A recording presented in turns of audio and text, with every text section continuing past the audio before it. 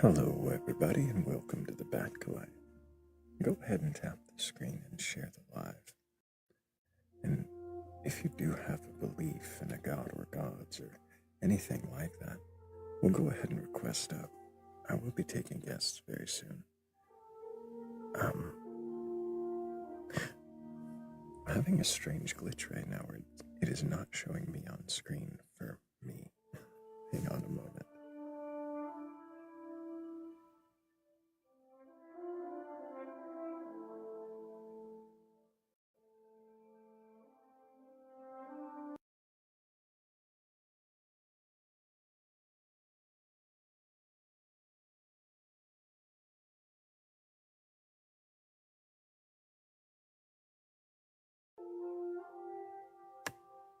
Much better. For some reason it was just a black box there. But now I'm really here. And we all are here, as we always are, asking questions, questioning what it is you believe and why. If you can question that, well then I'd be interested to ask you a few more questions.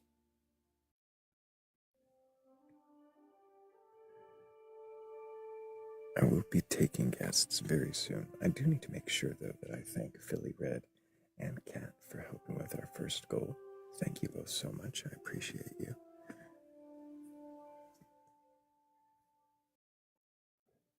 We're getting a late start on a Friday night. My hopes for coherent conversation are probably higher than they should be, but I think it can happen. It sounded like everybody got all their drinking done last night. So, if anybody has a belief in a god or gods, a higher power, or anything like that, if you're open to having your beliefs questioned, go ahead and request on out. I'm not here to debate you or argue. I'm not interested in tearing you down or proving you wrong. I just want to know, well, if you can question your beliefs, then what are those beliefs and why do you believe them? And if you don't, make sure that you tap the screen and share the live. Don't forget to repost or add to the story if you can. And also get your questions in chat. Who knows, I might ask you a question of whatever believer is up here questioning.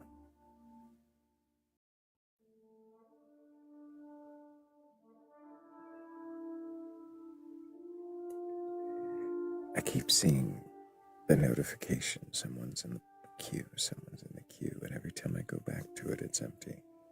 If you do have a belief and you think you can question, all you gotta do is request up. But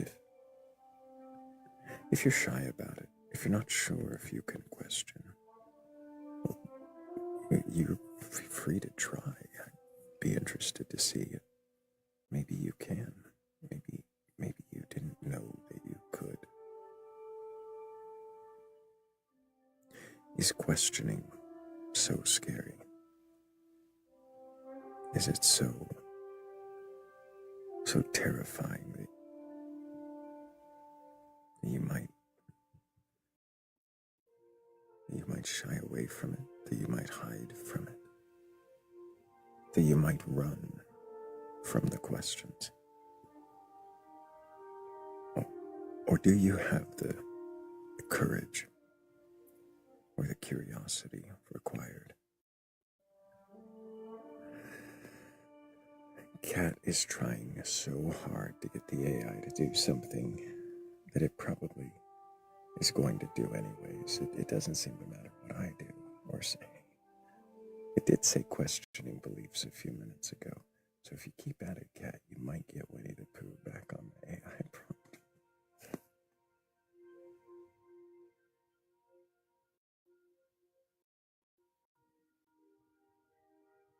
But Winnie the Pooh is not the topic. We are questioning beliefs.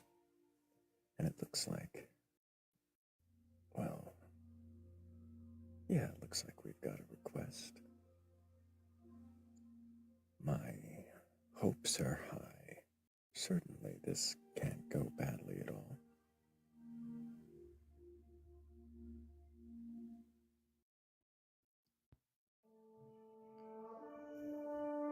Hello, user 54. Can I get your age for TikTok TOS? I'm 25 and I am drunk. Well, thanks for letting me know.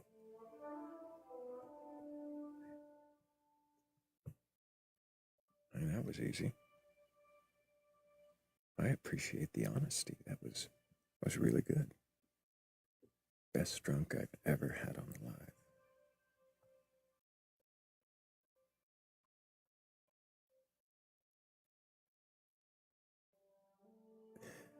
Cole asks, what kind of beliefs are we aiming for people to examine? The beliefs that we are aiming for people to examine would be the ones that they can question, but for the most part, I am looking to question those who believe in a god or gods or a higher power or something like that, to question those beliefs.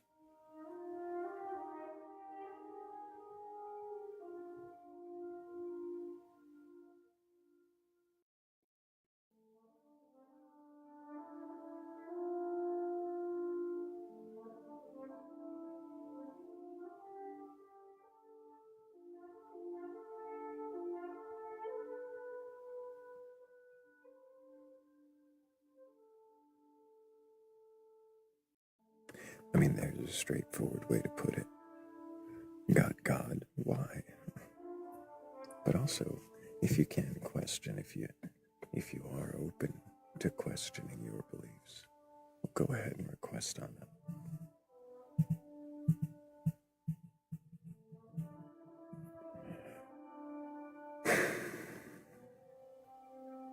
Yeah, we always have high hopes when someone immediately demands to join. Can I get your age for TikTok TOS, Allie? I'm 25. Do you have a belief in a god or God's higher power or anything like that? I think I would most accurately describe myself as something of a panentheist. I think that we are God and God is sort of a part of everything around us. Does that make sense? I mean, I understood the words you said. So you believe that we are God and God is everything around us. Yeah, something like that.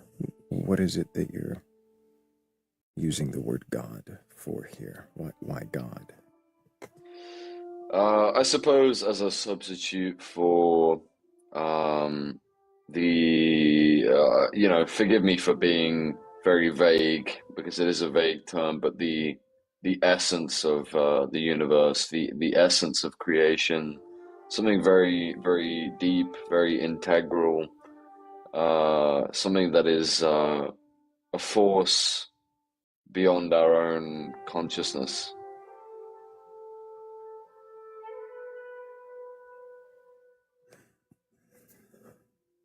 Okay, I definitely have questions about that, but I do have to let Kat in the vat know that she did win the AI on its last Shout out, update. let's go, Cat. Yeah, the Hell last yeah. update says that we are having a Winnie the Pooh discussion. Ask about your beliefs. So, good job, Kat. You did make it think we're talking about Winnie the Pooh. So, Allie, you said that there's a force behind everything. What do you mean by hmm force? I mean that I think that in all likelihood there is some kind of driving factor that has created things the way they have been created, whether that is for spectacle or whether that is for amusement or for trial or for whatever reason. I believe there must be some external cause for why we exist the way we exist. I'm sorry, you believe there is some external force for whatever motivation that wants us to exist in the way we do. Yes. Why do you think that? I think, of course, this is just belief. I don't have solid evidence for this, and I'm not a Christian. I'm not a Muslim. I wouldn't cite the Quran or the Bible for examples of this, as much as I find those kind of texts interesting and maybe indicative of some interesting events in history that might be worth looking at. I think for me, it's just it's more of a it's more parallels that exist with our own interpersonal lives when it comes to things like, for example, you know, video games or little things that we construct and we observe and we look at. We construct Mm-hmm. maybe ant habitats, and we look at them through glass and we observe them. I just think that So the you the way assume the way our because society is organized, the way humans are right. organized, I feel like there must be some external force that is either examining that or looking at it, analyzing it, Can I viewing it tell as you what entertainment. I'm hearing? What it Yeah. sounds like you're saying is that Mm, you believe that because we are observational and voyeuristic by nature, then yes. therefore we must be ants in an ant colony like the ones we observe. We must be voyeured and observed by something else because we do it. Is that what I'm hearing? Yes. Not that that must be the case, but that I think that the likelihood is greater than not, if that makes Fair sense. enough. Fair enough. Yeah, I did make it sound a little more certain than you are. No, but yeah, I know exactly what you mean, and I think you're right in what you're saying. Does it make sense to you that because we act certain ways, that then therefore something acting a certain way like us must have been responsible for us? Would you repeat that? I'm sorry. You, does it make sense to you that because we act a certain way, that something else acting like us must be responsible for us? I think yes. Why? Why do you assume that something acting like us made us? I think I would say that the anything acting in a way that could perhaps be replicated by something before it must be there must be an explanation that links the event unfolding to the previous thing, if you know what I mean. And of course, there's no, evidence we talk about, kind of religion, Christian religion, Islamic religion with these things, but um, I think that there must be something to replicate or something to build off of. And of course, we have evolution to explain a lot of these things. I'm not a denier of evolution. I believe in evolution, of course. Um, What I've but heard you say yeah, so far is because of cause and effect. hmm, Is that what you're saying? yes, Because effects are caused by something, we yes, must be an effect caused by something, and yes, and because it sounds like you assume effects resemble their cause, then our cause must resemble us. yes. Is is that something that is borne out in every instance? Is everything caused by something resembling itself? Well, that is it's a very big question, right? I guess it goes it's an impossible thing to say whether it is the case or it's not the case. I mean, we I have we understand have it might be no impossible to say whether or not a God yeah. created us. I'm asking more just on that specific point. Does it seem to you that everything is caused by a resembling cause?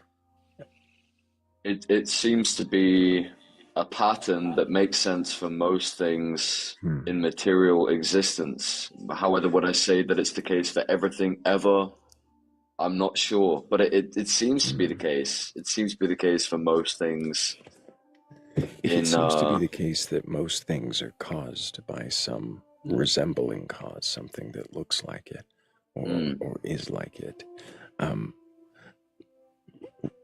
why does it not satisfy that for you to accept you are caused by a parent who was caused by a parent and so on down a chain until it doesn't appear like us anymore because of the gradual changes like evolution?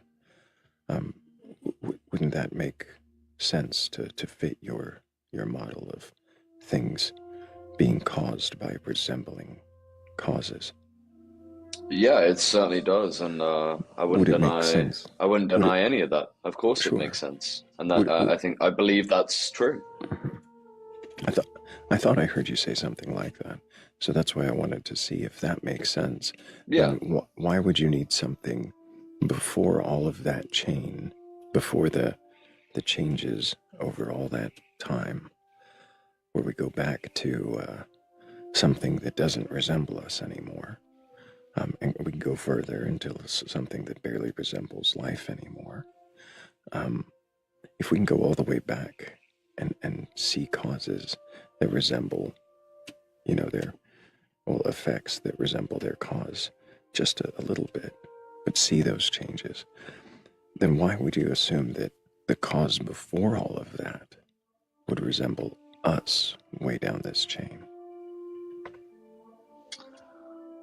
It's not so much that it would resemble us, but that I think the uniqueness in consciousness, in the way we're able to uh, th construct things and think about things in this very unique way, as opposed to other animals that we can observe on our planet.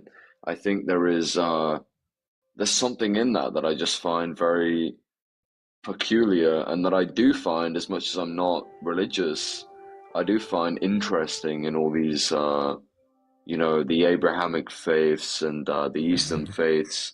I think there is something very unique to the human species that does seem to be exclusive to us. And I do wonder, where that came from, where that evolved from, where that adapted from. Of course, there are intelligent apes, there are intelligent monkeys, and the species we've evolved from, but something does feel, innately unique about humans, and I do wonder how we have ended up Mm-hmm. where we are at right now. You say something feels innately unique about humans. Could, Mm. could that just be from our experience so far that we, because it's our experience of ourselves, that we perceive ourselves as somehow unique? Are we not, though? I mean, when you think about evolution and it, Sure, in some ways we are. for most species, evolution is a Mm-hmm. process that takes eons. It takes such a long, long, long, long, long time. I'm For sorry, humanity, it's almost like we've just evolved in our intelligence and our self-awareness that's what I thought far you were gonna beyond say. our physical bodies can actually comprehend. We've evolved way beyond that in I need you to intelligence and stop for scope, just a second because for because sure. I heard something back there I wanted to question, and it is starting to sound a little bit like a sermon if you don't recognize that. But Okay. I do need to make sure I thank Danny Grax and Cat DeWitch. Thank you guys so much for helping with the previous goal. You guys are amazing. Um, you you said you said that for most species it takes billions of years, eons, for them to Mm. evolve. But for humans, we've reached some milestone or marker. It sounds to me like you're thinking of evolution as like a race with a start and a finish. Isn't how you think of it? Um, No, not necessarily. I guess I'm just saying that, the advancement of humanity, what I'm really talking about is technology.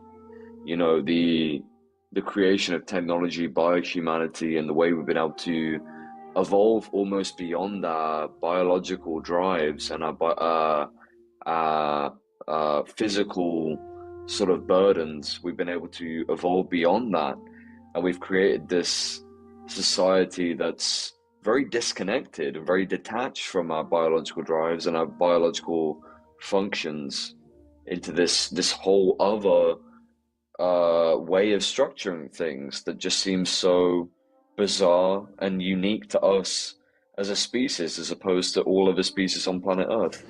Seems bizarre, seems unique to us. Yes. I mean, do you think that it is unique? Do you think that it is bizarre or not? Do I think which part is bizarre?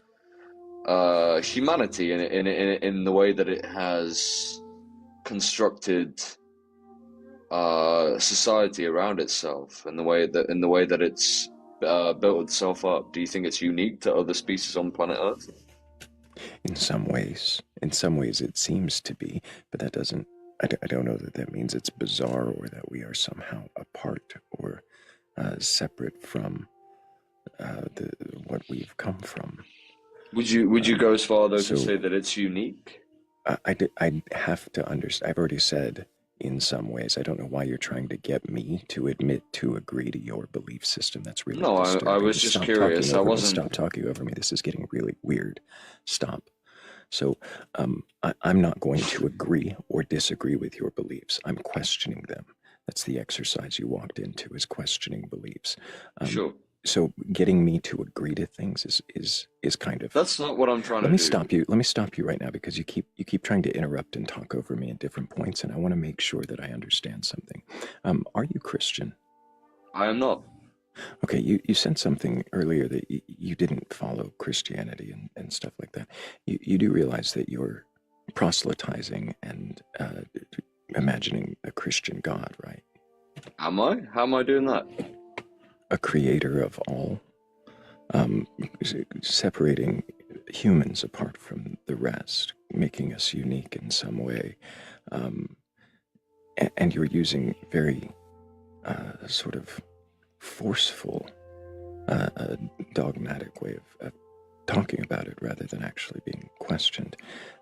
Is there any possibility in your mind that you are um, putting a different mask on a God that you're familiar with?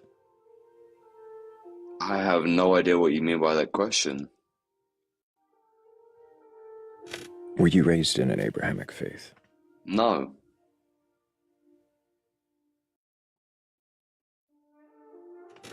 Why is it important that I agree with you? it's not.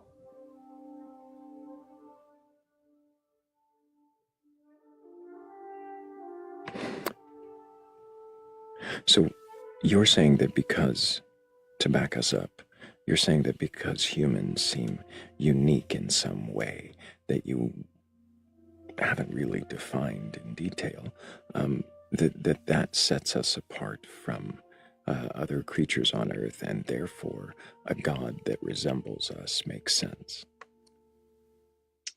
Um, yes, I don't know if God would resemble us in physicality or if that's what you mean, but I understood you haven't been talking about physicality. You've talked about right.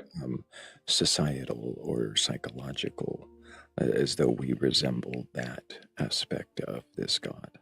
Yes. Um, I'm still hearing a sort of made in his image kind of mentality here. Is that, do you think possible that what you were doing is anthropomorphizing some kind of idea of beginning and giving it a characteristic like us, making it like us to be something you could call a god?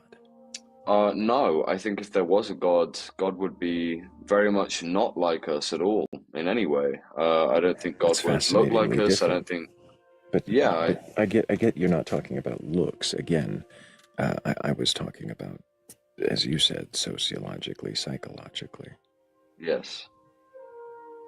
Yeah, in which case I think there is a strange element to this, which is what is the likelihood of there being some creator, some observer that is like us, that has created this world in the same way that we do, with uh, little video games and little things to entertain us. Is there a likelihood that there is some creator who has constructed this thing, who is similar to us, and has constructed this for their own entertainment or their own benefit? I think that is also a Why likely would it be concept. similar to us? Why? Because in reality now, we can see these things play out in the way that we act, in the things we create. I'm not. I'm not. So, I'm not hearing you say why you think a creator of all would have to be anything like us. And again, psychologically, sociologically, not physically. But why do you think it would have to be anything like us? I'm not saying that a creator would have to be anything like us, but I suppose I'm just saying that I think there is a likelihood, there is a real distinct possibility that we have been created by something like us for entertainment purposes, or for experimentation, or for curiosity. Because if we look at the way things have played out in our own construction of technology, in our own way that Hmm. we play things out, we have done these things with, Right. I'm you hearing you know, say we have done these things, and I hear you yes. use the word because, but I'm not hearing the link. You're saying because we do these things, then it makes Mm. sense to you that something that does these things did these things. I'm not actually hearing the connection of why you think that must be. Why must it do anything like us? Well, do you know what I mean when I say that, we construct realities of our own accord, for our own entertainment, for our own benefit? Do you understand what I mean when I say that there is Are a you possibility that are you we saying that, that? that Are we you saying ourselves exist in sure, one of sure? those? Are you saying that we are in a simulation? Yes, I suppose it's a simulation argument in some sense, yes.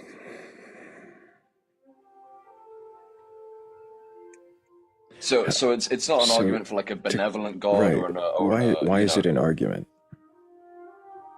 why is it an argument? Um, well, Do you I feel suppose like you're defending a belief up here, or trying to present an argument for a belief up here to convince others? I'm not trying to convince anybody. I'm just here for conversation and curiosity, and I like to talk about these kind of things, and that's it, really. Do you like to talk about these kinds of things, or do you actually question them? I think I do both. I like to talk about them. I like to question them. What does it look like to question your idea of us being in a simulation? For you I mean, to question. this isn't something that I believe concretely. I just want to stress this. It's just an interesting thing that I like to think about. So Like it's to more talk like about. a thought experiment, a playful Yeah. idea that you don't actually hold to as a belief. Yes. I have So no idea so what I let's believe. I'm very much agnostic. I'm very much. I have no idea. hmm. You said you were a panentheist. Is that a belief, or is that a I think. playful framework as well? Well, this is interesting. I find myself having these battles of the two minds, in the sense that, like, so logistically, I guess I'm something of a determinist. I don't believe in free will. I don't think free will is real. Logistically, I don't think it can be the case. However, in Okay, my life, day to day, I act as if I am acting in free will. I sure, act as if I have free will. And sure. I suppose, as much as I am agnostic logically, I also act as if there is some kind of God. There is some kind of In what way do you uh, act like there is a God? I I feel like I am beholden to something. I feel like when I awake for the day or when I go to sleep, there is something that is watching over me. There is something that there is some greater purpose that at the end of this will all make sense. And whilst I don't really believe that logistically, this is how I act in my day-to-day life, if that makes sense. It does. Like you could reason you're a solipsist. You could reason you're a brain in a jar, but it doesn't do you any good to act that way. Right. Um, in what ways do you act as though there is a God? I would say that you know, particularly in examples of when I wake for the day or when I go to sleep, I'm almost in communication, or I believe that I'm in communication with something other. That I feel when I wake up that there is someone looking over me, and that the reason why I get out of bed in the morning is not of my own accord, but because there is a greater purpose to it all that I feel, and I feel the drive of it when I get out of bed in the morning. A greater If that kind purpose. of makes sense. What do you mean Yes. by greater purpose? Is it something you decided? Yes, like for example, when the end of my life happens, that there must be some greater purpose, there must be some meaning to it all, that when it all ends, there must be some kind of purpose. And logistically, I don't believe that's the case. I really don't. But Hmm. in the way I live day to day, I must believe this in order to stay sane, if that makes sense. You don't think that you could stay sane absent a greater purpose beyond this life? Correct. Why is that? I think it would just plunge me much, much deeper into depression and meaninglessness, You you know? recognize that you are deciding on purpose beyond life or purpose of any kind. Yes. Um, so then, if that's the case, why would you need some grand purpose if you can just decide day to day what the purpose will be? Well, it's not that it's not that there has to be some grand purpose, right? That it has to be some huge big narrative with this big reward at the end, but just that something has to come after, that something has to make sense of all of this when it's all Mhm. said and done, when it all ends, that there has to be something afterwards that ties it all together. And oh, this is why this all happened, and this is why you were here, and this is why you were brought here, this is why you lived, that kind of thing. What if And the I don't believe that's true, but that's I how hear I you act in my saying that? life. Yeah, it's fascinating. I want to question it as a belief because it Mm. sounds like a belief, but you say it's just a way you act, like a character you put on. I guess less of a character and more of a willful delusion. Like it's something Mhm. that I don't believe logistically when I challenge it in my head, but something that I have to, much like free will. I don't know how you feel about free will. I'm a determinist. I don't believe free will Mhm. is real, but however, I think that all of us basically, I've yet to meet one person who acts in their day-to-day life as if free will is not real. I think everybody acts as if there is free will. I don't believe in free will, but every day I act as if that is true, that we do Mhm. have free will, that I can decide what I want to do. But I You don't live think in we the can. illusion. You live in Yeah. the illusion of free will by making Yes. choices, Yes. whether or not those choices were uh, all resulting from the prior moments and the brain chemistry and everything that came before. You Right. act as though that was your choice. You take responsibility as though you will be held responsible. Hmm. Um, does that actually mean you're acting as though you have free will, though? I mean, the belief, the framework, the mindset, everything still tells you that it wouldn't have happened without the prior moment and every preceding moment. Well, yeah, like I said, logistically, when I think about it, there is a there is no free will in me, for example, deciding what I eat for breakfast tomorrow. If I decide between, cornflakes or eggs, there is I logistically feel there's no real choice there. But when I wake up in the morning, Mm, I like to imagine that I have decided on something and that I could have mhm, picked the other. Logistically, I don't think I could have done that. I think I would have picked one either way because I have no desire, I have no control over my wants, I have no control over my desires. I would have picked the option either way, whatever it is. But mm.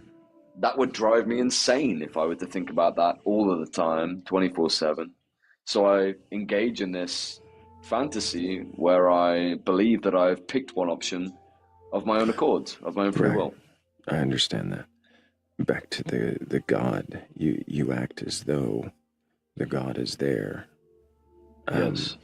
by assuming there's some purpose and some Mm. judge and some creator. But logistically, do you have reason to believe that something created all is like us and has intentions for us? No, I suppose not, other than the sense of just examining the world for what it is now and examining the way that humans have created their own worlds for their own amusement and entertainment and their own experimentation. That is something which, I wouldn't cite as evidence for there being a God, but it is something that is interesting to me as maybe just an interesting thought experiment of like if we were able to create consciousness, what would we do with it? I mean, when you think about that, what would humanity do with it? It does seem very sensible to me that humanity would create something for their own entertainment or their own experimentation, and they would create this world, and then it would get very, uh, it would become very cyclical, you know. So that we end up creating worlds to observe, Right. and those end up creating worlds. And Yes.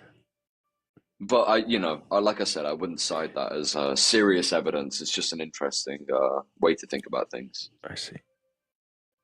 So when you do find yourself believing or acting as though you believe in a God, is that where the panentheism comes in to play? And us and everything and something beyond.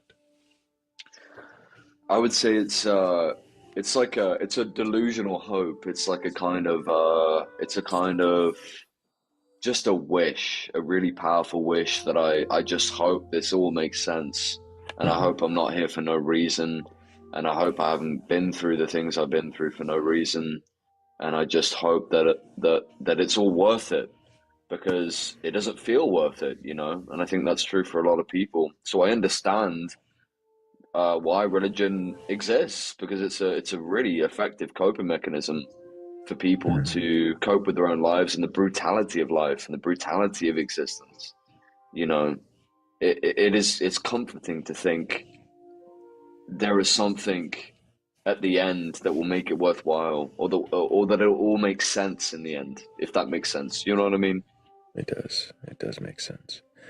Um, I gotta welcome up Philly Red, and I think she's got some questions. Hi, Hello, Thrayle. Philly Red. How are you doing this evening? Doing pretty good. How about yourself? I'm doing well, thank you. I'm curious, is it Allie?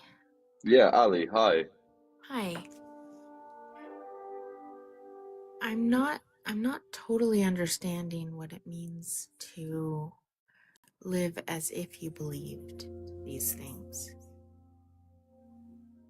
Um, do you mean like you're acting in ways that you envision that you would act if you did hold the beliefs to be true? I suppose yes, in a way. It's not that it changes, for a lot of people you have like Christians or Muslims argue in sort of moral terms that they act differently morally because of their religion. I don't think that's the case for me. I think that I would act the same in terms of my morals no matter what.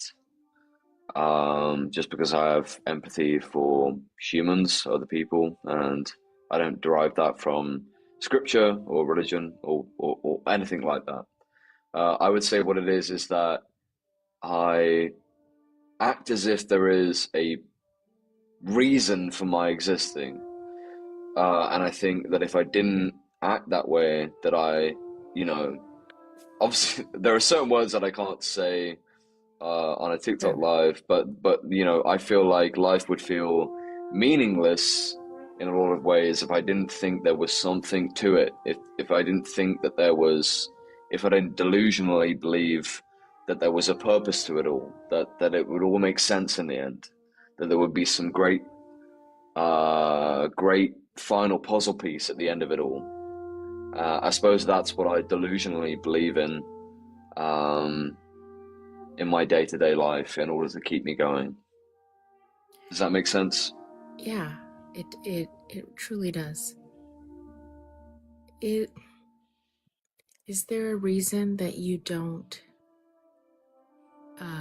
live as though you are creating the big puzzle piece at the end, rather than what it sounds like, which is living as if you believe in a God? Yeah, I suppose I would say that I feel there are limited things, limited materials that I can utilize to construct some kind of grand final purpose for myself, in the sense of like, I know people take up hobbies and they get really very, very good at a certain hobby, and they consider that to be their life achievement. And I think that's really commendable and really incredible. But I think for me, it's something is required that's spiritually deeper. That's something beyond sort of my own comprehension. Something that would really finally make sense of it all for me. Something that would put everything together, that I would understand why everything is the way it is, why things are organized the way they are, why people have to suffer the way they do, why it is all the way it is. And like I said, it's not something that I believe is actually ever going to happen, but it's something that I have to believe in my day-to-day life in order to stay sane, if that makes sense. Do you have to believe in it? Yes. Does that have to that you're talking Mm. about, I guess, I wonder how you convince, how you, hmm.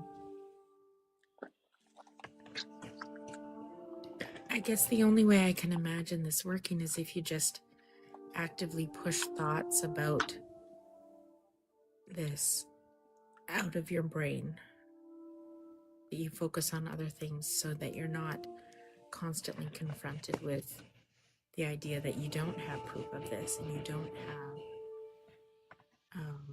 reason to believe it, except that you feel like you have to for your own sanity. I I would mean, think I so think, too, but it sounds like he does think about it, I which is know. weird. So I'm trying to figure that out.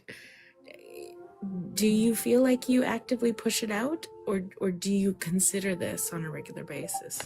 I didn't mean no, I weird as an don't. insult, by the way. No, it's okay. I don't push it out. I definitely embrace it.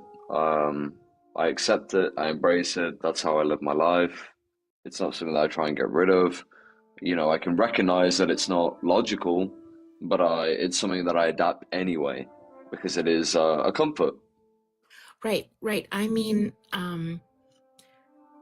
what I'm asking is, do you push out of your head the thoughts about how you don't have any proof or any reason to believe this other than for your own sanity? No, I wouldn't say that I push it out. It's not like an active choice that I make, more of like a um, a compulsive thing.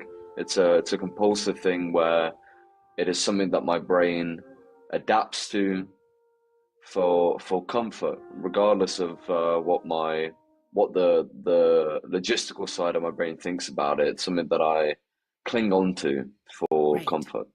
Right. Maybe I'm having a hard time wording this so that um, we're having effective communication here. When I'm asking if you push it aside, what I'm asking is like it sounds to me like you are fully aware that you have a compulsion, you have a need psychologically to act as if you believe in a God. Yes. So it sounds to me like you're very aware of this. You're very aware of the process of you don't actually believe this. That piece, the awareness that you don't actually believe this, do you push that away? I would say not actively. It just kind of shrinks in comparison to this kind of compulsive need to believe in the other. It's not that I actively force it away, but that my own brain seeks the comfort of the more comforting narrative that there is something at the end, that there is something that will make sense of it all, that it'll all be worth it in the end, that it'll all come together, it'll all make a lot of sense. You know, it's a warm, comforting narrative, and I think the I think it outsizes the logistical side of my brain that recognizes that that's probably not the case, if that Is makes it sense. is it like Mm-hmm. is it like It's always like, is it like sorry. always I just have a metaphor in my mind and I want you to just tell me if it's not and see if it Mm. fits. Is it like always reading a book, active or not actively, but suspending your disbelief, but knowing you can look up from the pages? Yes, it's exactly like that. That's a really good analogy. Mm. And what I was gonna say is that I feel the reason why this isn't something that I tried to fight against is because I think, you know, as someone who is logistically someone of a determinist, I don't believe in free will. I don't believe free will exists. I think we're beholden to our own wants, our own desires, and we can't decide those. You know, I think everybody. I've yet to meet a single person that doesn't act that's not the case. That doesn't act in their life day to day where that isn't the case, that they don't have free will. I think everyone, even if they are a determinist, acts as if free will does exist, that they are able to make their own choices, you know? So I would compare it to something like that, where I do believe in this thing that will make sense at the end, but it's a comforting narrative to me, and it's something that I have to believe in day to day in my life. Otherwise, I will sink into something awful, if that makes sense. Mm-hmm. It's like, you know, if you were to wake up in the morning and like, do you think that you have a choice over what you have for breakfast? I think most people would say yes. I don't believe that any of us do. I don't believe that we have any choice over what we have because we don't have any control over our desires or our wants, right? Um, but I think if we were to all really seriously think that way all of the time, I think it would send us into madness. Mm. Have you gone very far down that path in the past? You don't have to answer that if you don't want to. Into madness? Into exploring that, Exploring madness? exploring that um, path that you believe would lead to madness. I guess I haven't allowed myself to because you know, I know where that would lead me, if that makes sense. Sure. Yeah. Yeah.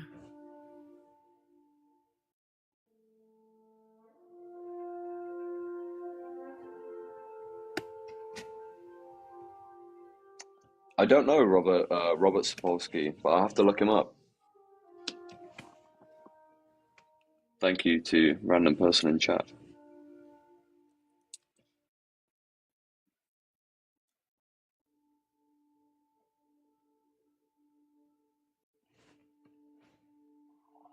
I missed the comment somehow.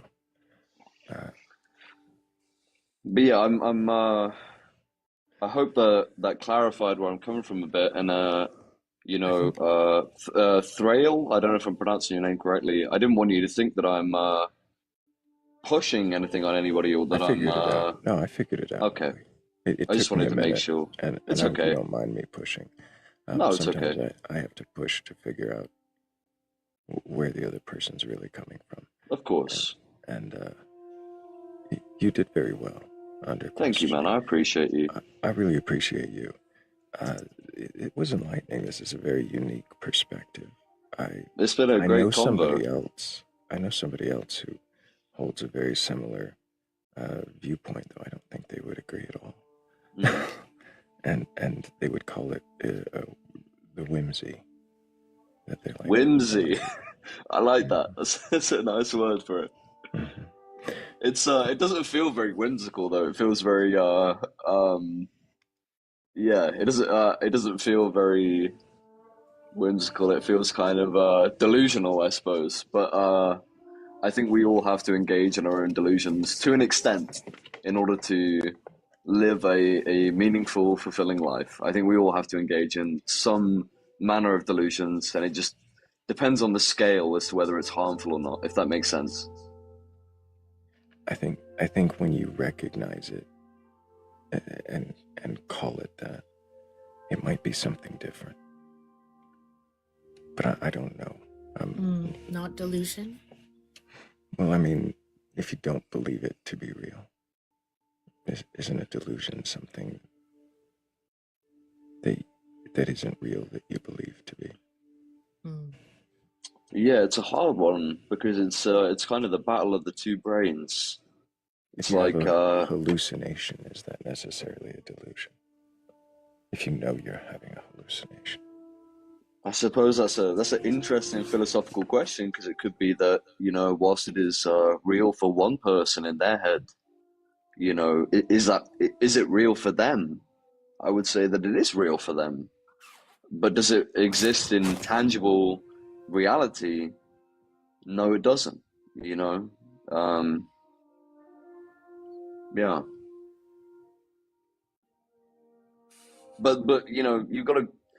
That's a careful line to toe, because you don't want to encourage or exacerbate existing conditions in people who might be, schizophrenic or dealing with mania, or anything like this. So it's a very difficult line to toe, if you know what I mean.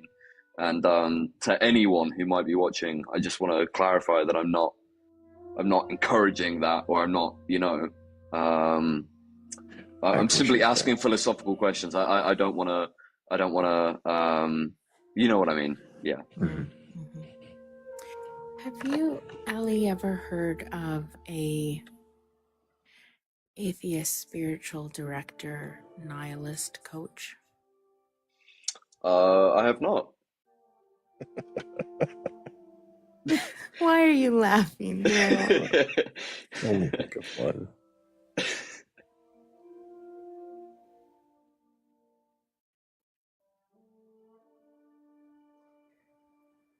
It is yeah, I guess I see a therapist. She's specialized in sort of existential issues, existential depression, things like this.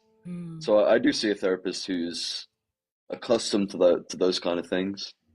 I'm glad you have that. That's Yeah, I think it is important to me. It does help me a lot. It sounds like you found a way to deal with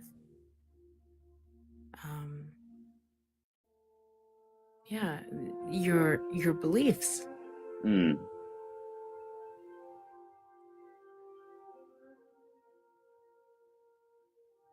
Yeah, very much so. And I don't want to occupy too much of you guys' time. If you guys want to argue with Christians or things like this. It's Well, the conversation that you're we just had, mm, exploring someone's beliefs, really getting to the why, seeing if they can question it. mm. That's what we do. So, Yeah, I thank think you. that's wonderful. I think that's really, really good. And yeah, I'd back you all the way on that. Well, I appreciate you answering the questions. I really do. Of course. Maybe another time we'll have more questions for you, or you might have some questions when it's time to question the questioner. But I really appreciate you. For sure. You I'll asked some shoot you a questions. follow, and I'll shoot all you guys a follow. And Absolutely. yeah, it's been a great convo. Thank you guys. Hope to speak to you again, Ellie. Absolutely. Cheers, guys. Take it easy. You too. Take care.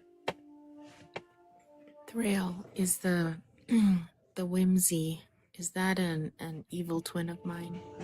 An evil twin of yours. Is that what you call her? Oh, nope. Not a her. I'm not sure who you're referencing. Then I was the only one who saw the similarity. Hmm. And that's all right.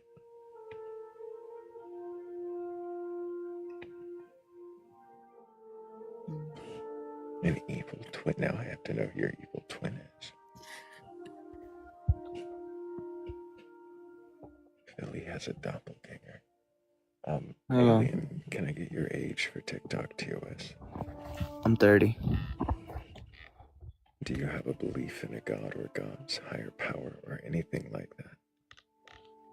Yes, I believe in a creator. Does the creator have a name?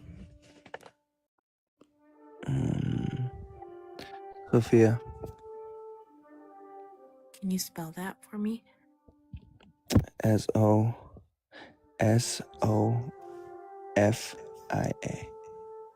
Sophia. How did you find out about Sophia? She's God's mother.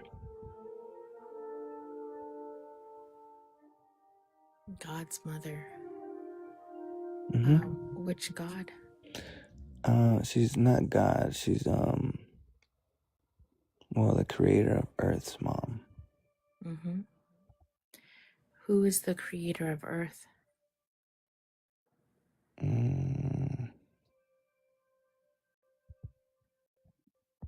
I would want to say like Jesus Christ, but he's just the creator of Earth, right?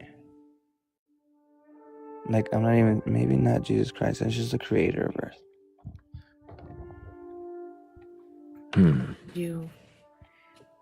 Sorry.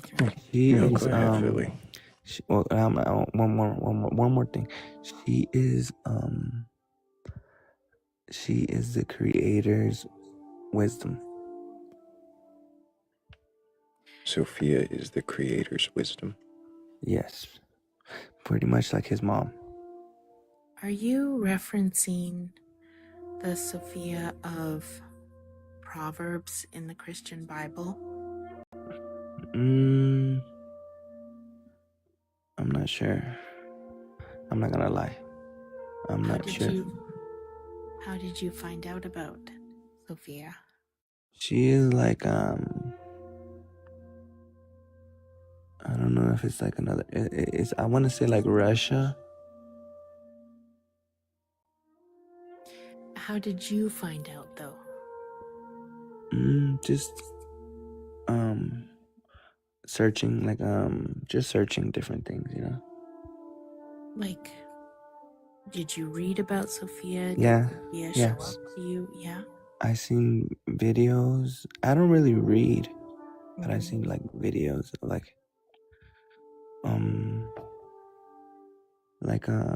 just you know how like you go to like wormholes or stuff like that.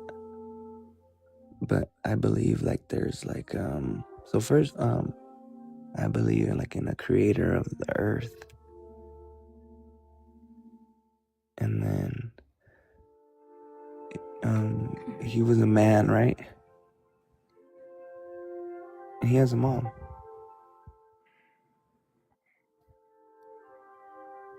Cause where do Wait, humans? wait. You're saying the creator of the earth is a human man? He's just like mm,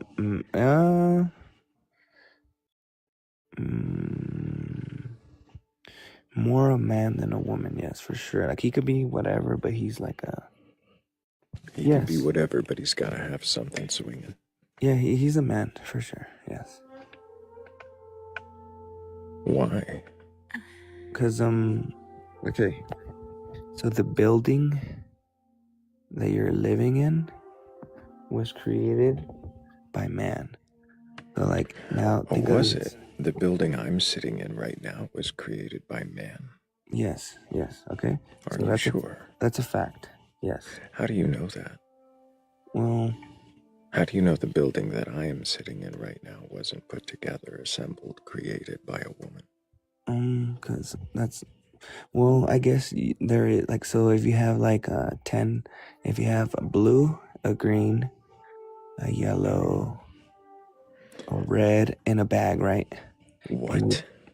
Say like if you have like a bunch Did you of just different. have it? Like, are you okay?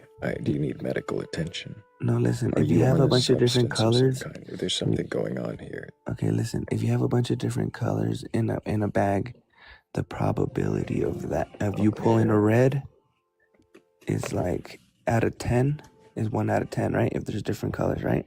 If there's how many different colors? 10 Oh, so if there's 10 different colors, in a 1 out of bag, 10. and you pull Why are another we red. pulling colors out of bags? No, I'm just saying like What does times that out have of 10. to do with anything? 9 times out of 10, that building that you're in is created by What did that a have man. to do with the colors?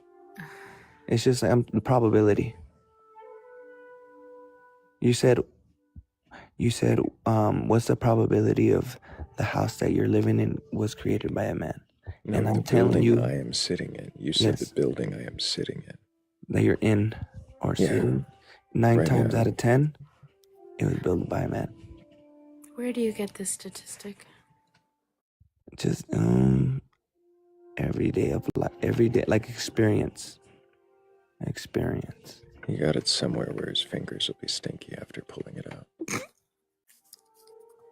Just experience, So anyways,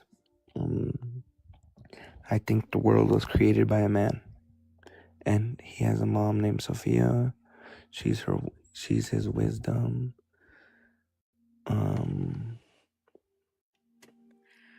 Yeah. And you know this because you watched a video. No, it's just oh yeah, just like how everything, like where do you get your knowledge from? CNN? I get Or from life experience? I get my knowledge from lots of different places. Same here. So I don't think I need to say anything. Everybody knows what to do with that.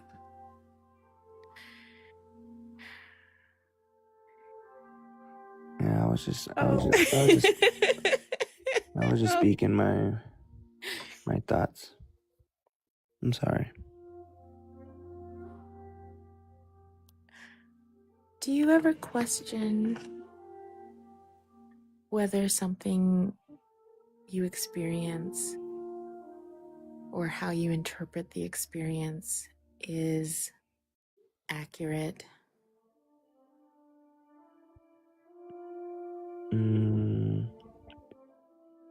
Sometimes maybe like let's see, and maybe like sometimes you have a dream about something and you feel like it was real but it wasn't. Is that what you're saying?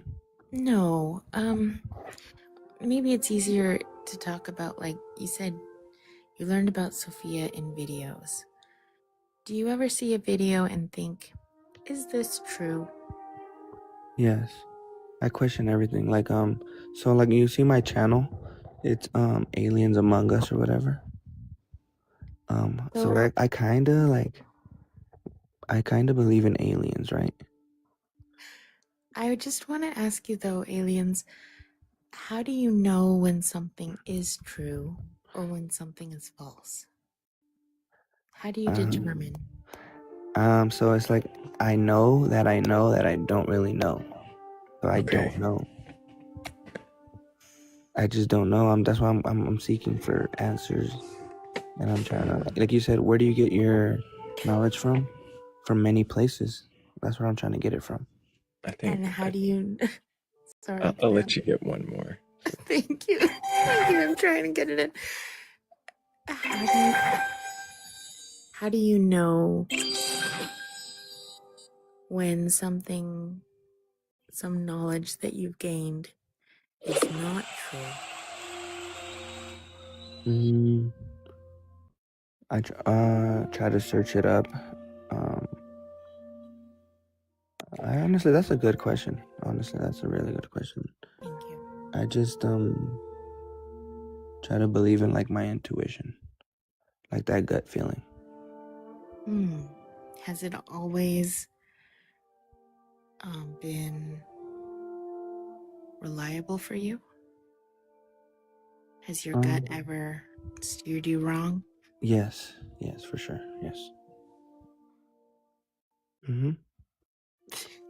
So, like, have you ever had that feeling when, like, you feel like somebody's looking at you? If your gut has steered you wrong before, then does that seem like a reliable way to find truth?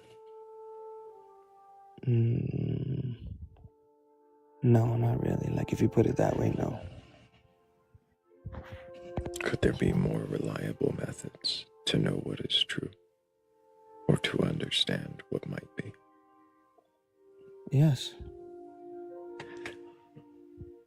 What do you think those reliable methods might be?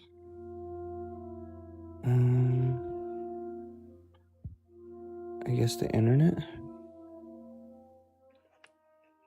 or like the Bible, right?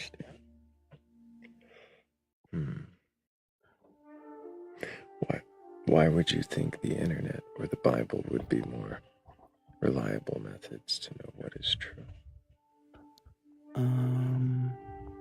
Because you said if it's not my intuition or gut feeling, then I have to rely like on resources, like reading like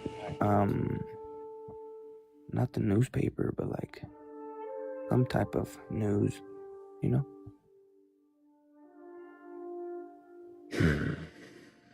What would you say? Where do you guys get your information from?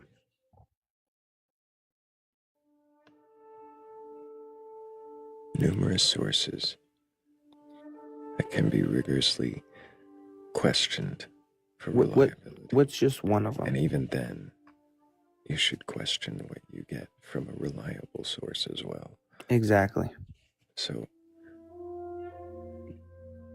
does that mean you'll rely on your intuition, though? So, like, I used to believe, like I said, once again, go full circle. When I believe that I used to believe, not I used to, but I kind of still believe in aliens. And then when the government started coming out with, oh, aliens are real. I don't know if you guys seen that. Like, supposedly they have like proof. Okay. Then I started questioning even that. You should probably question that. Yeah. Okay. Really quick, I'm going to thank Philly Red Amoria, Danny Grex, and Joe for helping with our previous goal. We did run a quick poll, and it seemed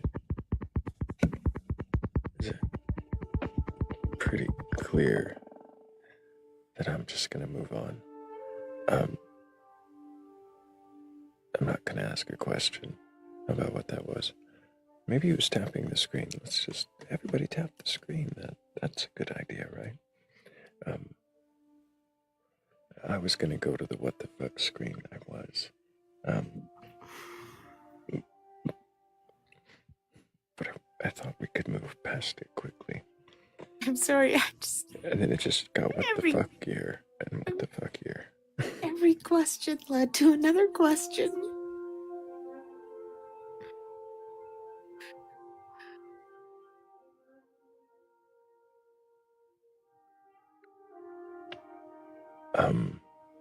We do have somebody else who's been in queue for a while. Nope. Guess not. That happens when they're in queue for a while. I don't know which one was in there longer. I think it was this one.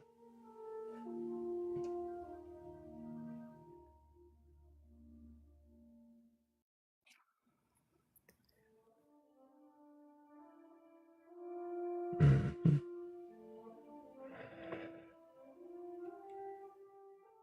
And that happens.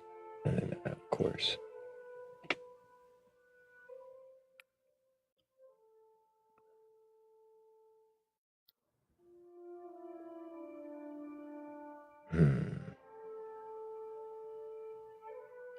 no more.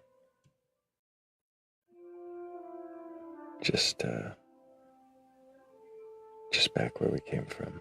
Oh. If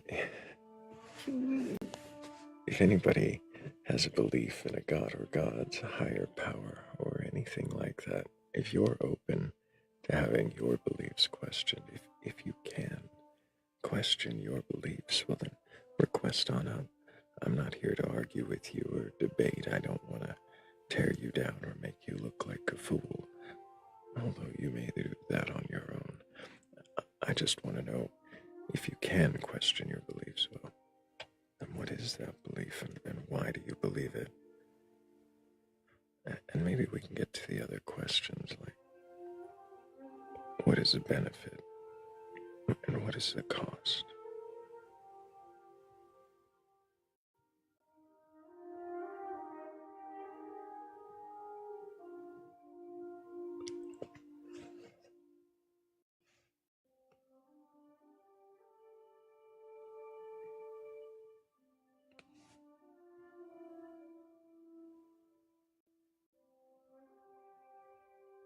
I know there's plenty of believers in here. Are you psychic, Thrayle? No, I just know that, well, everybody believes in something. So even if they don't believe in a god, they believe in something. Mm-hmm. Do you believe in something? I guess I must. But I typically would not have used the term believer to define that. But I'm not wrong. You're not wrong. In- You are in- technically correct. The best kind of correct. If you believe that your belief is correct, and you can question your belief still, question it. Does that sound contradictory? It does a little bit. But I was trying to do the segue thing. Oh well. They can't all be winners. I think you can believe your belief is correct and still question it. I think we have some questioners that do. That have a belief they think is correct. But they still question it. And they're still willing to question it with us. And they ask good questions of others. Mm-hmm.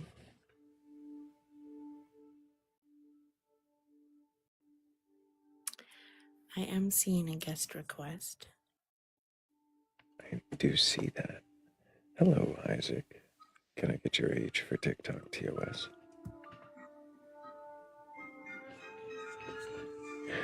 Isaac, are you there? Yes, hello. Good morning. Good morning. It's morning in my place, so I don't know if you're evening or good afternoon. Somewhere I don't in know. between. But can I get your age for TikTok TOS? Excuse me, what? Yes, I heard the age. Yeah, I just need your age. 37. Thank you. And do you have a belief in a god or gods, higher power, or anything like that? Yes, I believe in everything. There is gods, and above them there is the mighty God, and above them there is the almighty, mighty, mighty, mighty God, that everything is included in him. So How many mighties was that one? no, there's only one mighty, Okay. that everything lives inside him, and he's So there's endless. And inside him there is gods, and they all worship him. But in our world there is the conflict, because this is the world that we have the experience of finding him. I see. Let's say So like Jesus is like one of the. It's not the only Almighty God. It's some influencer. I see. So Jesus is just like an influencer, and his dad. Like the angel. I'm sorry. Excuse me. Sorry, I interrupt you. Let me just see. Let me see if I understand. Are you saying that Jesus is just an influencer, and that his dad is just one of the gods, and that maybe there's another god like Thor or Zeus and Loki or like Freya or Aphrodite? Any of these other gods exist, and then above them they worship another god, and that's the god, the mighty God. Kind of right. Yeah, you got the point. Yeah. So, do you believe that your God, the mighty God, the one above all those other gods, does that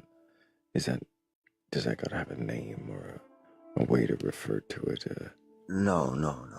Is there a book about You it? have names that it's like his ways of influence is everyone, is all the gods is him. And there is one like the same Jehovah, you heard about Jehovah?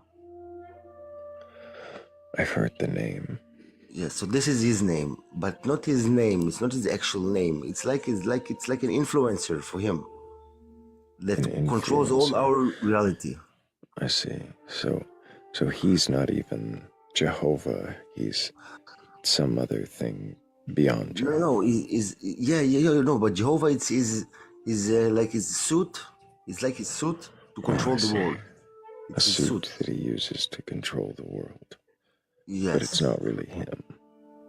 It's actually everybody, all of us is him. So. Oh, I see. Everybody is him, and he is a suit that controls the world. No, we are the suit. Yeah, okay. Kind of, yes. Okay. So, is there some book or doctrine that you follow that helps give you access to this suit that controls the world? Yes. Which book is it? The book of the Torah of the Jewish people.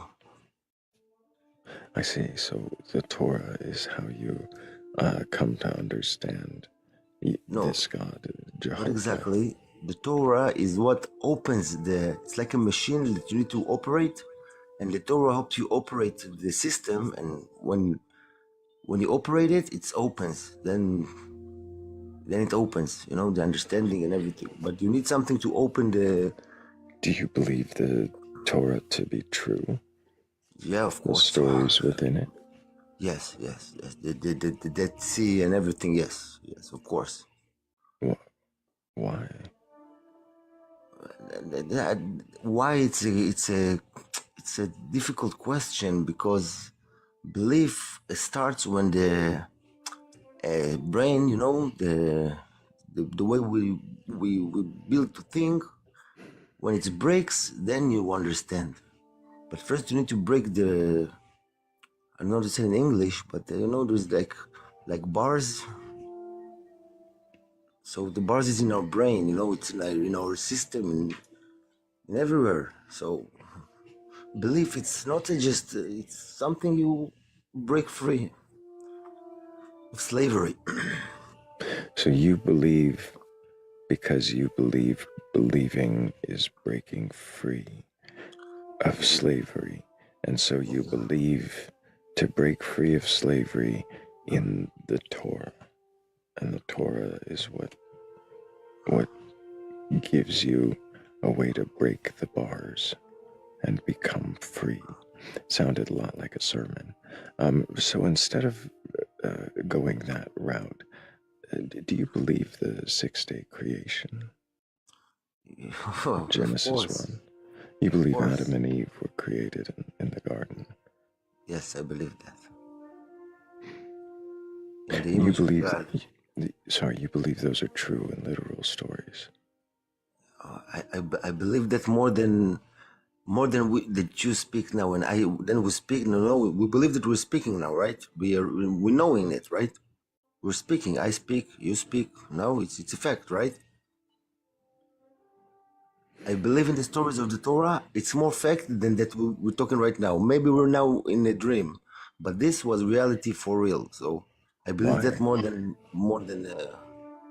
Why do you believe that so like I told vigorously? you before. I've opened. I was going to instructions and break free. I cannot explain like it's like someone in a maze and someone is looking at the maze. And Something how like did that. you get out of the maze? I didn't get out of the maze. The Almighty put me out of I cannot go out. Nobody can go out of the maze. It's a decision that nobody can take, but the one true Almighty. This is everything and everyone, and it's about simple things, respect each other, love each other. Yes, Isaac, can you question your beliefs? I question it like a billion times. So now not anymore. No, I cannot. So you can't question your beliefs. No. Okay, and you also can't imagine how obnoxious that is to slurp in people's ears. So I think between those two factors, I'm not interested in a conversation with you. Hi, Kat. How's it going? Well, that was a fun way to start. Hey guys, how are you? I'm doing great. I'm extremely disturbed by the absolute lack of respect of that last one, and I don't mind the coming up not being able to question your beliefs. We find that out. But the slurping, the smacking, it was like, and the condescension, it was disturbing, arrogant, and I didn't like it. I don't like that either, but I did like the first one that just came up and declared his drunkenness. That was fun.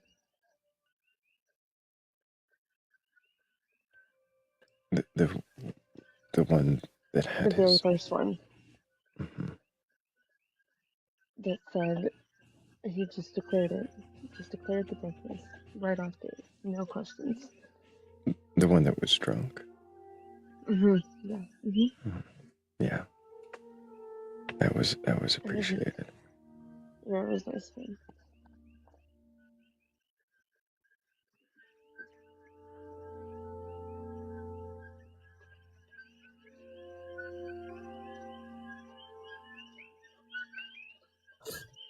Hello, Yaya. Hello. Can I get your age for TikTok, TOS? I'm 18.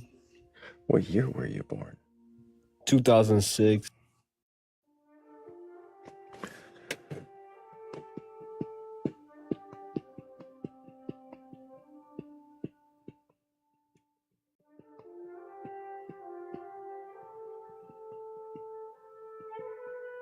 I mean, he could have been telling the truth.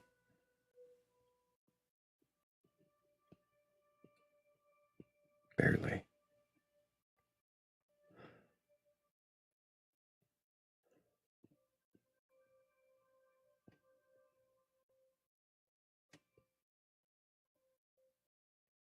I mean, but what's the likelihood that he was? I don't remember the last productive conversation with an 18-year-old. Right.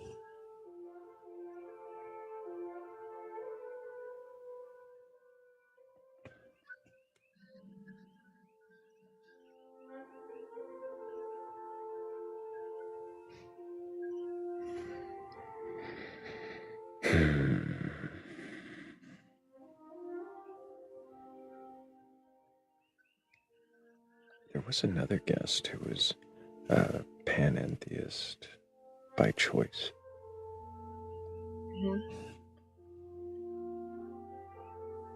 I think, like, right at the beginning, like maybe the second one. Mm-hmm. What is pantheism? Pantheism is everything is God. Panentheism is everything and more. How can there be more than everything? It's like it's something outside of everything.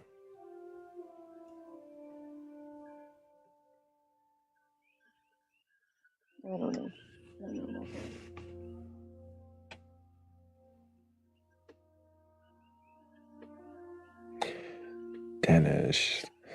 Dana Ashley says that the only productive conversations are the ones who agree with you.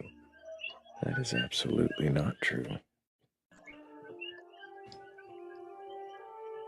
We don't agree with each other most of the time. No. Well, not well. How dare you, Kat? Of course we always agree. All of us always agree with each other. This is such an echo chamber. I beg to differ with both of you.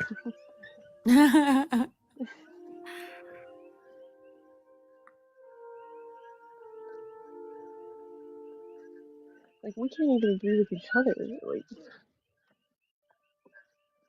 and we have productive conversations with each other a lot. So.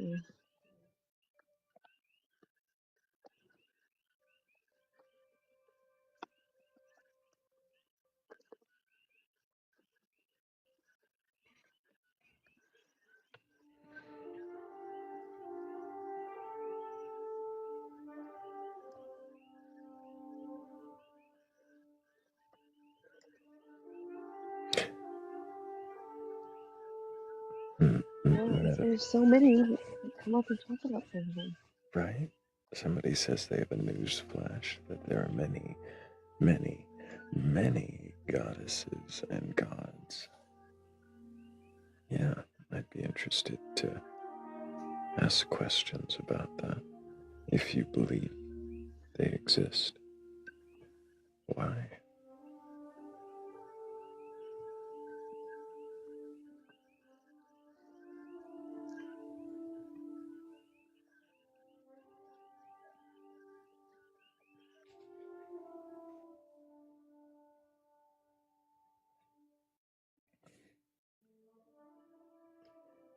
Hello, Metal. Meddle with us. You went straight to teacup. I noticed. We can't hear you when you're at the app. There you Hello. go. Can I get your age for TikTok, TOS? Yes, I'm 58. And do you have a belief in a god or goddesses or gods, a higher power, anything like that? Yes, I do. Well, my personal belief is I am a devotee of the mighty and great goddess Lilith. I can go into that further. I'm sorry, which? Lilith, Lilith, Lilith. Lilith. I'm a devotee of the goddess Lilith, and I'm a follower, or a very strong follower of Lord Lucifer. I see. I'm a pagan, but those are my main two that I'm working with. But I do Lilith and Lucifer. Which pantheon is Lilith? Lilith is primordial. She goes way, way back. You can put her in the pagan realm. You know, Hekate's over there. There's Freya. There's Morrigan. But then there's Lilith in Africa with Palmagera. You know, I'm sorry. some people talk about the different. Where? I'm sorry. I'm just asking what culture Lilith was worshipped or revered in. What culture did that god come from? Mesopotamia. Well, she's first mentioned in Mesopotamia and the Really? Sumerian. The Mesopotamia and the Sumerian civilizations was the first mention of her. Where she in wasn't the worshipped; she was feared, and there were where in Mesopotamia do they talk about Lilith? Samaria, which is now Iraq. Which It was text? Sorry. at the time it was Like, the Lelutu. can you tell me where I could find the texts that talk about Lilith? It should be on Google. It was the earliest civilizations. Well, some of the earliest, And Mesopotamia and and Sumeria. They feared the Lilitu, Litu, and and these do were we see that spirits. written? We see that written somewhere. Yes, yes, yes. This is. I mean, this is factual. This is not. I mean, Where do well, we people see it always say written? their Bible is factual, but yeah, this is factual. And she was feared, or these Lelutu spirits were feared because they were blamed for all plagues and blamed And for the where deaths of do we babies. read this historically? You can look up also the story of Gilgamesh, which is very old too. But you can Google Mesopotamia, You're Samaria, saying, and I'm the sorry, are you tablets. saying that Lilith is a character in the Epic of Gilgamesh? Yes, she was in the tree that Gilgamesh. You know, he if you're familiar with the story, he had to tear down this tree. I think I'm paraphrasing here, but he had to tear down a tree to Are try to you get the familiar with queen, the and he story? had to fight another guy, and he had banished, a couple of creatures or entities from the tree, and she was one of Gilgamesh, those. Gilgamesh had banished someone from the tree, or did Yeah, he? I'm sorry, I'm yes. confused. They were banished Oh, from a tree yes. or It's to a tree. now Were the, they the a tree Gilgamesh story is. themselves? I'm sorry. Go ahead. What? I'm just confused. Like, well, you said he banished someone to a tree, or that they No, were no, no, no. from a It's tree. He tore down I'm the not. I'm not an tree. expert. I'm an There's a expert whole on lot Lilith, of. but I'm not an expert on the Gilgamesh story. But Well, if she she's in was. the story and you're an Yes, expert yes, on she is. her, She was in this wouldn't tree, you? and the queen or the Gilgamesh's potential wife, or fiance at the time, wanted to have this tree. They had the wood from the tree to make her house. I'm If paraphrasing, but I'm right, going on. And there were creatures in or deities in the tree, and he scared them or fought them off. Lilith was one of them that went off, is she and it's mentioned? similar. I'm sorry, is I'm she sorry. mentioned in the story? Yes, Does it yes, say yes, yes. Lilith in the It Epic might of not say little, Gilgamesh? but it might say screech owl. Just Screech like it says in the owls. Bible when she leaves the Garden of Eden, if you follow the Abrahamic and Hebrew. Where does it talk about her leaving the Garden of Eden? Because if you subscribe to the Abrahamic Christianity deal, when the first book of Genesis, and I'm no expert, but in the first book of Genesis, it says that, and I'm paraphrasing, but it says that God created man and woman, but he created like one thing that was a man and a woman. And then in the second book of Genesis, um, um, that's when it says Adam and Eve. So the Hebrew, the Abrahamic says that, Lilith's first wife Adam's first wife was Lilith. It is Oh also my mentioned goodness. in a Okay, book called so the, Metal, I'm going to stop you right there for just a moment. sure, We are. It's. Um. I got ears, I can listen. I haven't noticed that yet. I think Kat might have a question. Sure. I really just had a little bit of personal laughter about how he walked us to Genesis 1 and 2, not you. But I'm sorry. also, I noticed that, Kat. I noticed that. Somebody else also, did it instead of me. Yeah. Lilith is only mentioned once in the Bible. Do you know where that is? When it says that she went to the Red Sea as a screech owl, I believe. Because what I'm saying is she's mentioned in that first book as being created. Then I it don't doesn't call her remember. by name. And then they talk about Adam and Eve.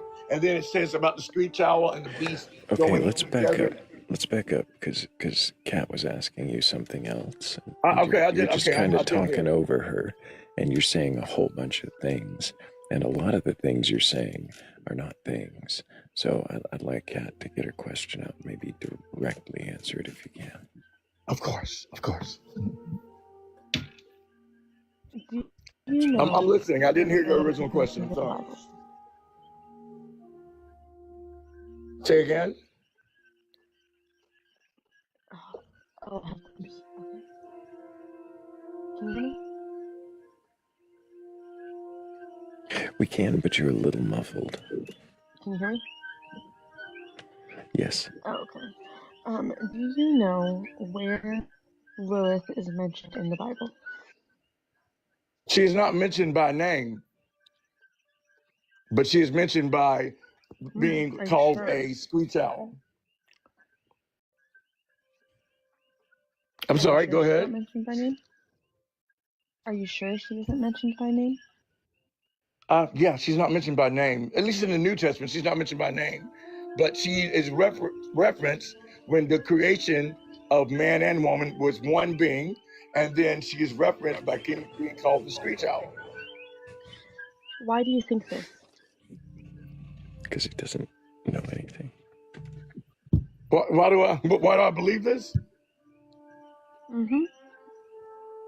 Because of the I'll try to make this short. Okay, because of the patriarchy.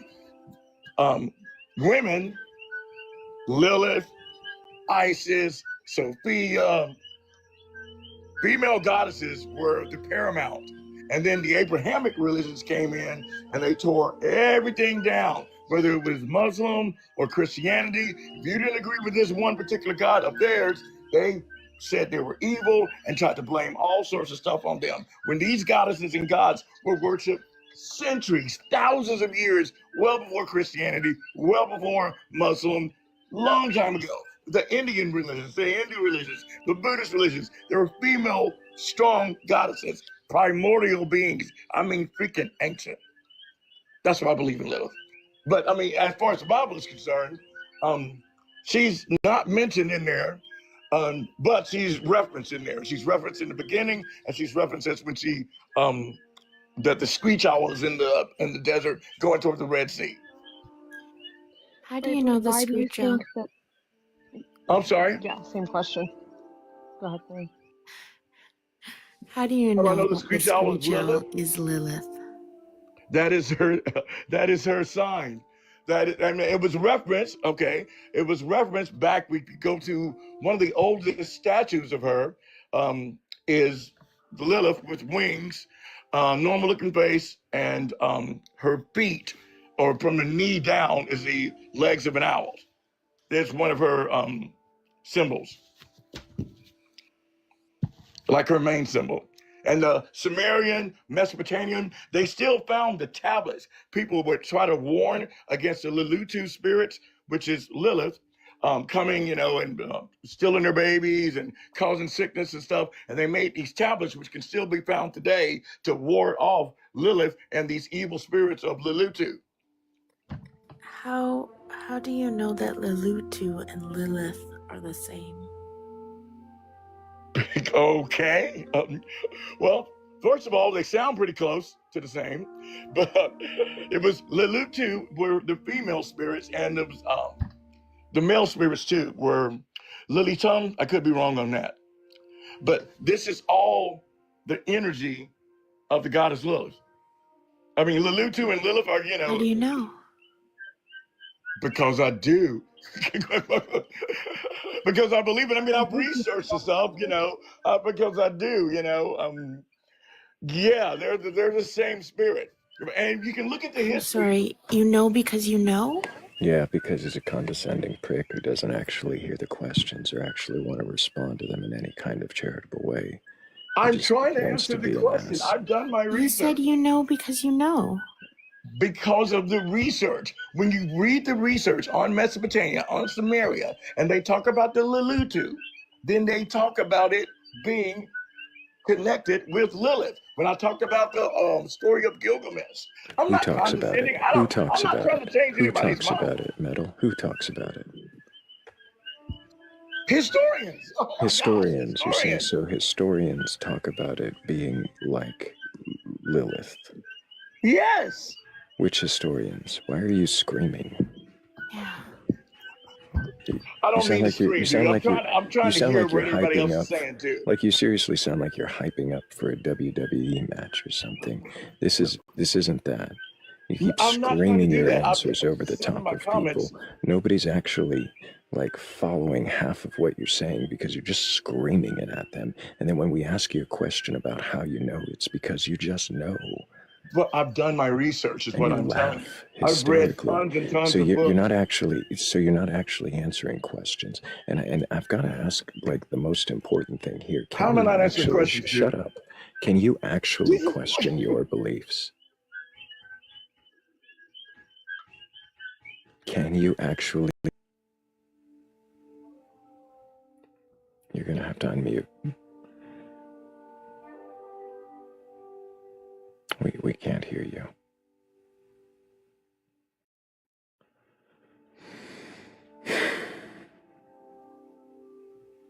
Okay. Metal, you're gonna have to unmute for us to hear your answer to the question.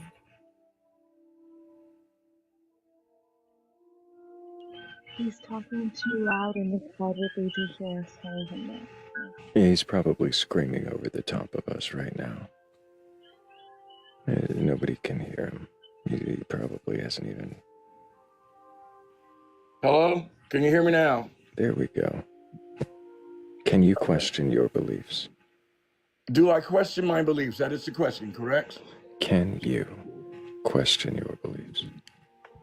No, I cannot. Why not?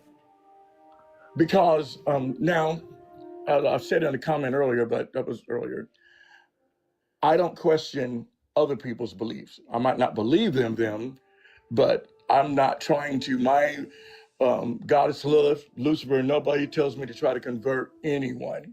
You know, that's not what my religion, what my beliefs tell me to do. I didn't ask No you about conversion is converting needed. anybody. I just asked if you can question your beliefs.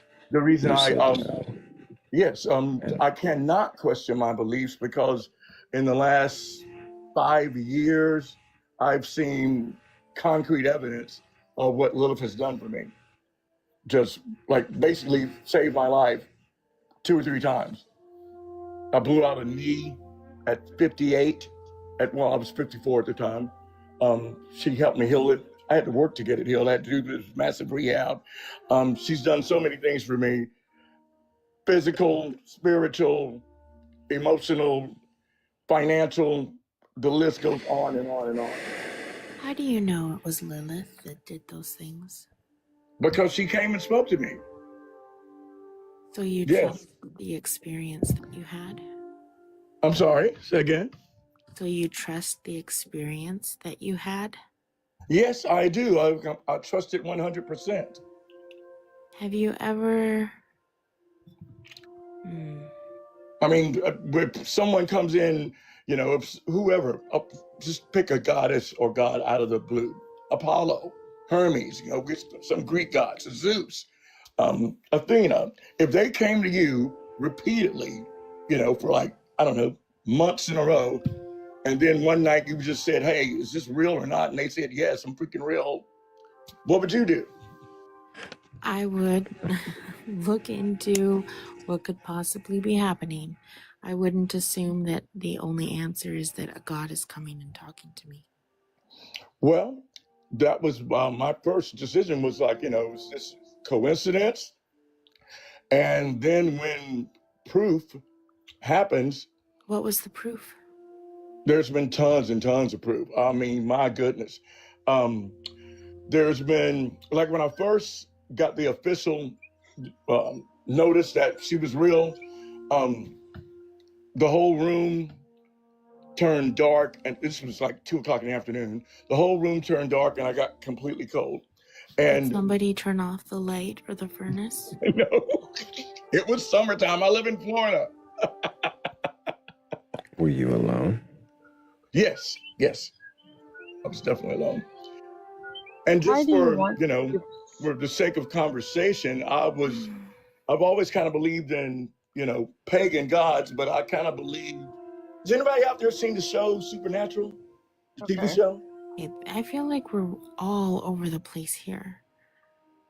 Okay, well, the point I'm trying to make is I've had physical interaction and miracles happen in my life in the last 4 years, because that's as long as I've been following Lilith, the last 4 years. that uphold my belief in her. That's why I don't question my beliefs, because she does miracles for me, you know, every few months when I need it, when I'm down and out, she's there for me. That's why I don't question my beliefs. But I don't question anybody else's beliefs, at least publicly. They can believe what they want, you know.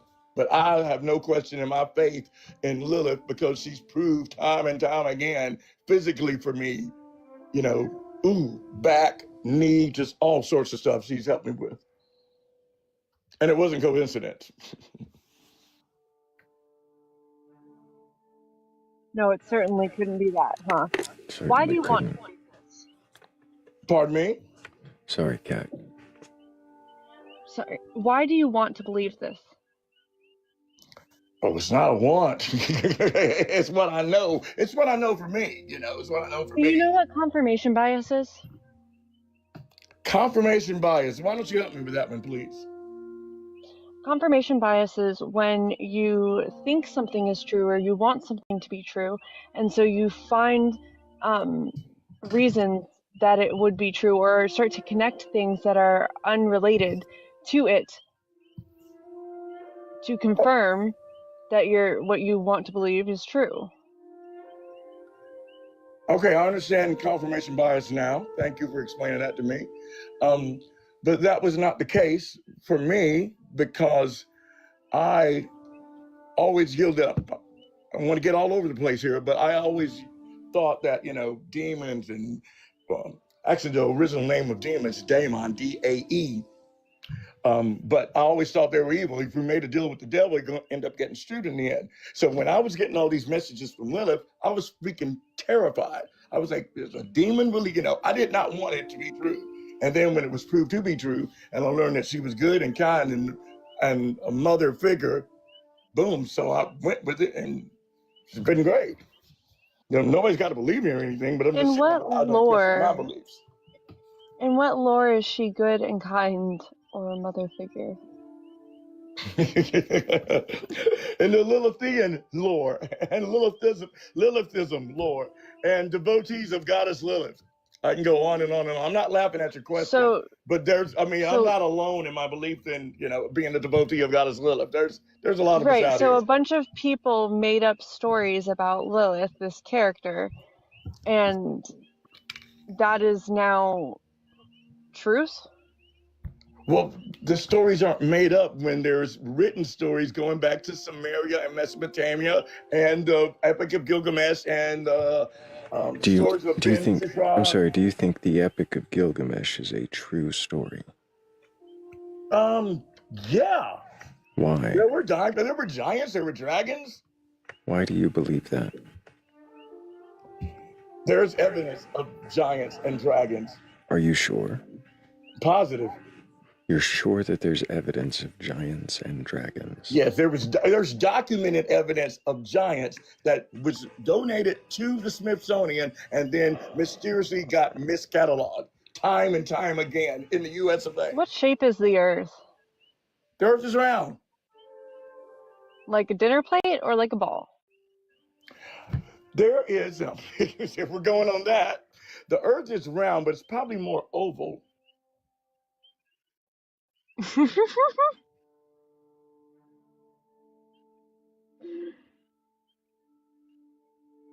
I didn't want to go down another rabbit hole of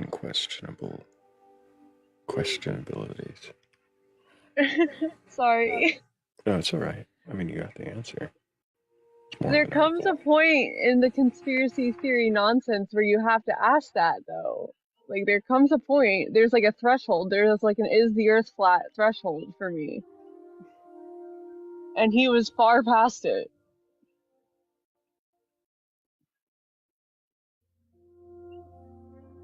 And everybody knows that it's toroidal.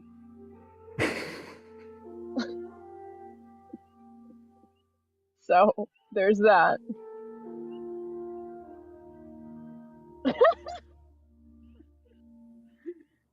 Oh, Cat.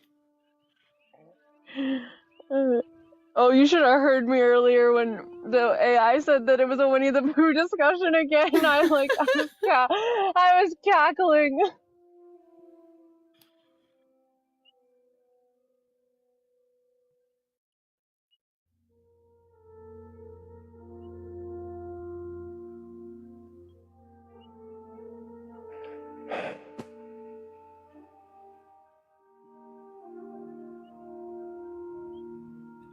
That was just, that was a lot.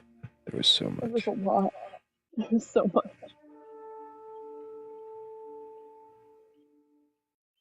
And the feeling like he was, like, for the first half of the conversation and again at the end, like he was hyping up a WWE match, like we were about to see. Somebody smashing chairs over each other in fake Well, he's ways. on day one, Thrayle. He has all the energy.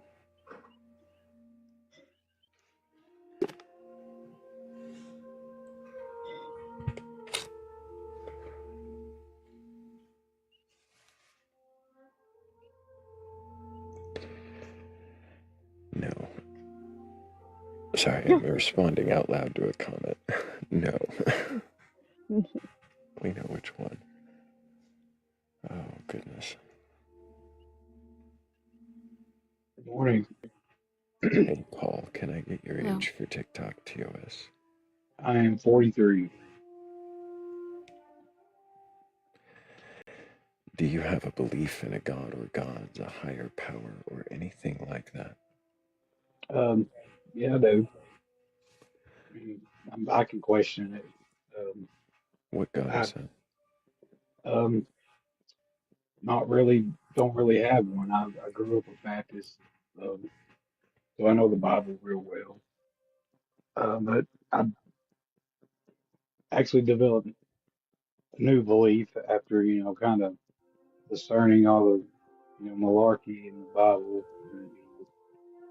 And, I just basically believe in reincarnation. And, um, and I know, I'm pretty sure that we have a soul.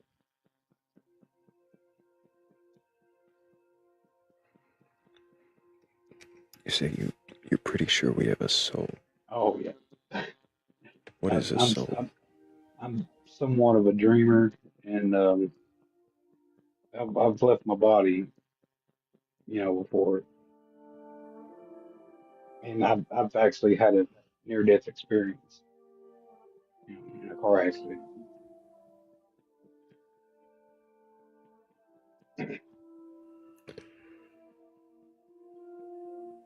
I'm sorry, I what is, didn't catch the yeah, answer. I didn't hear one either. What is a We have, soul? uh, I'm pretty sure it's consciousness and this energy. I mean, I can't sit here and tell you I know, but I've What come is out of my energy? body. Energy, I mean, it's everywhere. And, What is it? some would say, an energy is basically just a particular type of vibration. A, per, a particular type of vibration. Oh yeah, absolutely.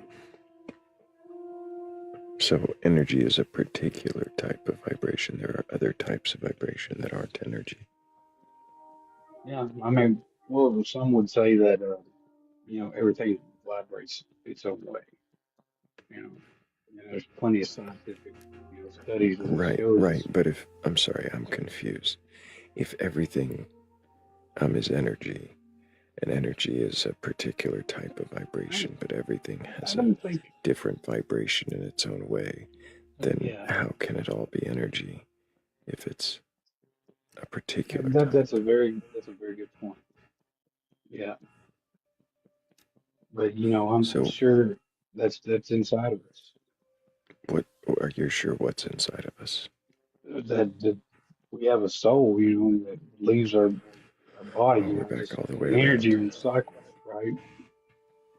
We definitely recycled the conversation. Yeah. We're back to square one. What is a soul? Well, if it's basically your consciousness, man, and it's there. What? That's not a belief. I've been asleep before, and Consciousness. I've been asleep before. You've been asleep before. I've been asleep before, and I was coming out of my body. And when I turned around, I seen the room as it was, the way the light was, what time of day it was, and I snapped out of it and bam, back in my body, Right, facing but the wall. And when I you turned around, mhm, everything was exactly the same. sure.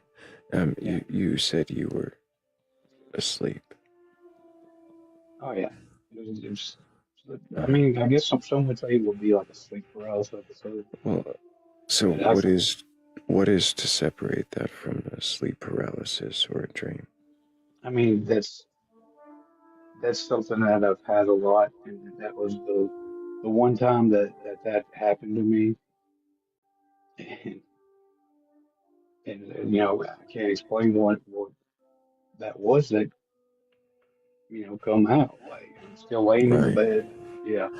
You can't explain it. How You would you explain? understand. I just would like to ask you questions. I'm not here Okay. to answer them. Mhm. So, um, it, you can't quite explain it. You said that you've heard other people explain it as possibly sleep paralysis. I asked you how you could tell the difference between this and sleep paralysis or a dream.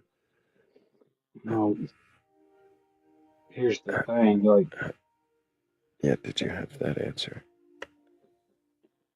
whenever this would happen to me, being a Baptist and a Christian, that's what I used to do. I used to call out to Christ, and it would snap me out of it. You just mumbled off into nowhere. I didn't hear what you said. Well, I would call out the name of Christ whenever this would happen to me, and it would stop. And I've had several other So, I'm sorry, experiences. you said you've had instances like this before and you've called Yeah, on the name of Christ and they stopped. yeah, and I think it's just like So it's not that. that still doesn't quite answer my question, and I understand how you might think it does. But my question was how you can tell this kind of instance apart from a sleep because paralysis or a dream. because I And you said that you've had similar instances and you called on the name of Christ and it stopped. So I'm not hearing yeah, how and like that's that not really what. those I'm sorry, I'm not hearing how those might not be dreams either. I mean, because I got up while I was still laying in bed and observed the room, and I actually heard my son. I guess I was crying out, come down the stairs, and it was like, "What you doing? What you doing?" And the funny thing is, he didn't even walk down the stairs, and he was just there was just a black, yeah, in the shape of him.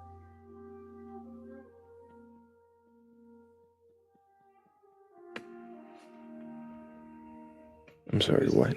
it was just You're too. sorry. You've got to stop, Paul, for just a moment. It's very difficult to hear you.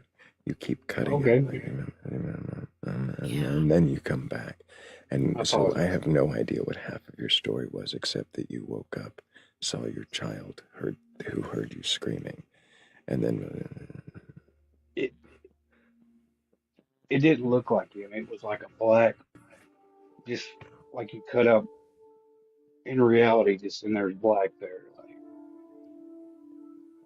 and when he cried out, I went back down. And so what I thought from that, so you went back down where? into my body.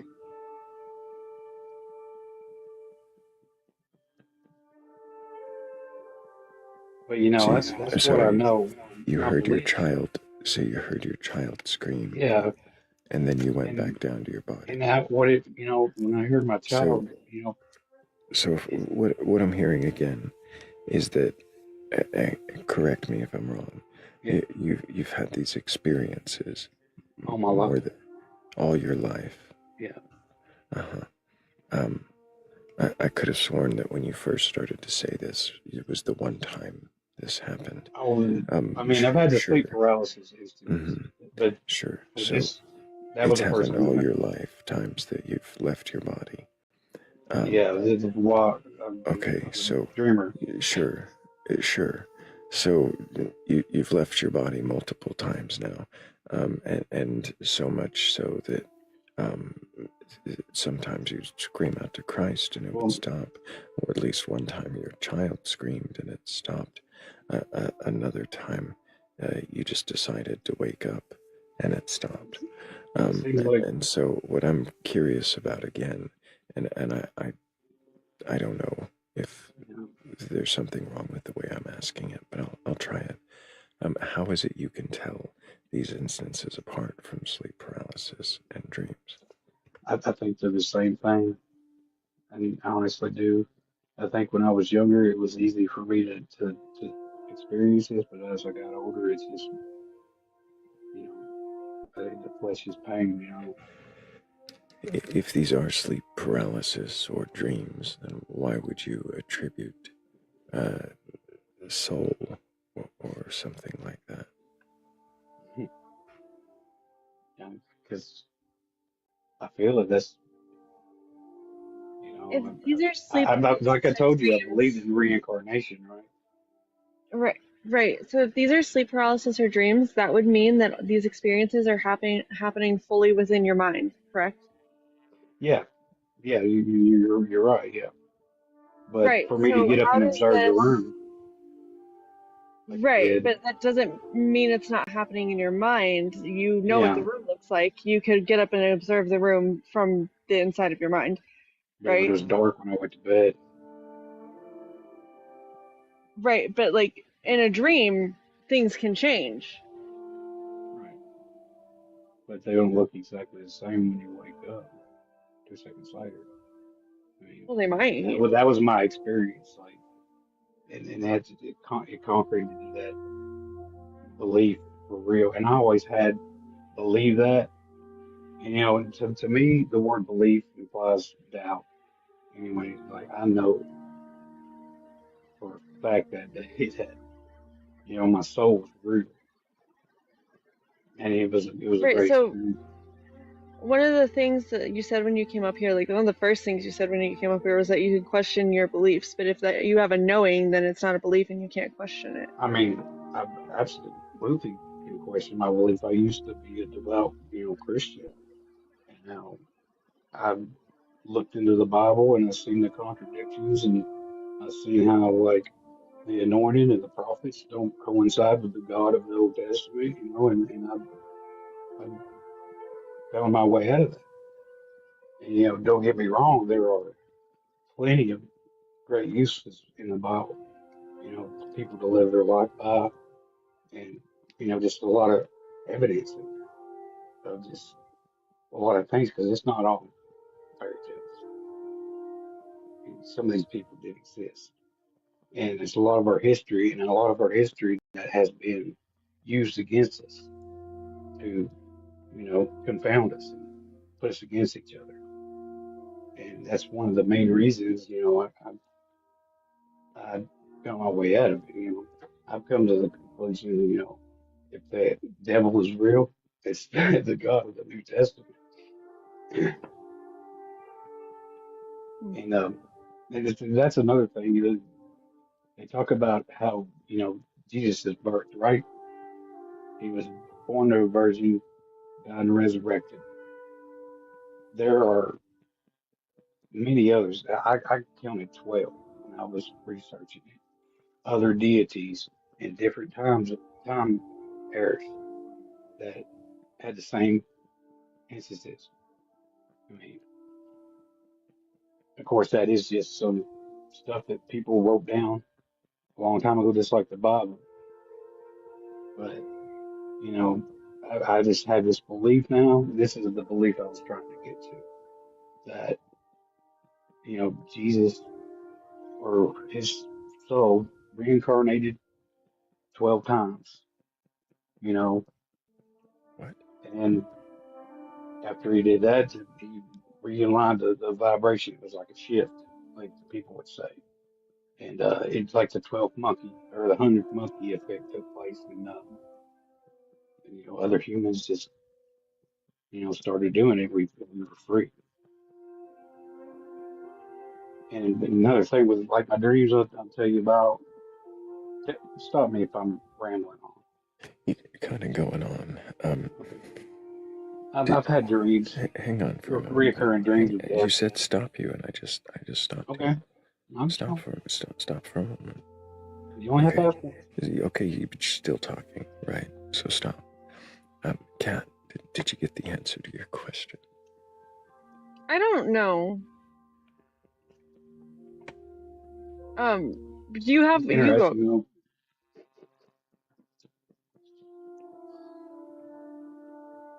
You said Jesus was reincarnated 12 times. What gives you that indication that he was even reincarnated once? It's just, you know, I, I keep hearing the same story about how his birth and his death and everything was from all these other people.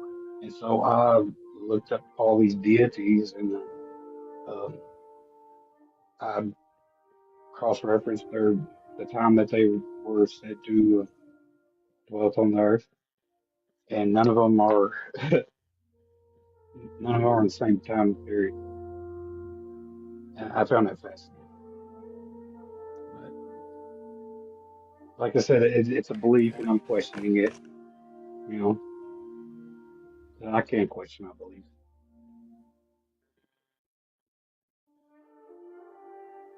I'm really enjoying y'all's live, by the way. Well, I appreciate that, Paul. Um, you say you're believing that Jesus was reincarnated 12 times because you've studied and cross-referenced different deities and they didn't exist at the same time, so they must be reincarnations of the same entity. Yeah. And this is the belief that you wanted questioned, not the belief in souls or that Jesus No, Christ I'm even sure of that. existed or that the Bible has any truth. You take those to Yes. be truths that are not questionable. Yeah. You know, I've always known there's something. Why do you not question the existence of a soul?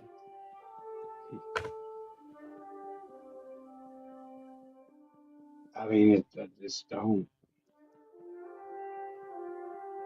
Like, I've just experienced so much in my life, Is that a that, good reason to not think critically about something that you just don't? um, I don't see where not thinking critically about it is going to affect me, to tell you the truth. I feel like it's a good reason to me. Yeah. That's very honest. I respect that. I mean, that's how you vibrate like that. You gotta be honest and you have goodwill towards people and live your life without envy, hate, and greed, as they say. And that either puts you in the kingdom of heaven, as the Bible says, or in the pit with with hell. A lot of that stuff's just symbolic stuff. You know, like I said, I know my Bible very well, and I pick through it like that.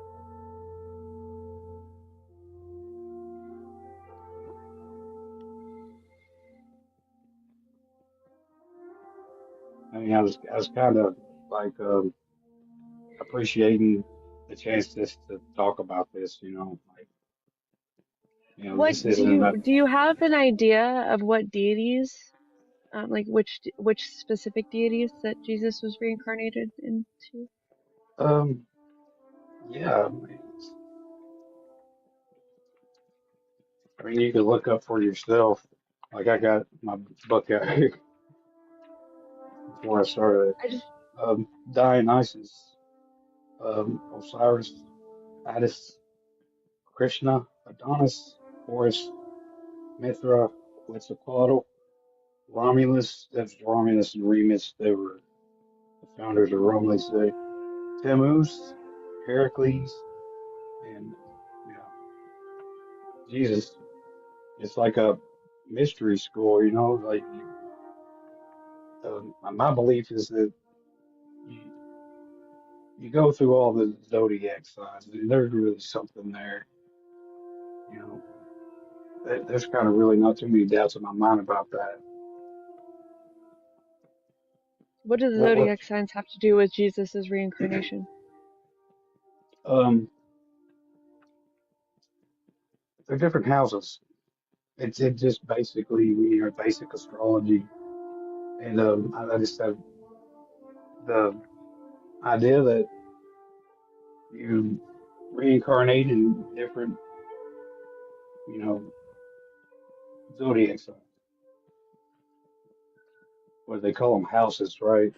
That's Right. what do you think of? Not quite. No, not that's not quite how they work. No. Well, how do Um. you? What's your thoughts? Well, Well, what our thoughts are on that don't really matter. I'm interested. The question is, well, the question is why you would believe any of this. Because each sign has its own characteristics and challenges, just like any type of lesson or school or class, and it's I guess designed to make it better. And there's another thing, it's circular, everything, and it's kind of organic to where this could just be science, everything's spinning in a certain way. what has led you here? Discernment and just seeing the faith that I led my whole life and witnessing how the people in it do and what it's done and it is something in me that says it wasn't right and the more I dug and learned I just draw these Why conclusions. why does there have to be a Dreams, deity at all? dreams too. Um, I wouldn't necessarily claim them as deities. It's just as I see it as like an evolution, like that's hit the whole earth in existence. Like, and in my mind, I want to say just the Paul, earth. do you hear the the um the Southern Baptist lingering in your speech? Like you talking my accent or just what I'm No, saying? no, no. I mean the belief. I mean the way you talk about the belief is very like you have a lot of that Southern Baptist. So I know it doesn't sound like it, but I grew up in the South. Um, Yeah, so I know it, and there's a lot of the same. You're using a lot of the same words and a lot of the same things that like the word discernment is a very Southern yeah, Baptist way to speak about that, and the perfect existence. This is something that Southern Baptists speak about a lot. Like there's a theme here, and I think what I'm trying to point out is that it sounds like you have taken the things that you have applied from what you've learned through that belief system and applied them to this belief system that you have um, adopted, which is yeah, fine. yeah. Um, I feel like there's something to all of it, like but could it be that you um, have come to understand that whatever the story that the Bible tells or that you have been taught is likely not the truth. And now, since that is not the truth, you are trying to find a way to like make everything make sense. And this is what you've come up with so far. yeah. It sounds like it's trauma based on it. That's I what wasn't making that's. any assumptions about that. I It know. just I was just making. That's what it's done to it's people, and they don't it's realize it. something it's something that like I feel like happens really often with people who are in like deconstructing any religious belief is like Yeah, if you're like it is more comfortable to have some type of belief system, and so you find another one. Um, Yeah, and it's part of the process, and that's okay. yeah. Um, And but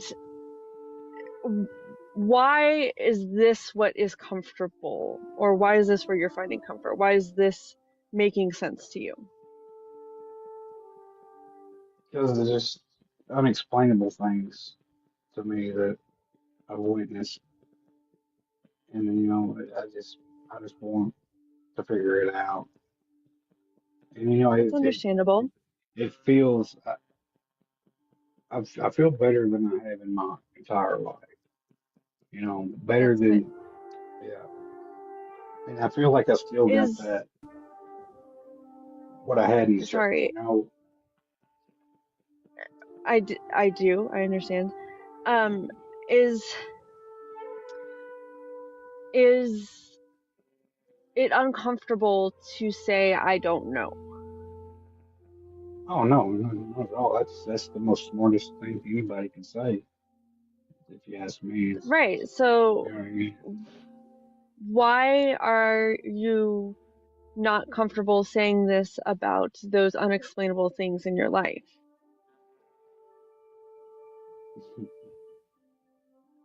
I mean,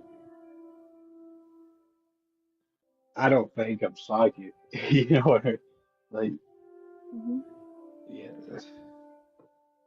that's a whole nother story. This That experience is,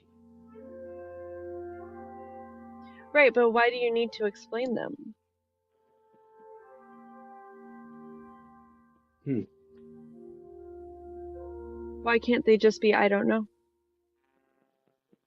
it's just that that's probably a liberating idea, to tell you the truth. Like I knew I It wanted to talk about. it might be. If you can be okay with that, really truly be okay Oh, with yeah. that, it very well. Look, here's the thing. I don't like to be wrong about things, so I say I don't know all the time because if I don't know, then I'm not wrong, you know? Yeah. Um Yeah, uh you ever work with somebody so like that? right, but like I don't need to be right. I cannot know. I just don't want you know what I mean? So I find myself saying I don't know a lot, right? Because I Yeah. don't know a lot. And I don't have to be right, but I don't like to be wrong. And it is liberating, right? Yeah. And it is because like here's the other thing. If you don't know, it makes it much easier to be open to learning. Like even if like this, right? For Yeah. example, that you're trying to figure it out and you're trying to like parse it out. But if you just don't know, you could be much more open to learning what it actually is. Yeah. Um, and so I'm I'm not telling you what to think or what to believe or what direction to go next. you Um, know, but I think that I don't know is a place that gets lost often, and it could be the best place to be. I have some superhuman abilities that, you know, I've I'm sorry, I've what seen was people in superhuman abilities? I've seen people in my dreams, and they've said, I had a dream about you last night, stuff like that. And it's these reoccurring dreams, and sometimes they just Do happen you the next think week. right? Like, Do you think that uh, dreams being similar to reality or um, what is uh, coincidental occurrences, do you think these things are supernatural? Do you think that makes you superhuman if you have a dream about someone and see them a few days psychic? later? It's really weird. Yeah, I didn't. That was probably a poor choice of words. I've had dreams about car accidents I see on the news, and I had dreams about the floods that happened in North Carolina like the day. like 2 days before it happened. Right? It's a little difficult to hear you again. Uh, you said you had a dream of a car accident that happened, and Yeah. is it possible that you're at all remembering things out of sequence, having a dream about a car accident, having an accident, and then synchronizing the details later? No. I mean, I've Do you done it do before, you but journal your I dreams? realized it. Yeah, Do you journal these dreams? I used to. So you have predictions before, Yeah, journaled before events. it was kind of just therapy because I was going through a hard time in my life and I was having trouble sleeping and nightmares and whatnot, and that helped me through it. And maybe a good time to pick it back up again. Do you have predictions journaled before events happened? Oh no.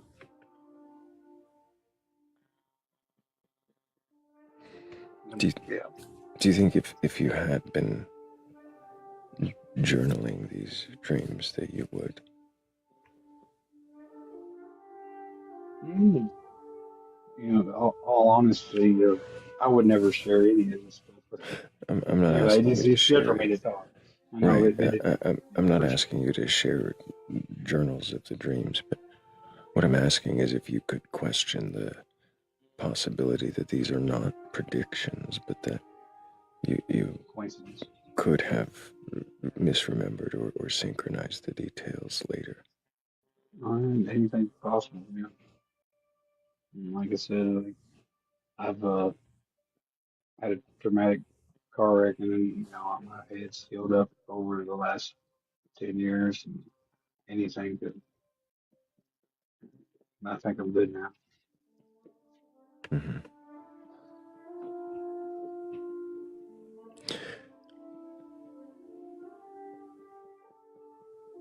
Paul, I don't know if I have any more questions for you. I appreciate you coming up. Yeah, Yeah, absolutely. maybe another time we'll have more questions, and who knows, you might have different answers. But keep asking questions. Yeah, I'll start journaling these dreams. That's a great idea. Then, if you do have another premonition or something like that, then you can go back to the journal and see if the details actually align, or if you have to make excuses for certain changes. I'm just gonna hope nothing bad happens. Well, I would definitely hope Yeah, that. But yeah. I appreciate you, Paul. All Keep right, asking questions. y'all have a good morning. Thank you. You too. Have a Take good care. one. All right, bye. He was delightful. Yeah, I mean there were some unquestioning things in there, but I think I don't know. I I got think somewhere. you did. You absolutely did. Okay. We do have at least a few other people in queue. We have Bats. Is Bats still there? She said she was gonna circle back around, or sorry, I'm terrible. I'm awful. They said they were gonna circle back around, a few minutes ago. Okay. Thank you for accepting me. I appreciate that. Sorry, my vibrations are Yeah, Star, can I get getting your age excited. for TikTok TOS? I am 34 and I'm a paradox Gemini. Well, I didn't ask that, but do you have a belief in a god or God's higher power or anything like that? Through my experience of what I've went through, of course, having a belief is a big part of my journey. That's just my. Do you have a my belief in a god or gods, a higher power or something? I believe in majority of a lot of things that people probably can't comprehend or understand. I believe in a lot of things, but the first thing that I believed in, with the belief of having faith, is within myself. Okay, so do you believe in answering questions that are asked of you, or do you just wait your turn to speak and give a speech? It depends, like, what So, type what of... question did I ask you? You were just asking me, I don't know. Like, what do you want me to ask you? I feel like if I talk, you're going to manipulate my words. Because you're a very well-spoken person. I can hear it in your voice. That's all. I just Then would why are like you you. here? Yeah, if you're afraid of me No, I'm not asking afraid of you. questions, I'm very curious, is because you've got some pretty I higher asked you a knowledge that I haven't. question. Sorry. Well, I don't know that I have knowledge. You don't. I'm not here to spread knowledge. Sorry, I didn't mean to. I am just asking questions, and so the question that I did ask is what I the believe question. No, not quite. I asked if you have a belief in a god or gods or anything like that. Yes, I believe in deities, which is, to me, when I explain what deities are, that's gods. That's more than one god. But when I talk about a higher power, a higher source, that's one entity. That's not a god. So, yeah, I do have a lot of belief.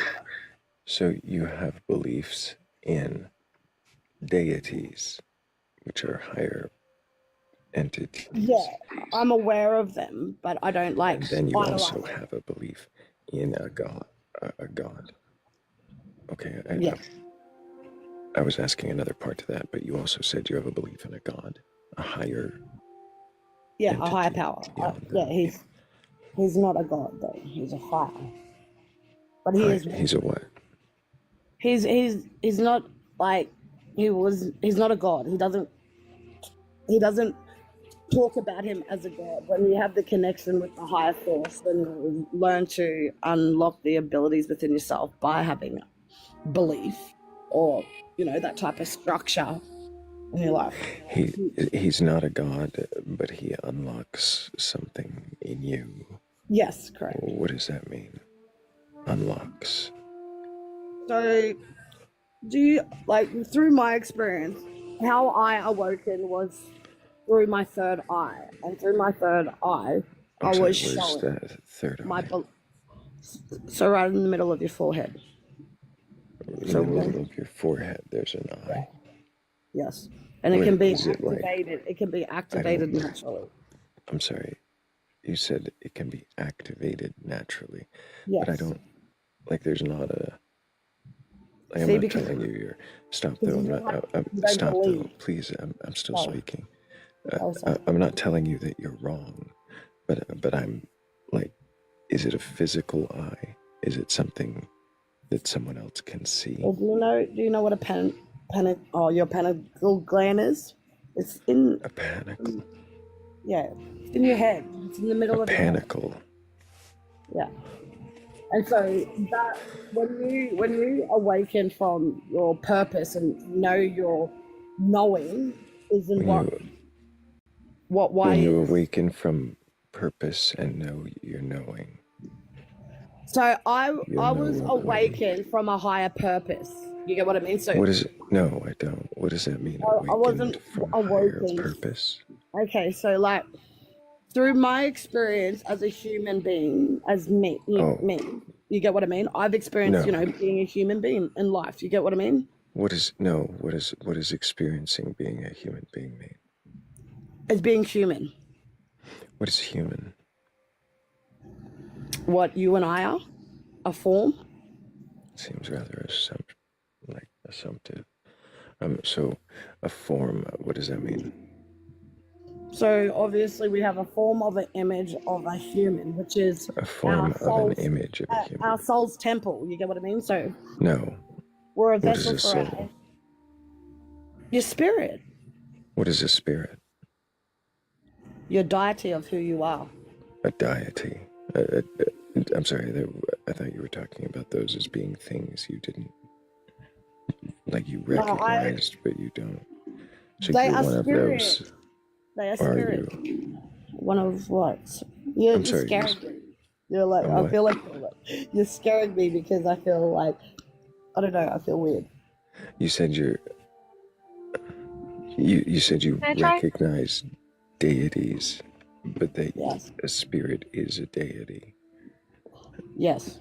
but you don't A deity, venerate no, a those. deity, sorry, let me say that. A deity is known as gods. You get what I mean? So So that's we're more God. than one. I'm So sorry. So a spirit is a god. It depends. It depends how you unlock yourself and who Oh and goodness! finding who you Stop! are. You get what I Stop mean? for a moment. But stop for a moment. I think Yes. Kat had a question. I Okay. don't know. Maybe. You're making my vibrations shake. Oh my god! I don't know if I should drop down. I need water. why? Hold on. Okay. So What happens if your vibrations stop shaking? they're I'm not stable. vibrating. Yeah, I'll be stabilized. Oh, stabilized. So they would still. Would there still be vibrations if they stop shaking? Yes, because our receptors will still be pulsing. What are our receptors? So our receptors is like, so it depends when you find yourself and you evolve evolutionary through the form of a human, you'll understand like our receptors are what alerts us. You get what I mean? No. Or like, Why? yeah, that's what receptors are. How did you come to believe all of this? Through my experience on Earth. Being a I guess. human. Yeah. Being a human. Yeah, living like humans. Why do. don't all humans believe this then? Because not all of us are the same species. If you can What comprehend. species? What? So like, Excuse me. Excuse me. sorry. I can. What do you mean we're not all the same species? So like it's like how I see it is like humans aren't the only ones that ever walk the earth. You get what I mean? So like we can't just base our experience just on humans. There were other forms of, species on Earth before us. You get what I mean? We're Right, so but you said we're not all the same species. No, we're not.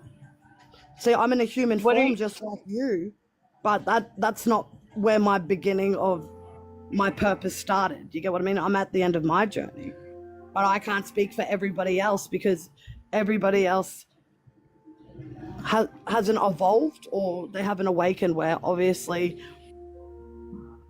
they will have to What? reincarnate, I guess, until they get it right. What? How did you evolve or awaken? So I awoken when I was 27 years old after accepting my traumas and my experiences in my life as a young child. And I had a lot of belief and faith in having light, light to be good.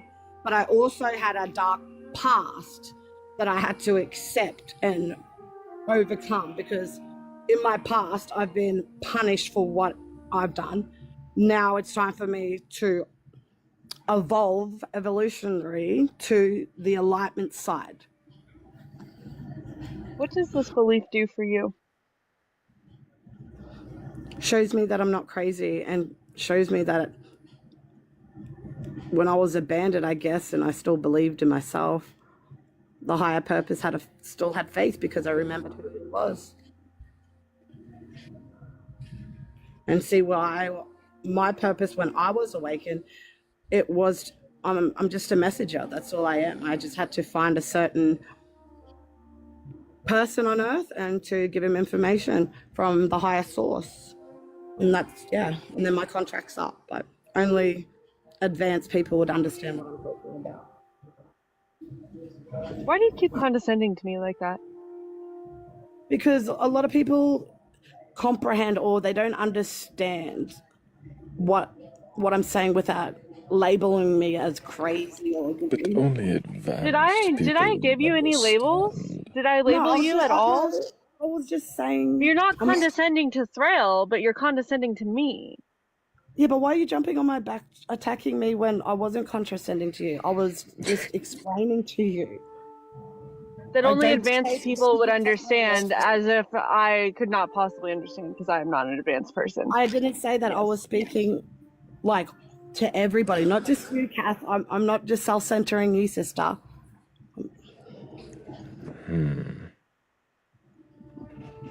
But we're not all the same species, apparently.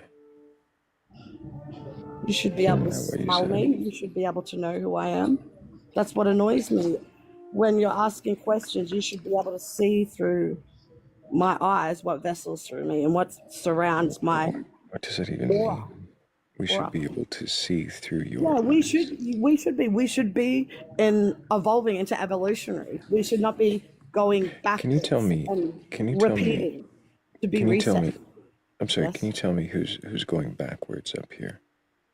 Not you guys. I'm just talking about in society in general. Like, it's like mankind wants to reset everything to go backwards. You get what I mean? But like, there's a big shift going forward where that they have no way but to keep going straight. They can't turn around no more because the dome is going to be like, it's going to break soon. And when you can break through the dome, it's an illusion. That's when you become into your reality of your known and being a human being. And then that's when obviously judgment will come and they will ask you, what did you do? Judgment will come. Yeah. They will Yes. come. The judges. Which judges are these? So these are the ones that are picked. I think they're the ones that were chosen to ascend down. Chosen by who? Yeah, the 444,000 that just 444. recently, just awoken. 444,000. Yep. Where did you get that number from? I'm a paradox. I'm a Gemini. I know nothing. What is that? What does it have to do with anything? Where does the number come from? That number comes from. So who are the chosen ones? If I'm telling you that there's 44,000 You said there's four. ones, Whoa, 40. you just changed it. It was No, 444,000. Now it's 44,000. How many? No, sorry, is it? I've got the numbers wrong because I'm not good at numbers. So it's 14,000 have ascended and 14,000. Yeah. So it's only That's not much. 14,000. So it was. Yeah, You went. that's not Yeah. much. Wow. What happened to So the it other was- 330,000? Right. Well, that's where you as humans have got to make that sacrifice or that choice.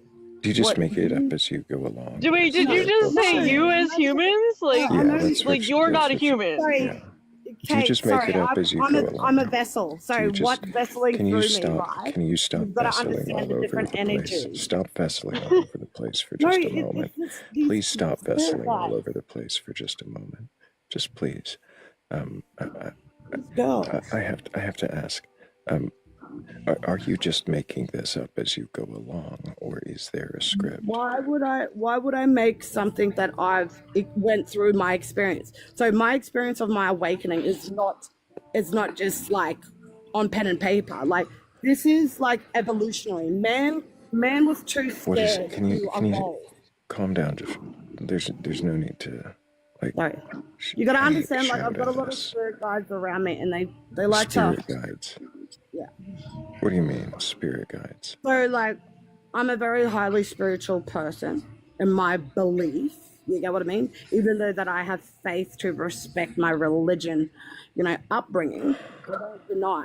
You get what I mean? I don't deny. I don't have that bitterness in my heart. I'm not a perfect human being. Do you think? I have sinned. Do you think? But Wait. Would it?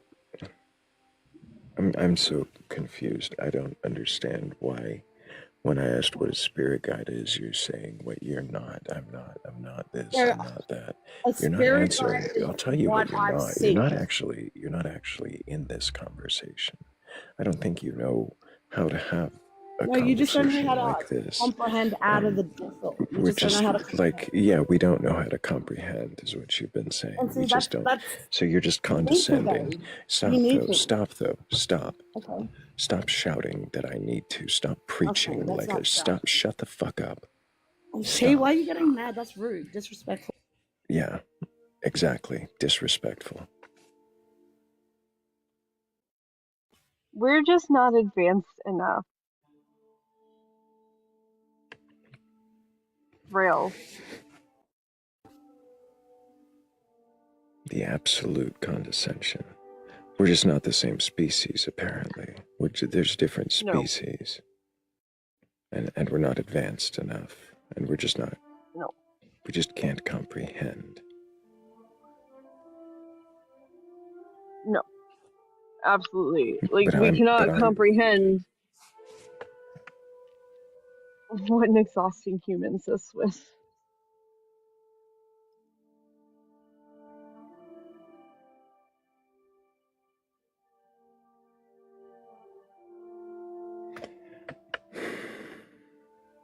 Sheikh Zula says she's a toroid. I know. I said everything is a torrid, and you said guest is a donut.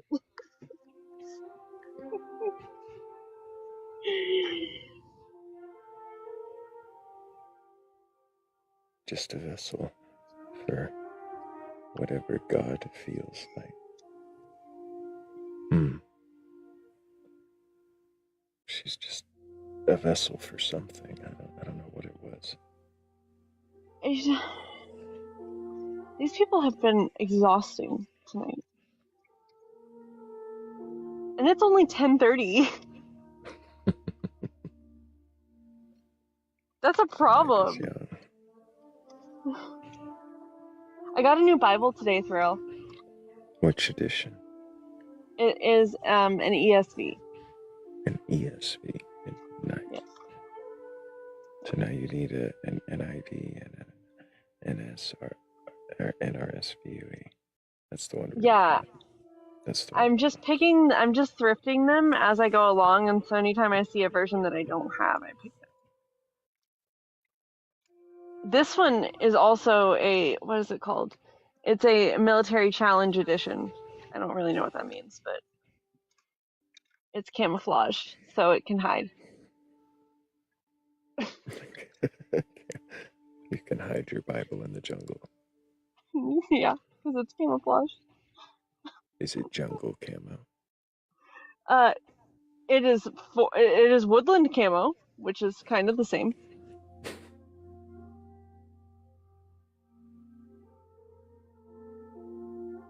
Close enough, I guess. It's God camo.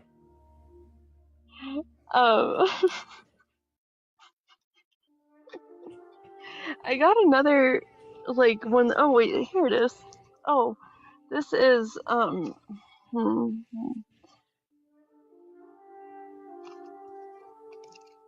got an NIV, but just the New Testament, which I think is kind of stupid, but I picked it up anyway. I have an NLT, New Testament. It was given to my son in a public school. What? Mm-hmm.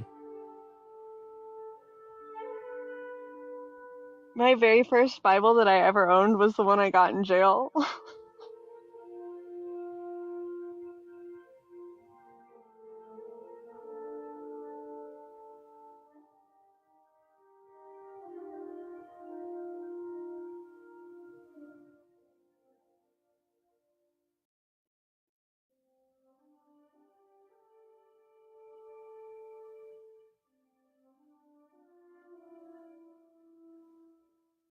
They let you take them with you when you leave.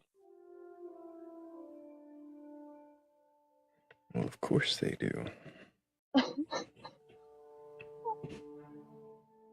I don't remember what version it was, but it was probably KJV, because it was like really hard to read.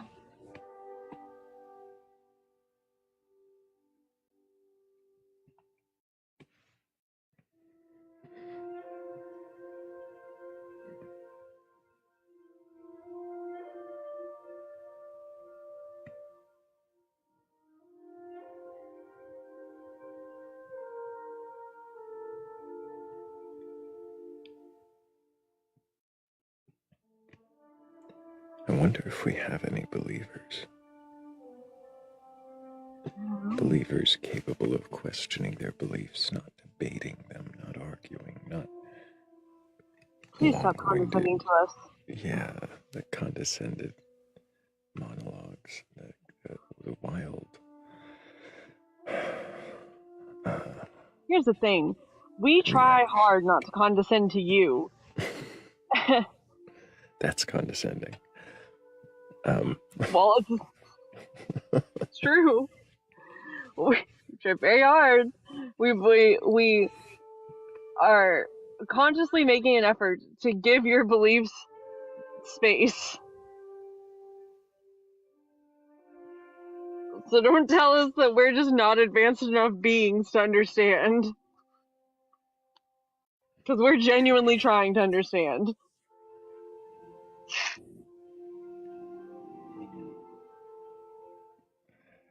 Really quick, before I forget, I gotta thank Danny and Philly, also Snowflake, as well as Jazz.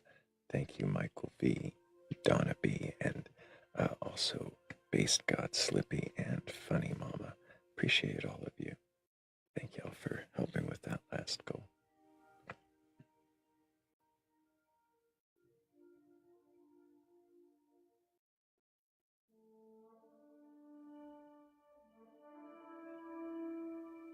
Got a really good group of people in here right now. We really do. Some of the best. It's a fantastic group of people, yeah.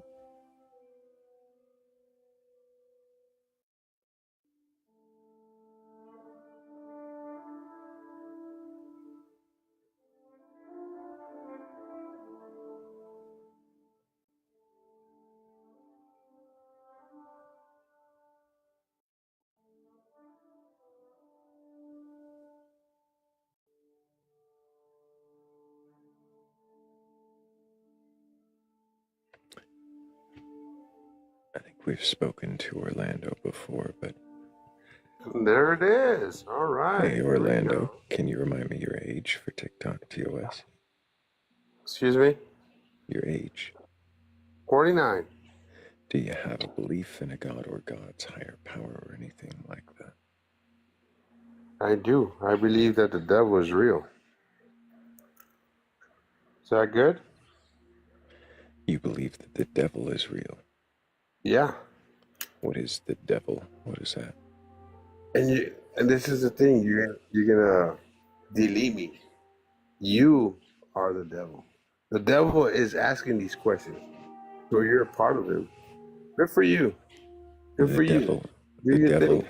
Do your thing. I was going to ask you more questions, Orlando, unless... I know, brother. That's what the devil asks. Go ahead, ask. So you said that I am the devil because I ask the questions. In a way. In a way you are. You're working for him. Somehow. You think I'm working for him? Yeah. Wouldn't that imply that I was getting some sort of benefit, reward, payment, something in return? That's up to you guys, man. That's up to you guys. It's yeah. What do you mean that's up to me? Whatever you want to hear. You're bored. Not necessarily you, okay? But these evil people that are asking things like this are bored. Well, hang on. So you just said you, not necessarily you, then evil people asking things like this. What is your name? So I'm asking you questions. What is your name? And you think that that makes me evil. What is your name? Why do you need my name?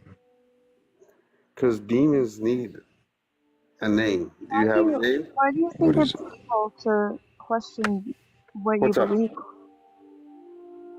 What? Why do you think it's evil to ask questions about your beliefs? Because that's what the devil does. He has What do you nothing mean better that's what to the do. devil does? The devil's pissed off. Why is that a devilish activity to ask questions about what you believe? Why would God No, no, whoever no. your You God see, is. you're talking about God. I'm talking about the devil. The devil's pissed off, so he is asking questions. Wait, Orlando. You said I Mama, was the devil.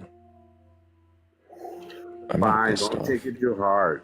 So If if you I'm, did, hang on, if I'm the devil, wouldn't that mean that I'm you're pissed obviously off? not the devil. Oh, well then, how do you know the devil is pissed off? I don't know how it's obvious. How is it obvious I'm not the devil? Keep asking questions. That's what these people do. These evil people do. Okay? Us, these evil people, like, Yeah, If the shoe apparently. fits, if the shoe fits. So why is asking questions evil? Because you cannot answer my questions. Because I didn't tell you my name.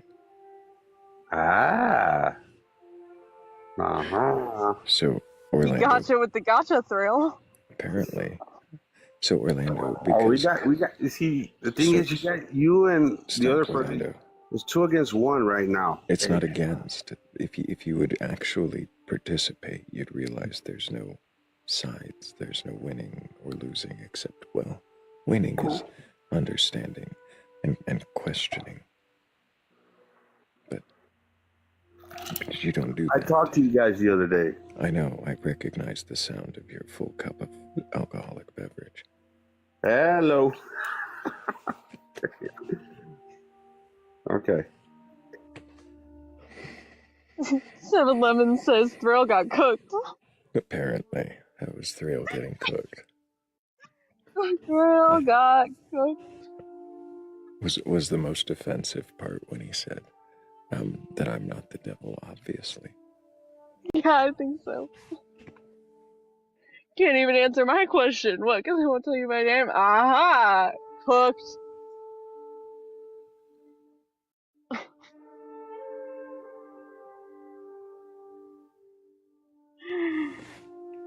There's Thrill is bone broth.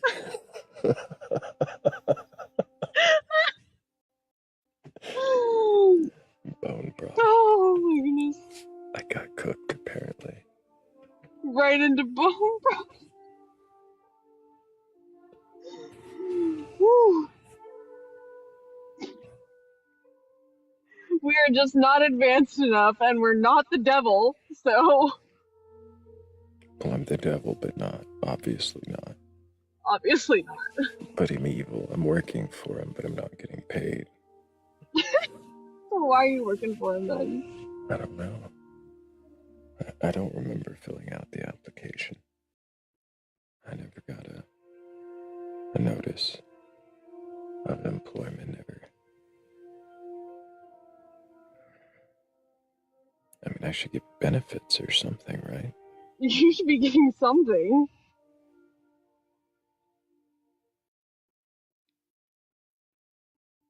Clearly. Something. If you're gonna be employed by Satan himself.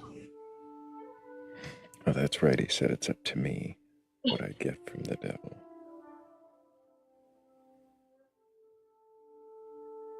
He agrees, though, you should be getting something.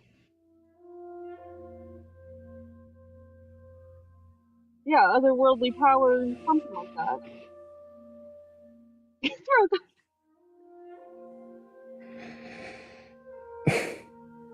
I still don't know how that's cooking. Because I didn't answer his question.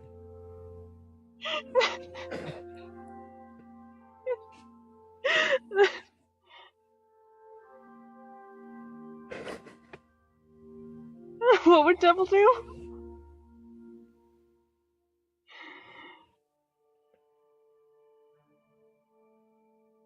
Dental and vision, no 401k.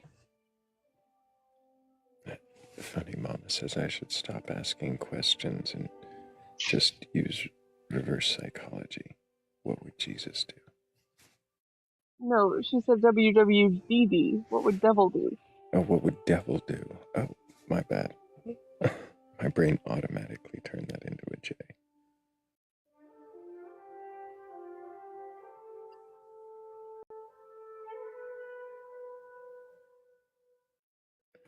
Why not? What would Thrayle do?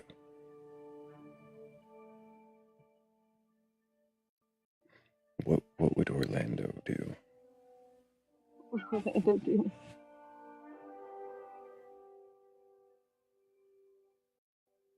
Yeah, I got you. I thought that was clever. Do we actually have a... We do. Look at that.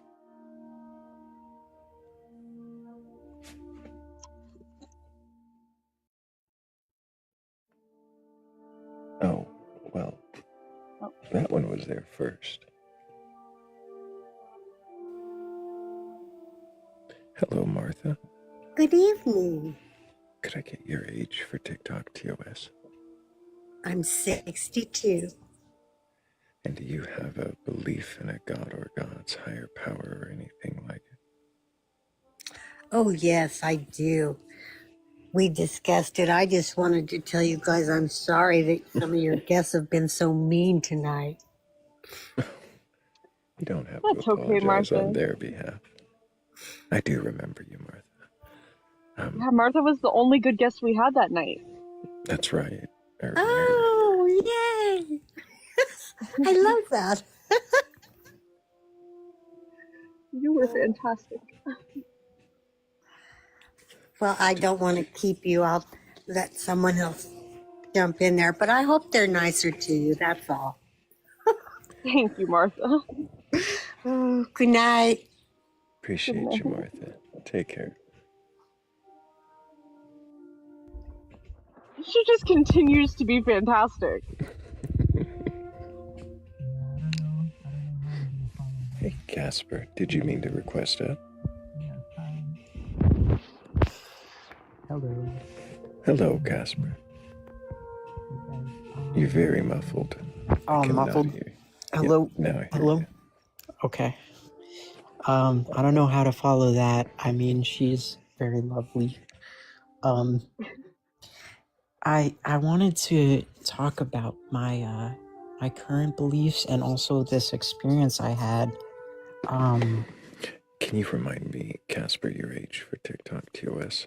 Yes, I am 28. And do you have a belief in a god or God's higher power or anything like that? I don't Casper have... was a sandwich in a jar. You remember? Right. Okay. Usually the answer reminds me, but yeah. Mm-hmm. Okay. I don't really have like a belief in a higher power or a god currently. Oh, yes. Okay. I do remember the sandwich in the jar. Sorry. So what was it that you were questioning then now? So I currently believe in existentialism as the main rule of thumb for me. I wanted to question what happened to me recently, which I started like I have this belief in myself that I have auditory synesthesia, which is you see colors based on audio, whether that's music or voices, or you start seeing colors. And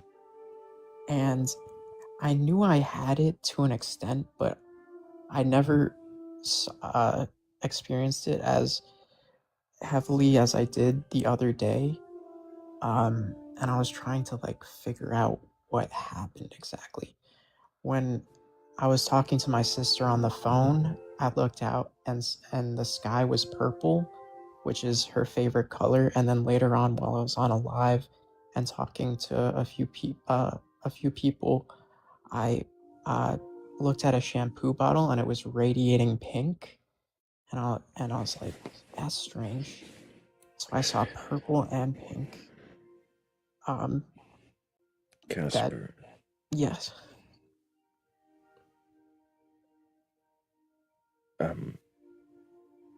You're saying that while looking at the sky, it was suddenly purple, and while looking at a shampoo bottle, it wasn't just pink, it radiated pink, you said.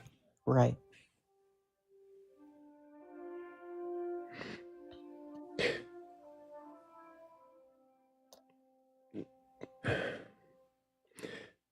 Do you, So, I mean, do you have, well, there's a really important question I need to ask. okay. And I've got to ask it delicately. Okay. But have you spoken to a professional about this? I haven't spoken to a professional about this specifically, but I what I think it might have to do with was all I had to eat for that day was I started off with a banana and then I had an apple and that's all I had that day. And this was my experience for that day. And I used to play this game at camp called Atomic Banana because bananas are like nuclear, they have like nuclear radiation. So I'm wondering if that had an effect on my sight that day because I didn't eat much. That's what I was trying to figure out. Maybe that was what caused that. You said that you like have always been kind of aware of this. Mm-hmm. It was just really like vivid this Yeah. this specific day. Why is it sounds like it is causing you some sort level of like distress. No, it wasn't Why? distress. It was kind of like, wow. It was like a realization, like, wow, like, because this live is all about beliefs, right? And questioning beliefs. And Mm-hmm. since I had that belief, like, and I've written it down, like I put it, like I do auditory work. So I thought it would be interesting to have it on my resume. So I had it on my resume for some time. And um, I'm wondering if like putting it out in the world and like putting it on paper and these kind of ways of like showing the world you believe in something, if it can have a causation effect to your inner reality affecting your outer reality.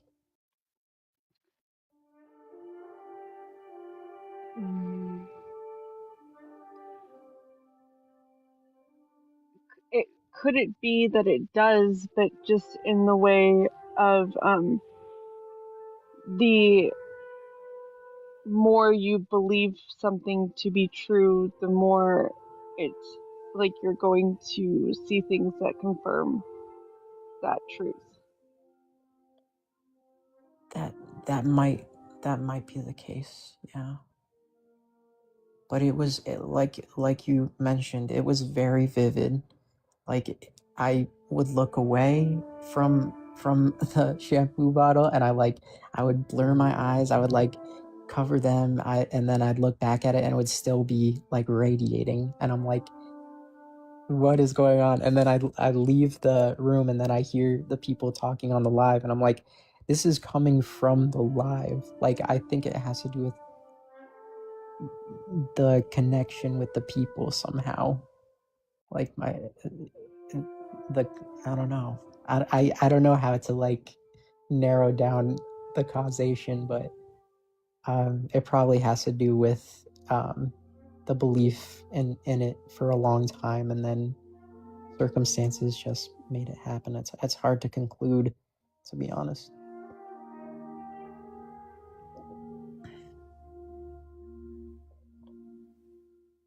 You said you'd only eaten a banana and an apple that day. Had you slept well the night before? Yeah, I slept well the night before, but I was practicing fasting, and I practice fasting quite often, just seeing like how certain like foods affect my body.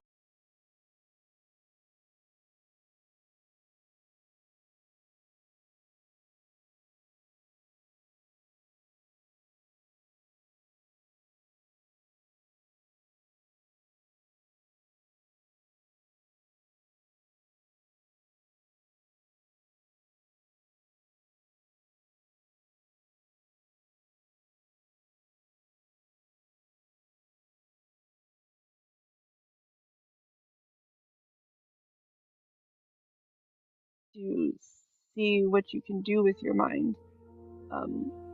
But does that necessarily mean they have to be attributed to anything outside of yourself. Yeah, I mean, it doesn't necessarily have to, I guess. Do you want it to?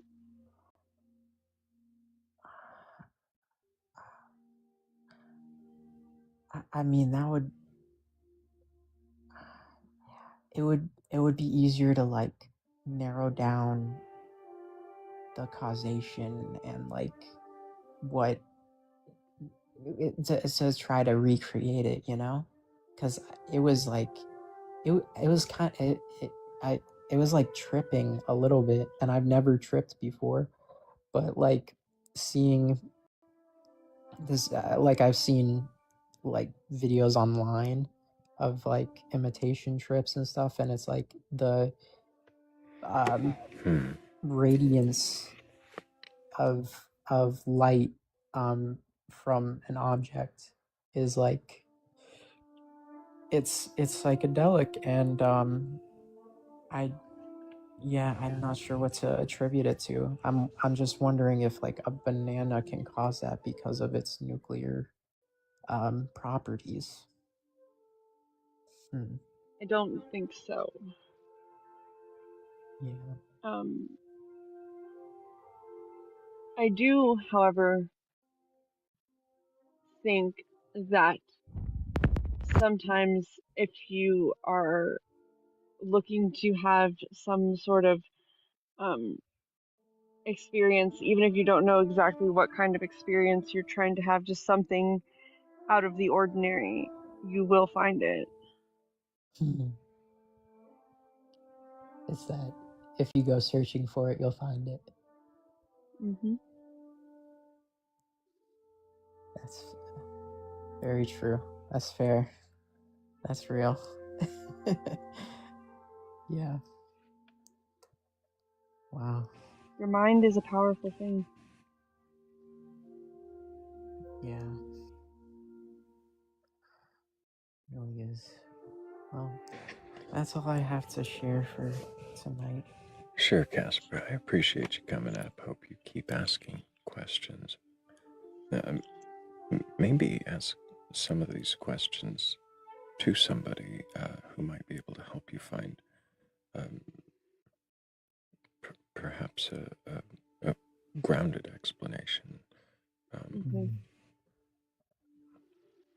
I appreciate you, Casper. Hope you take care.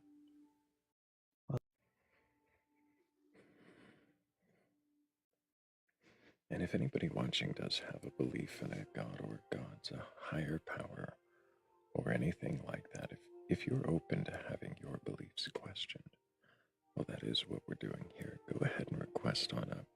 I'm not looking to debate you or prove you wrong. I don't want to have an argument. I just want to hear if you can question your beliefs. Well, then, what are those beliefs? And why do you believe them? And I do need to thank Donna B and Base God Slippy, also Funny Mama, for helping with that last goal. I appreciate you guys so much.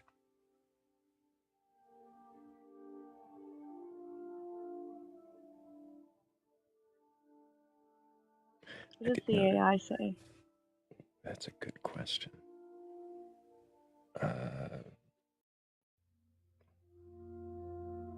Synesthesia and beliefs. Discuss auditory synesthesia. It's pretty good.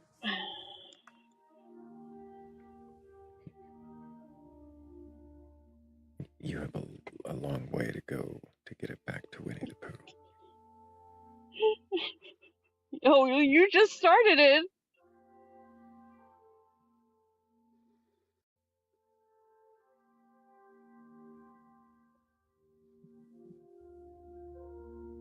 I think somebody else was trying to influence it toward bananas. That's why I asked.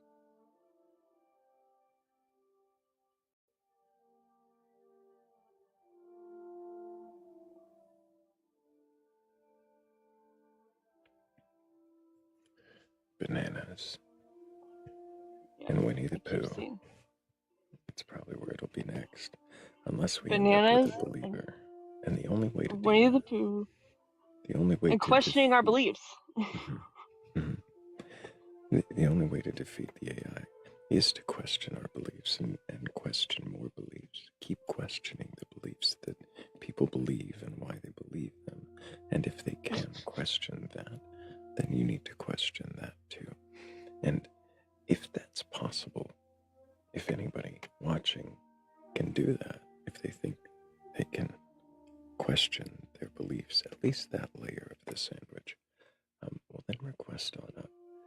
And everybody else, if we just tap the screen like a lot more, we'd probably be able to get a little more to the FYP, and maybe some new believers might stumble across and question, if they can question. Did you guys hear how many times that Thrayle just said question and belief to try to defeat the banana Winnie the Pooh thing that's happening?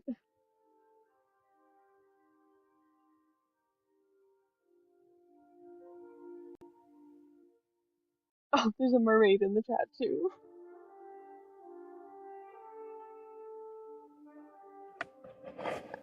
Oh no. Not mermaids. F. Nori, can I get your age for TikTok TOS? Yeah, it's 24. Do you have a belief in a god or gods, higher power, or anything like that? No. Why not? I don't have any evidence that it exists, that it's real. What kind of evidence would you expect to have in order to believe in a god? The stuff that's written in the texts of different religions.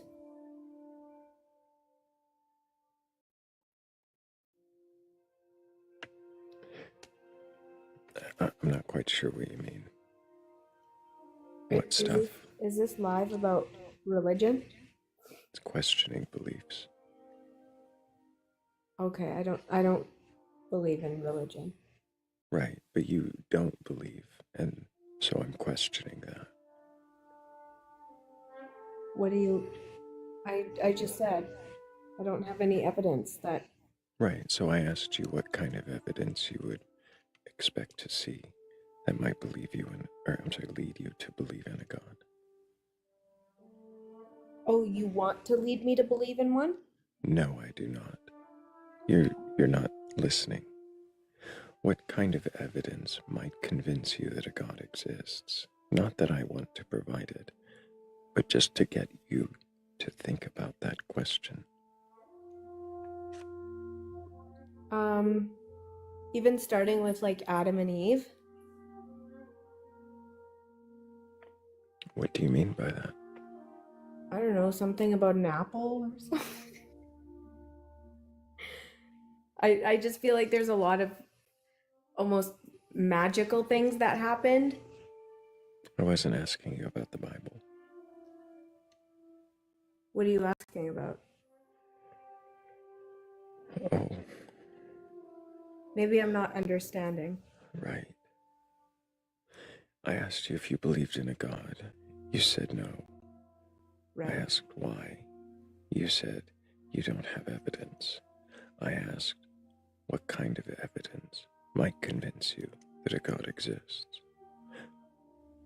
I don't think there's any evidence that would make... I would need to be able to see a god. Okay, there you go.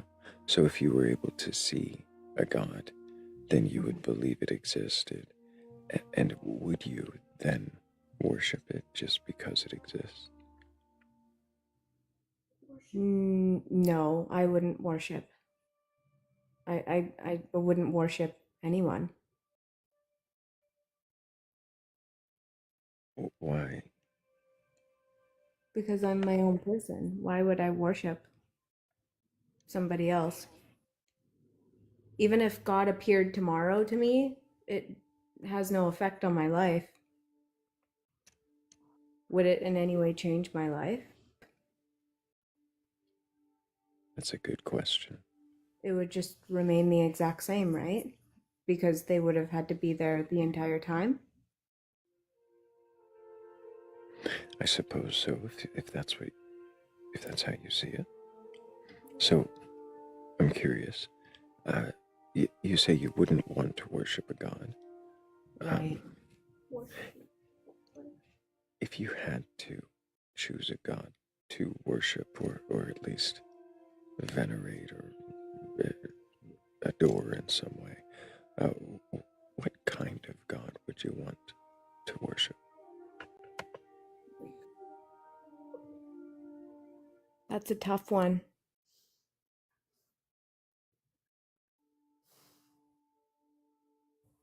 It would need to be somebody who's doing good consistently around the world. I just don't see that. But if I did, does that make sense? I think so.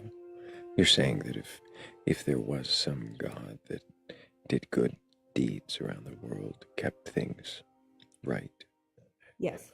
then you would worship that god, or at I least wouldn't. might want to. I would respect them. There you go.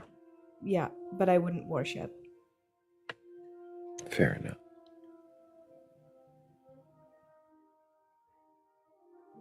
What about you? I don't have a belief in any gods. I just ask these questions to see if people can critically think about why they believe what they believe, and if they can question it at all. Do you think it's possible for any kind of God to exist? Do I think it's possible? Mm-hmm.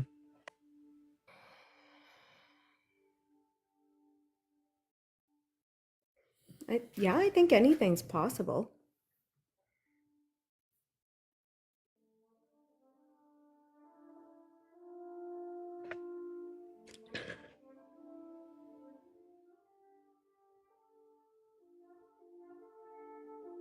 I don't know that I have any more questions. I do know that the AI finally came in with a summary, and Kat, you failed. It says questioning beliefs, debate religion, so I slightly failed too, because we're not debating here. Nori, I appreciate you coming up and answering the questions. I would like to hopefully move on to a believing guest, but I do appreciate you being a good sport and trying to answer the questions best you can. Yeah. Kat, Thanks did for you have having any me. more questions for Nori before we move on? How likely do you think it is that any gods exist of any type? How likely? You know what? I'm going to leave a little margin of error. I will say likelihood somewhere between, I'm going to say less than 1%. Oh my goodness. Yeah. She outdid you, Thrayle. I know. I usually leave like 2 or 3%. But I get that. I appreciate you, Nori. Thank you for answering the questions. Yeah, And I hope you keep asking questions. Yeah. Thanks for having me. Take care. You too. I was not expecting less than 1%. I kind of did.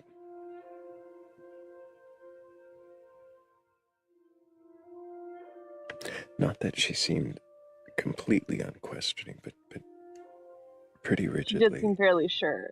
Yeah. Pretty rigidly atheist.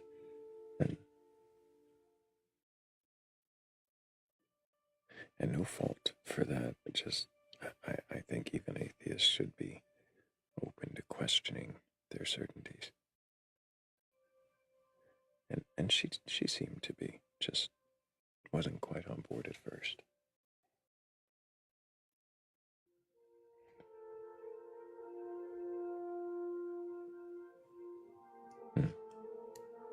Less than 1%. I know. The only God I would say that about is the Abrahamic God. You think that one is less than 1%? Yeah, I think like if there's any gods that I would declare non-existence of, it's probably that one. But I don't like to do that, you know. It just seems the more people I talk to that believe in this God, and the more I learn about, and I had like a pretty good baseline understanding before, but being here has definitely given me a much deeper understanding, you know. The more I learn about it, the less likely it seems to me to be that that is the one, that is the thing, you know.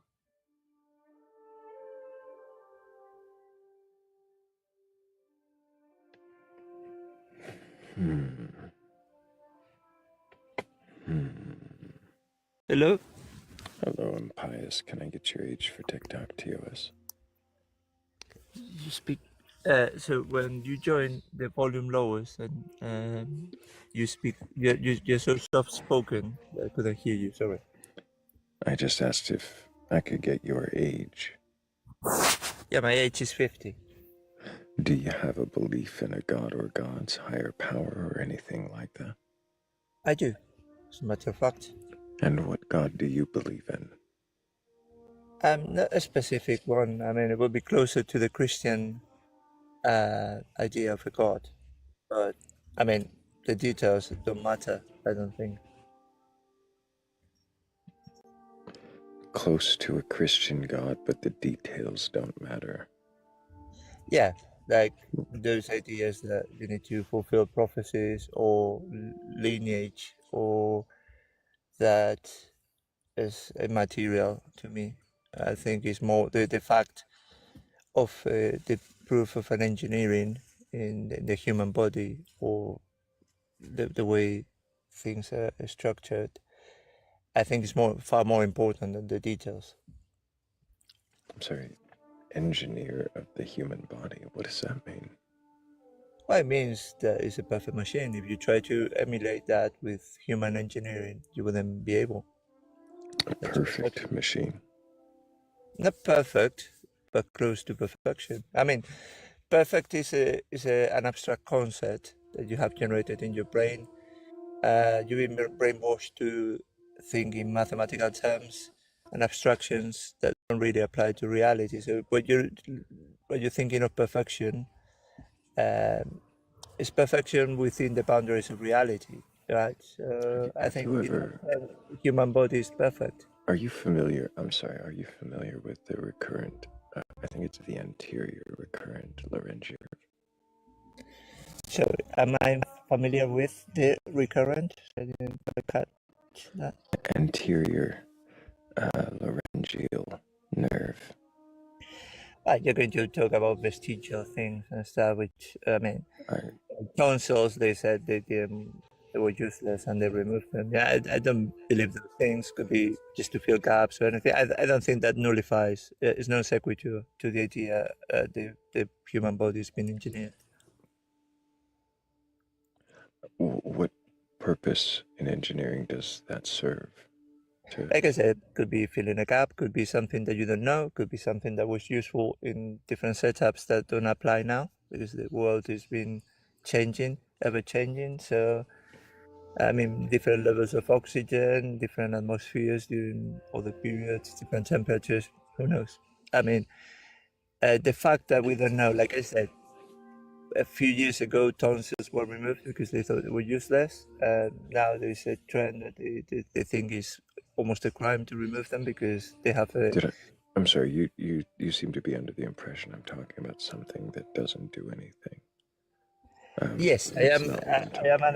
I am. I don't know that part of the body that you are mentioning. Okay. Okay. But what I'm saying. So the question wasn't about whether or not it was useless or not. It was about the design feature itself. So when I asked if you were familiar with it, I didn't expect you to necessarily be familiar with it, but If you don't No, know I'm not. something, I'm not. hang on. Sure, if you don't know something, it does help to say you don't. So if there is this thing, this laryngeal nerve that runs from the esophagus to the brain, right? The larynx, to be specific, right? So it goes from laryngeal, right? The larynx to the brain. Yeah. If it does that, by way of the heart, why would that serve in a design? Why would it go around the heart to go to the brain from the throat? Why wouldn't it? How would you improve that?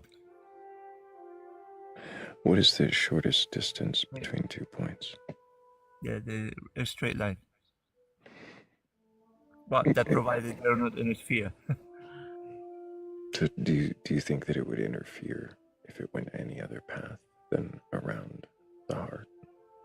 I will have to check the entire anatomy of the body and discuss upon it. But, I mean, in a blanket scenario like we're discussing, it's very difficult. We'll have to check all the other concurrent nerves and all the situations, and it will be really, really. Would you look into other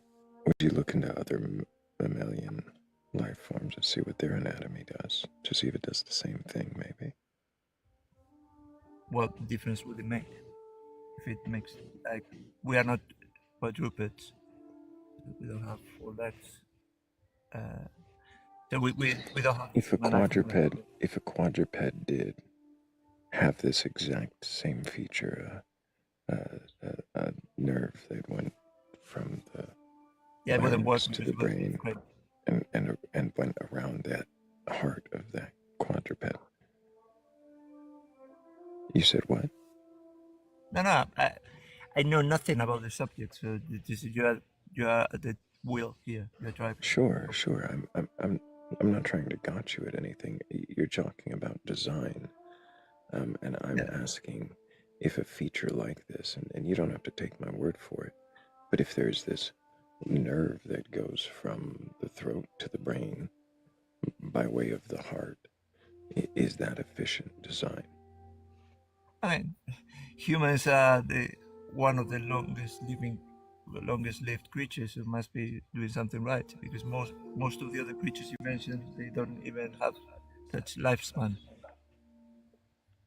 Most of the other creatures I mentioned, which creatures did I mention? Any other? I mean, humans, besides like blue whales, tortoises, etc. It's one of the highest lifespans, across all the species. Didn't the So dinosaurs live for millions of years? I'm not seeing how the length of a lifespan relates to the question about. Yes, if you allow me to explain, Stop.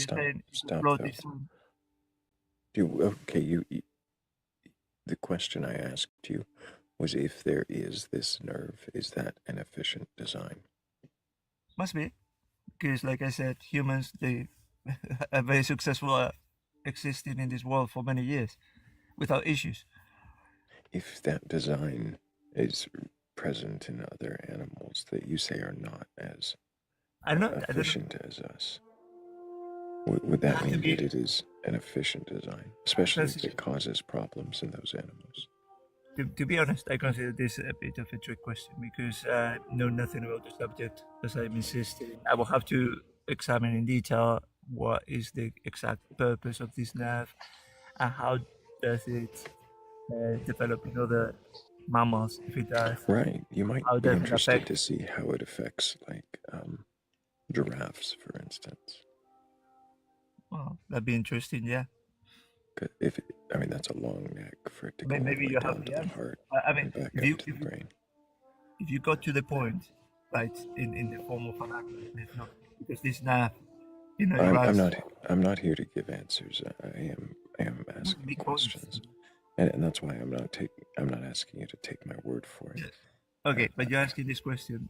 I'm asking it as a hypothetical. If there's a nerve that goes from the throat to the brain, that wraps around the heart, is that an efficient design? You said it must be. I'm curious how it must be.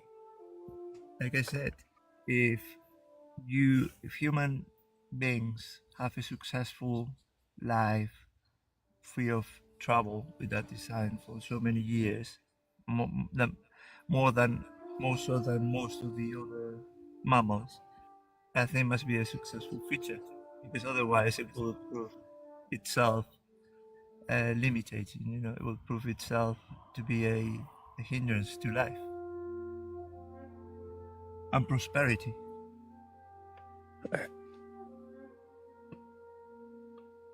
You're saying if it's a hindrance to life and prosperity, then it wouldn't be part of the design. No, it will be manifest, right? We will all have this issue with this now.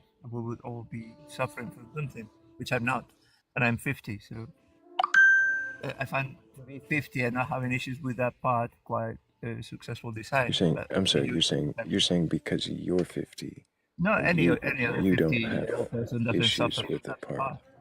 But haven't heard any person of similar age having issues with that part that you say is so flawed.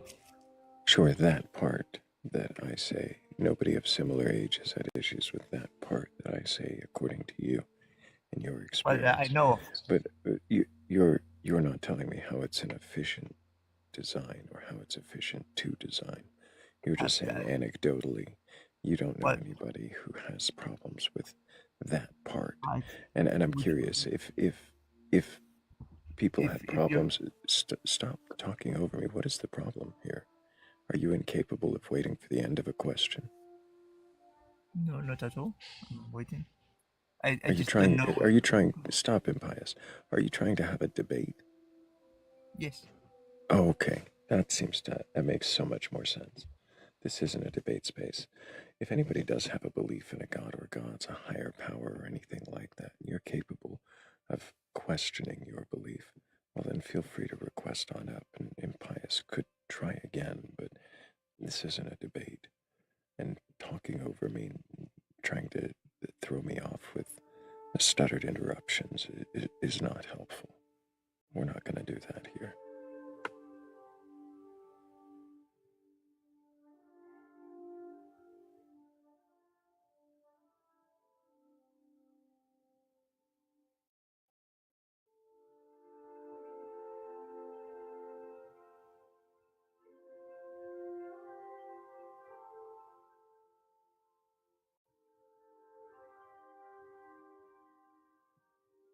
I should have noticed, by the way, he wouldn't engage with a hypothetical. And I'm not a fan of the design, like, he says thing. I rant endlessly. Yes.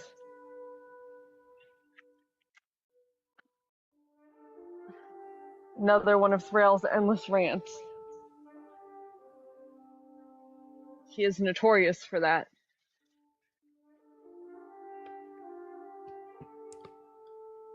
I wonder if I talk too much. If I did a poll, if the audience thought I talked too much or not enough. Well, we don't have a believer, might as well.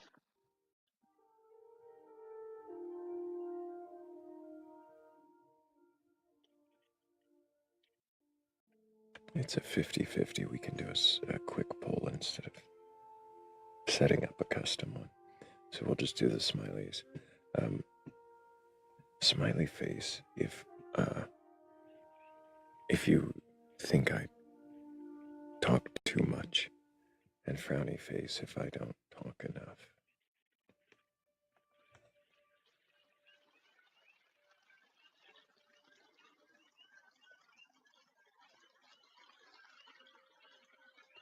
There's one for too much, one for not enough. Okay. Well, to be fair, the one for too much was me.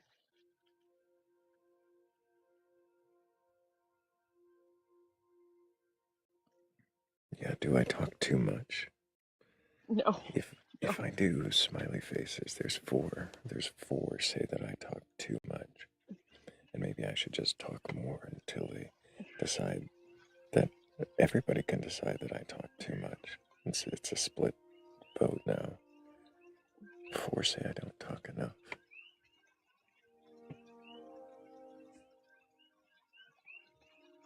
There's 84 people in here and only 8 have voted.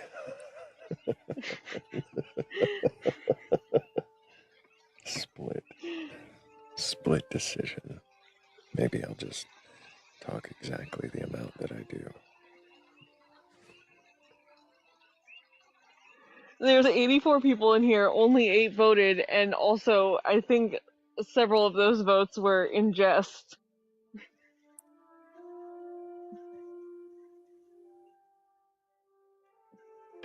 I won't take it personally.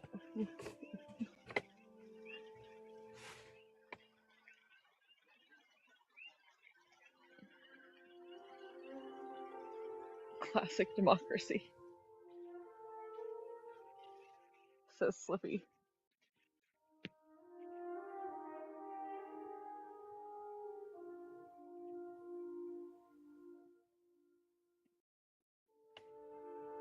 Now 7-Eleven says an abstention is a vote.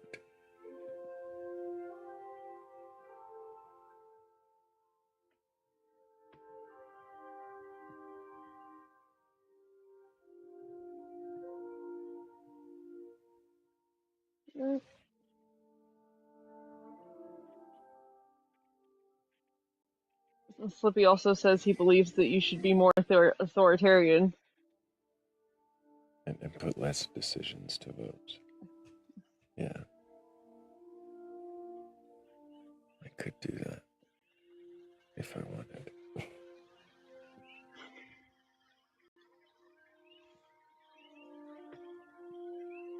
We should vote on that. Smiley face for more authoritarian, frowny face for keep voting. Oh, now I gotta do another one. Okay.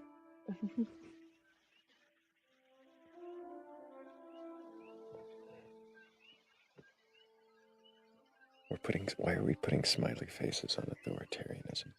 Wait a minute. Rule with an iron fist. Oh wow, you've got 0 for keep voting. No, there's one.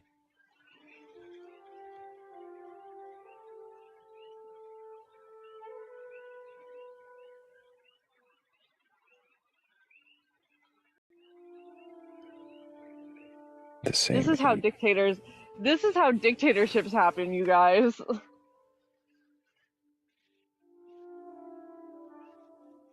It's even red beat blue. I don't like that.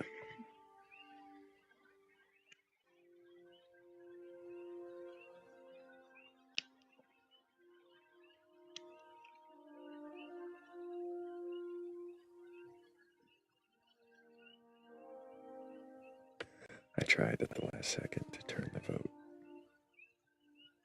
Didn't work. It looks like we're a dictatorship now, as was voted on by the people.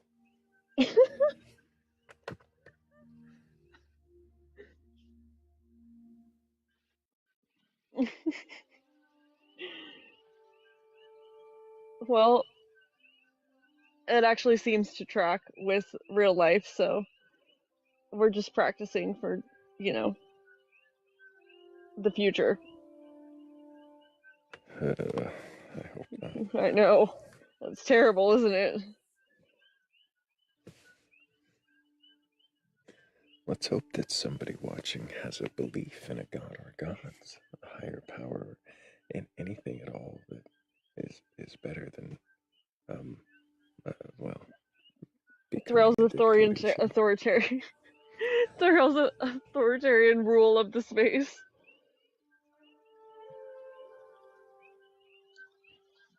I already feel too authoritarian sometimes. Now I have to step it up.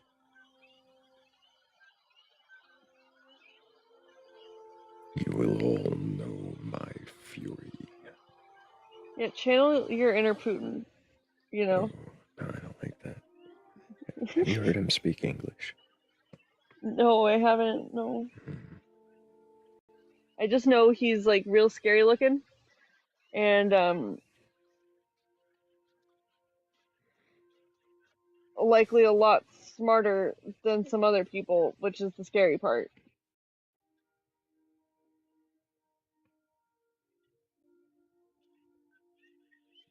Why is his English scary? Like what's wrong with his English? It's just not the accent I expected at all. Oh, really? Well, Mhm. I should look at that.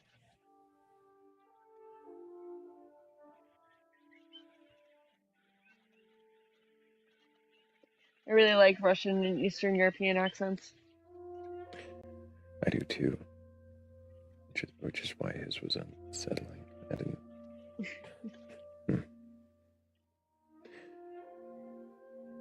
Um, but yeah, if anybody watching has a belief, only you can save us from And whatever forest the fires. fuck we're talking about.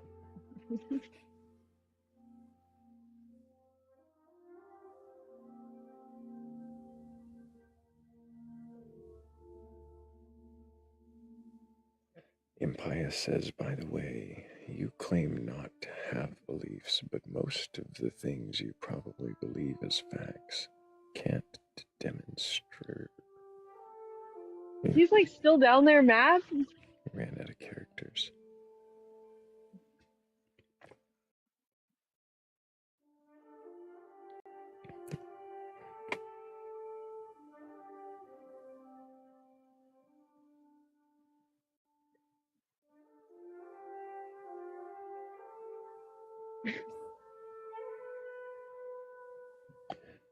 He's still mad. And he ran out of characters. Yeah, I know. Running out of characters makes me mad.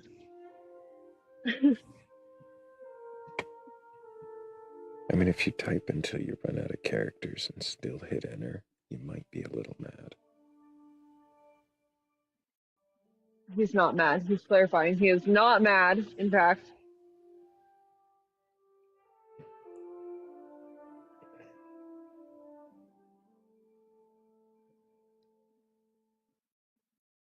Oh, Freya, that's a low one. We'll be respectful, but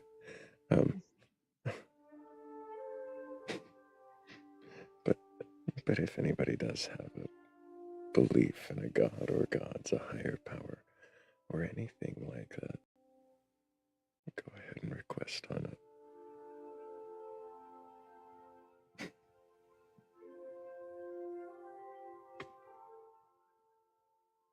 Thrayle, I think that everything is carbon.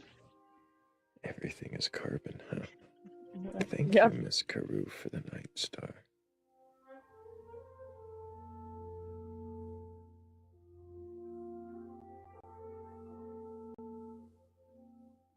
Everything is carbon. Something like that, I think. Yes. Where Hydrogen is still carbon, Slippy. hydrogen is also carbon.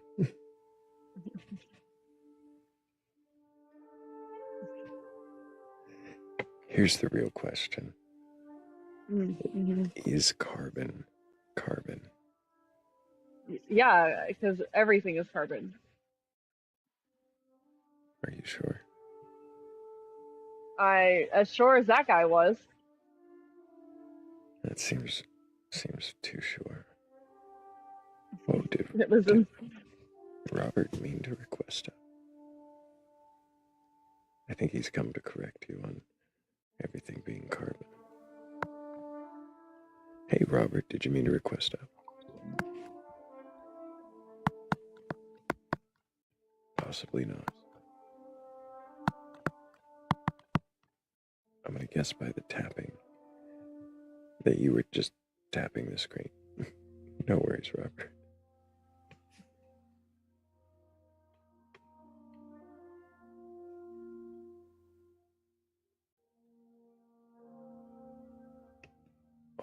Always Oh, appreciate having you there. Hello? Hello, love. Can I get your age for TikTok TOS? 19. What year were you born? 2005. December.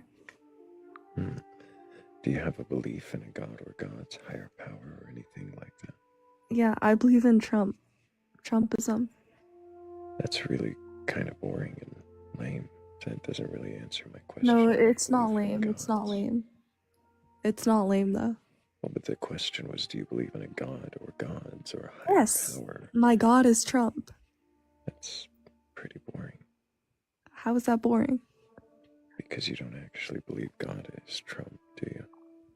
I do. I really do. How is he a god? Because he's destroying all these liberals.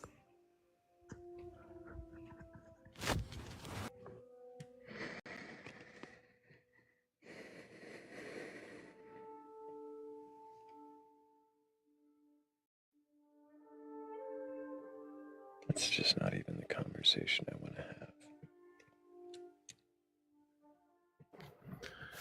Yo, Hello, what's up? Uncle Dylan. Can I get your age for TikTok TOS? It's I'm 24. I'm a male. Do you have a belief in a god or gods, higher power, or anything like that? No, I'm a post-theist. I think we discussed this earlier. I just found that completely, utterly contemptuous. That person that was in here, the troll. But yeah. Yeah, that's always boring when people just go for that. Yeah, you're a pretty chill dude, but yeah, I don't believe in a god or gods. I am of the opinion that that could always change, but I'm not seeking that out. So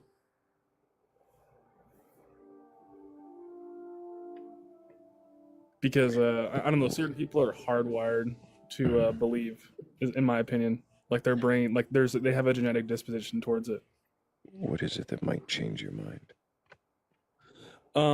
If I had like an insane experience that you know, that I was able to conclude for without a doubt that it was divine.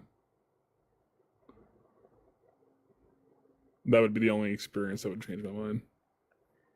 What does divine mean? Or what constitutes divine? I don't know. I mean, you know what I mean? Like, we could all be divine, could be a whole different litany of things. I mean, at the end of the day, I mean, are we really completely 100% sure that there's, a very good chance there's nothing after we're gone? I don't know. What do you guys think?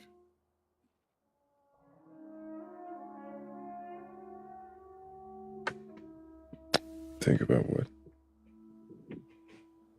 Oh, I'm wondering what you guys think. Like, do you personally think that when you're gone, that something else is going to happen other than what you've experienced in this reality? Absolutely no idea. But I appreciate you, Uncle Dylan, for coming up. I think we're going to go ahead and move on to a believing guest. No worries, buddy. But you have a good one. You two keep asking questions. Well, I thought we had a believing guest in queue. They were waiting for only a minute. It always happens. Why are they so impatient? Can't wait until their turn. It was oftentimes people will request up because of something a guest is saying, and they either want to pile on or they want to support them and encourage them. And The first time I requested up, I wanted to tell that guy where dirt came from. I remember.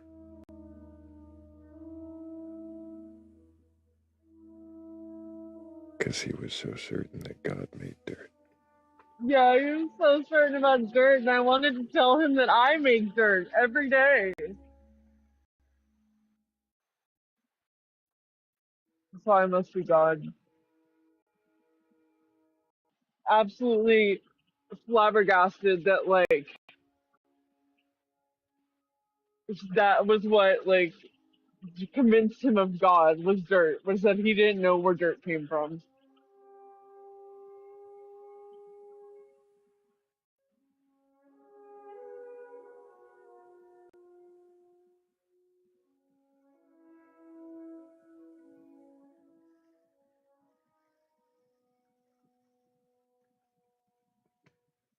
Oh, I see.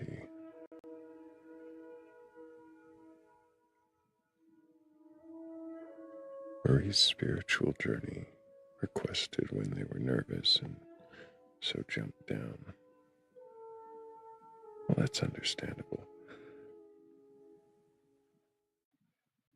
What is there to be nervous about, though? The, the nature of your understanding of reality. It's fine though. It's absolutely fine.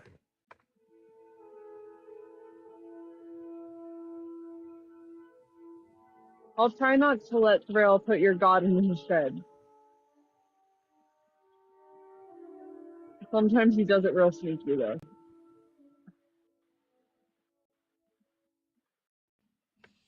Well, the Hi. shadow is full. Hi. I'm 55. Hello, Marie. Can I get your... Oh, well, you just answered it as I was asking. So, do you have a belief in a god or God's higher power or anything like that? I wouldn't say it's a god. It's more like the universe, if you like. So I'm a pagan. I'm a spiritualist. So I do believe that the soul does carry on. A bit nervous about coming up because obviously I was raised a Christian. I was made to go to Sunday school, and I It sounds became. like you're covering your phone or moving it just a little bit as you're talking. Sorry, can you hear me better now? I was forced to go to Sunday school, which I absolutely hated. And then obviously I became a pagan when I was 18, and I've I'm a DV survivor, and I've been through a lot of trauma. I've seen a lot of I'll say unaliving, not the D word because of TikTok friendly language. So I've always felt like, when we do pass, that spirits do, that you do go into spirit. I don't believe in heaven. I don't believe in hell. I think you make your own heaven and hell on earth. So I love nature, and so yeah, so that's my belief really. I'm very spiritual. The reason why we're a bit nervous about coming up is because a certain religious group coming to my door. And I said, well, I've got my own beliefs. And I said what I was. And they said, well, oh, you're in league with the devil. Because I'm not what everybody else believes. I do not believe in Christianity whatsoever. So yeah, so that's my belief, really.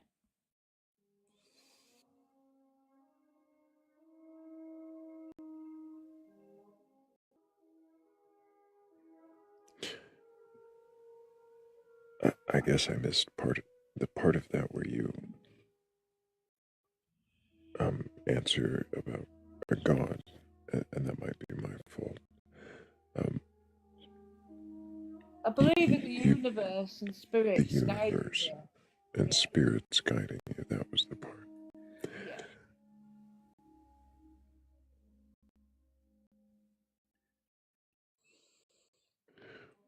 What does that mean, spirits?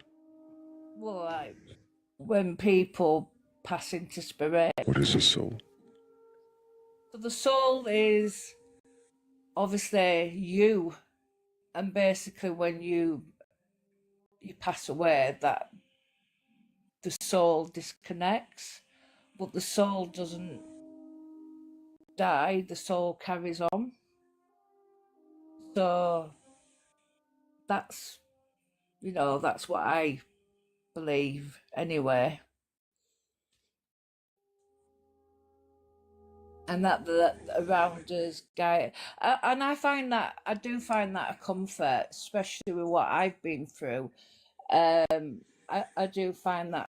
That there is a thing that is a soul, and Yeah, the soul is you. yeah, but But, yeah, but that not, leaves the body when you leave this life. Yeah, that it carries on. Do you know what I mean?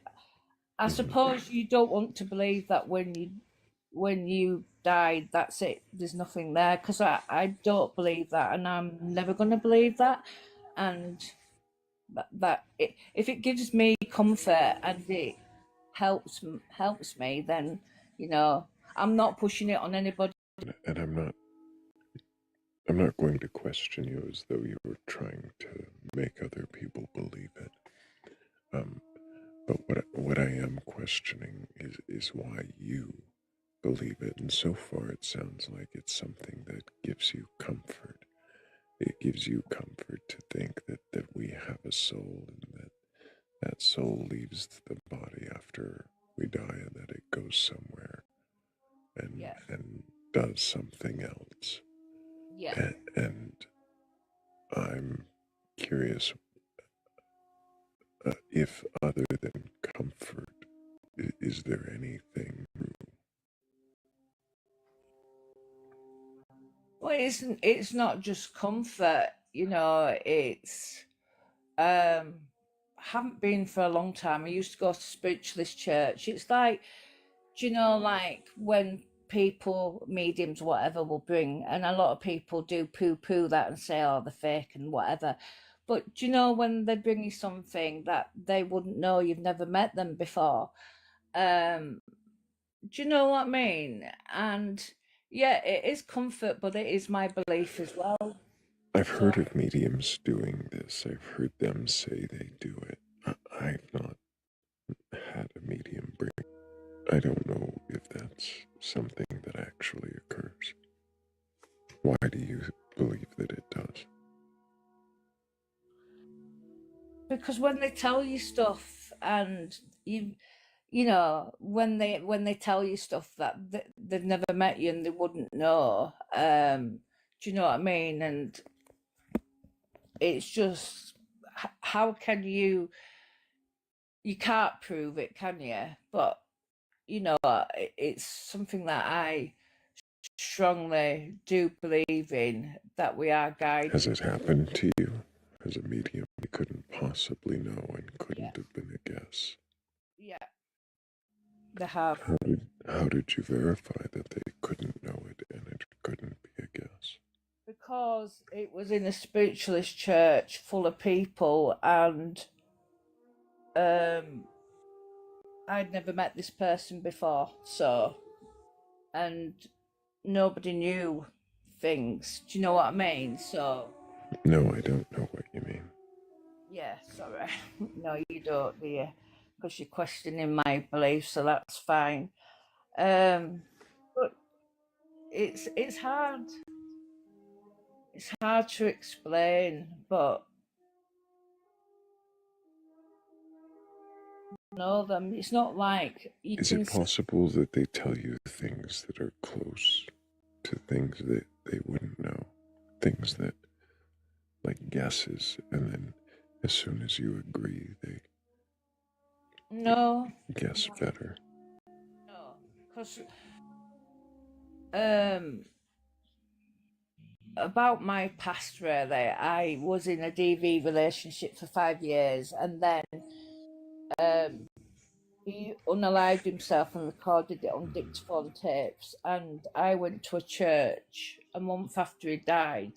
They brought the house number where we lived, and that they possibly couldn't know.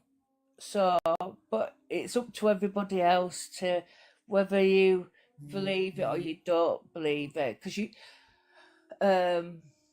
you're obviously questioning my beliefs, and I do understand that. So, but And you said they told you a house number that you think they couldn't have known, yeah, and other details that you yeah, think they yeah, couldn't have known. yeah.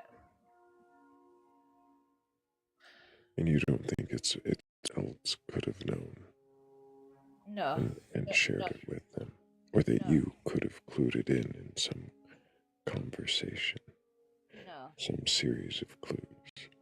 no. I see. So you leave no possibility that any logical explanation Well, yeah, exists I know other what. than Yeah, a. Do you hear how that sounds unquestioning? yeah, yeah. I agree. I do know what you're saying. I do. Yeah, I do know what you're saying. But um, because there are fakes, and but there are fakes. I believe it just. I don't know. It gives me peace.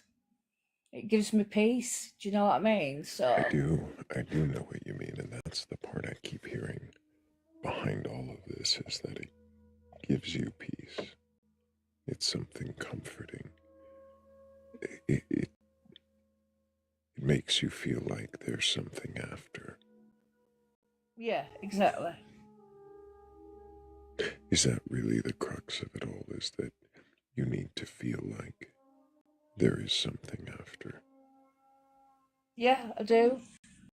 I do. I do. Yeah. And, they're still around us, and you know, Why do you need to believe that?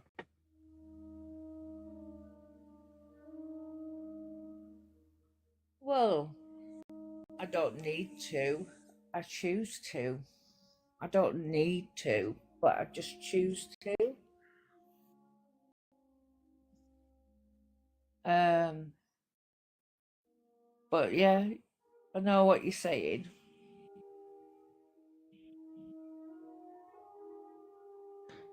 You choose to for the comfort. Because it's something that I believe. Do you know what I mean? So, I do.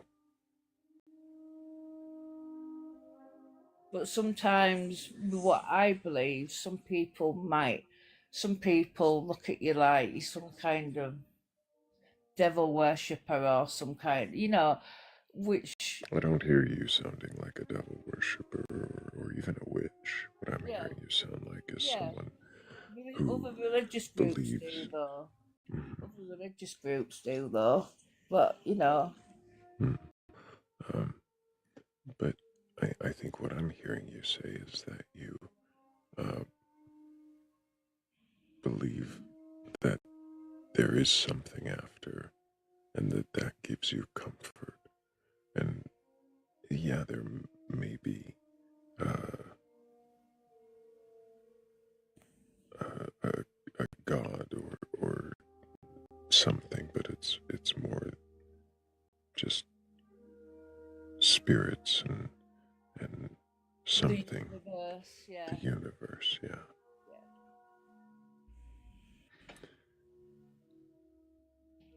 Judgment. Yeah, you have to um I believe in karma. If you do Karma. anything, karma. So yeah. So if you pass away, then it's not like brim and rock stones and you're right, that's it, you're going to hell. It's you know, you have to recognize what you've done. And this sounds weird, but it isn't to me. But obviously, you do get reincarnated, and when you do come onto Earth, you know what your purpose is. But if you haven't learned your lessons, then you'll have to come back, and you'll also have to look at what you did in your life. But it's not like God and judgment, and that I don't look at it that way. I don't look at it the way that Christians would look at it because I'm not a Christian. So Mm-hmm. But you think there is some karma, some retribution for bad behavior, I some wouldn't say it's reward for good. I wouldn't say it's retribution. I think you have to look at what you've done, and I do think there is natural karma. So if you do anything wrong in life, you know, you have to, it's not like you're going to get retribution. It's like you've got to, and things like that, and look at your life. You could do it in when you're alive as well, I suppose. But do you know what I mean? It's well, you don't know what I mean, do you? But you know, sorry, I keep saying that, and you don't know what I mean because that's why. Sorry. That's all right.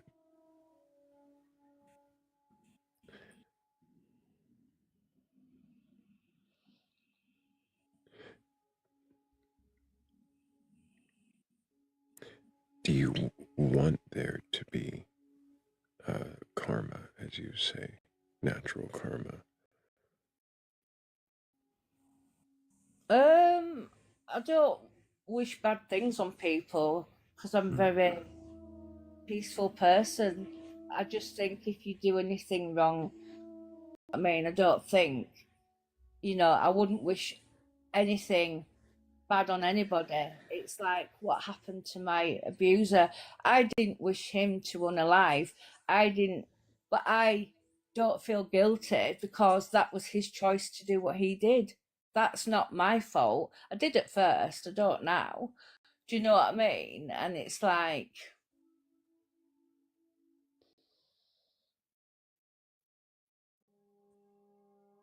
it's, you know, it's nature and things like that. But yeah, I'm not a vindictive person or anything like that.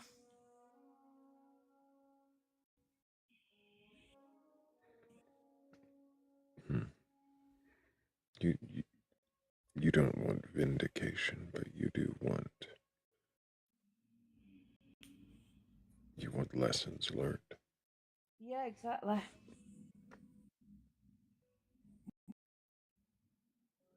Would it?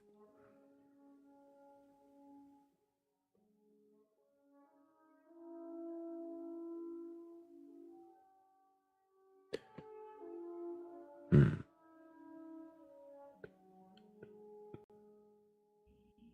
Does it matter to you if it is true or not? No, no, I don't. I just want to live my life in peace, so no. Do you know what I mean?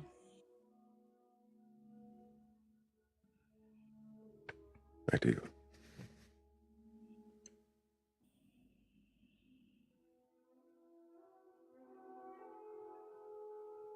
And that's why I kind of didn't, why I didn't come up at first, because it's, I've been toying with coming up for a few weeks actually to talk to you, but because it's quite private to me and I don't go around spouting it to everybody. It's, you know,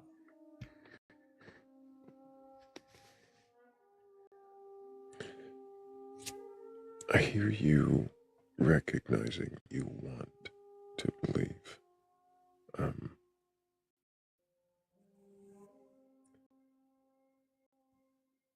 is it something that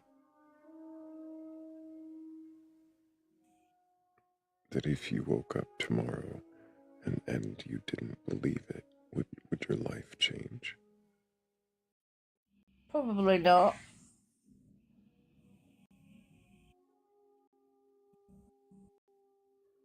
So, other than bringing you comfort, what benefit does it have?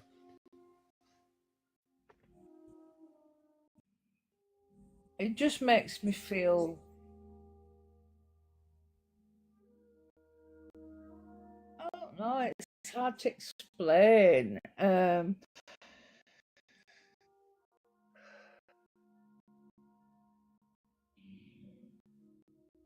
It just brings me such peace, and it just, this life can be very hard to cope with at times. And you know, if something makes you feel at one with yourself and at peace with yourself, and there's nothing wrong with that. I don't think that's a bad thing.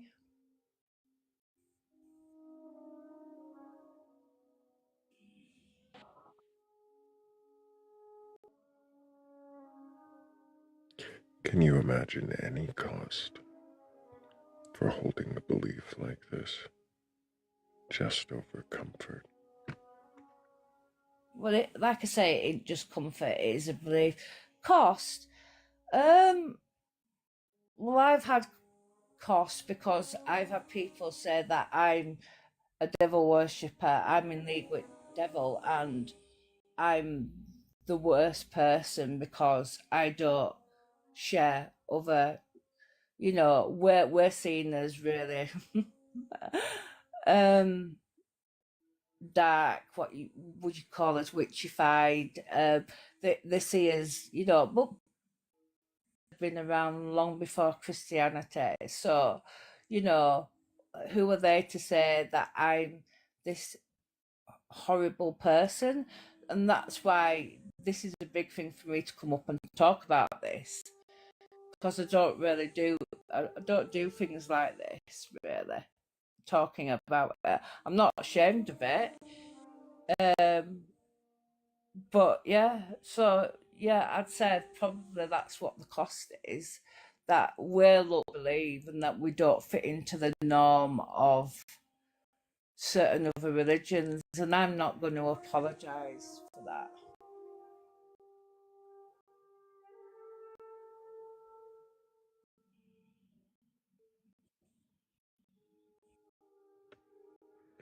When you say we are looked down on, who is we?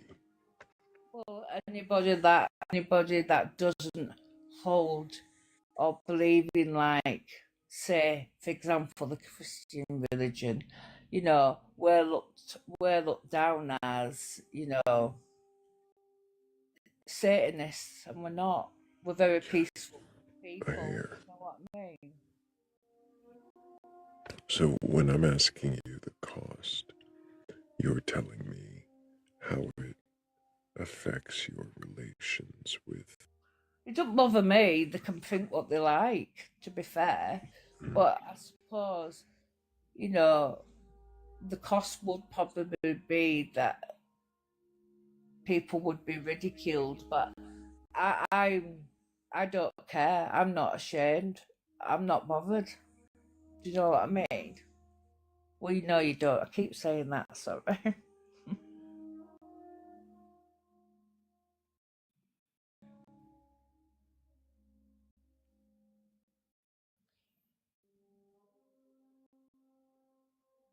I think it's hard to explain. Do you know what I mean? No, it's fair.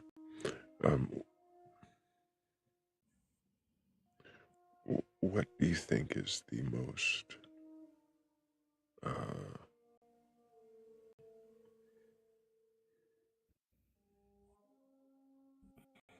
detrimental aspect of your belief? I don't know, to be honest, because it's hard to answer that, because we don't push it on anybody else and start preaching it from rooftops. Do you know what I mean? We don't do that. So if people want to talk about it to me, then I'll talk about it. But if you don't want, I won't bring it up in a conversation. Do you know what I mean? I just won't.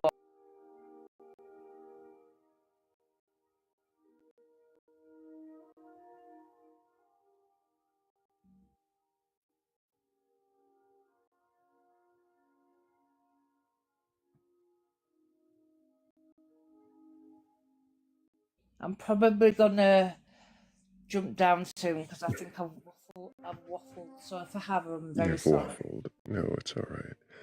I was thinking of another question to ask you.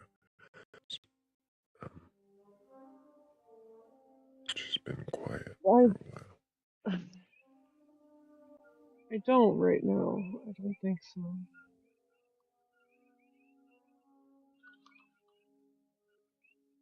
Then I do appreciate you, Maria. I might have another question or two for you another time. Okay. If you feel up to questioning your beliefs any other time, just feel free to request up, Yeah, and I we'll see will. if we can't maybe get some different answers from you. But either Okay. way, I hope that you keep asking questions. Yeah, definitely. I will. Definitely. Thank you, Maria. I hope you take care. Thank you. Bye. She was delightful. Yes.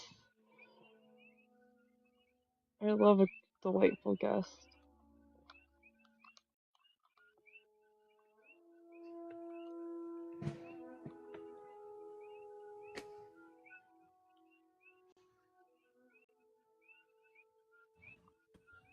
Hello, Joseph. Can I get your age for TikTok TOS?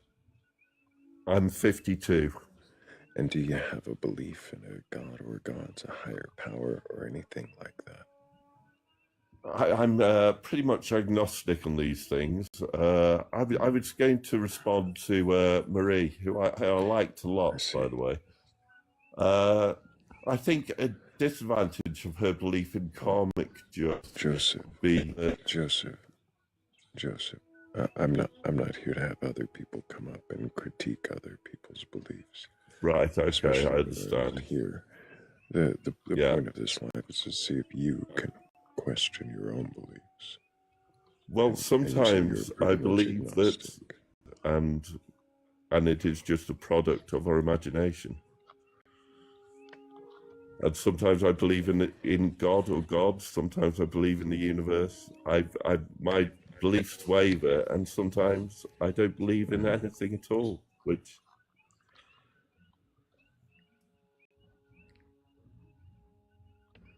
why do you think your beliefs waver so wildly? I think it wavers with state of mind. Sometimes when the universe appears to be on your side, I think you can believe that the universe is guiding you. But sometimes the universe turns against you, and you believe that there are malevolent forces acting upon you. And I know this sounds ridiculous, and it probably is.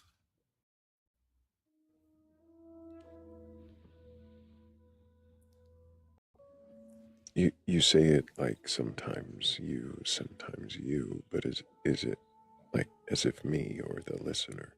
But you, do you? Well, you is me in this That's case, because I can only speak for myself, can't I?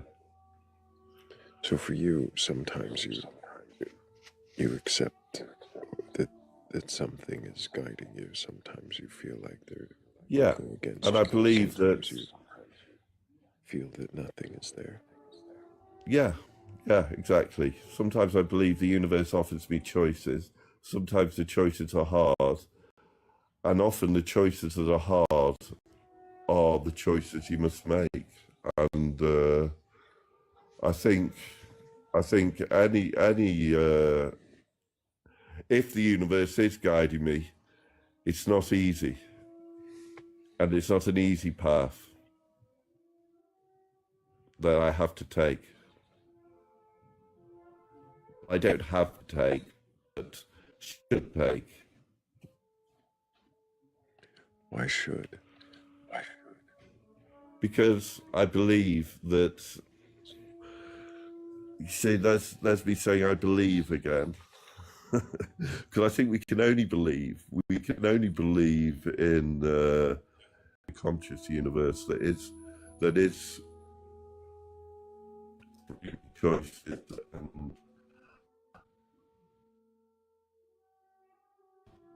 and it's difficult.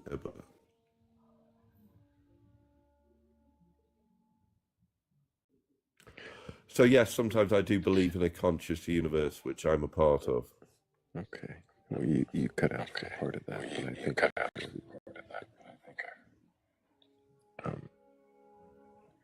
so you believe in a conscious universe. I'm hearing my voice echoing back loudly now. Right, I put earphones in. I think it's my phone. And if I put earphones in, it does tend to work. Just bear with me a second.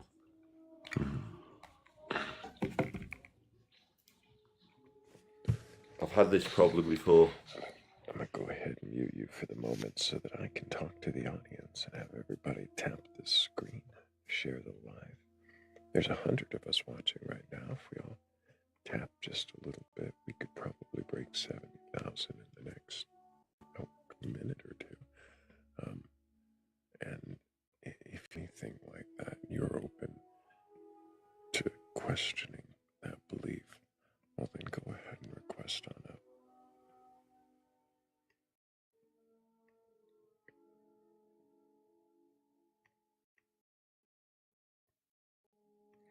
And while we wait, hello, Miss Cara. Hi. Hello, how are you doing? Doing quite well. It's been a while since I've seen you. Yeah, it's been a long time. I've I hope you've been well. I've been away for a while. Other than TikTok, Yeah. life happens. Understandable. I hope you've been well. I'm alright. I'm actually a lot better than sometimes before a month back. Yeah. That's good to hear. It has been so long, in fact. I don't remember the last time I questioned your beliefs. Yeah, maybe. I don't remember. Maybe 2-3 months ago. I don't know. It has been with his headphones. I think I heard him. Yeah, I ask a question from Joseph? Sure.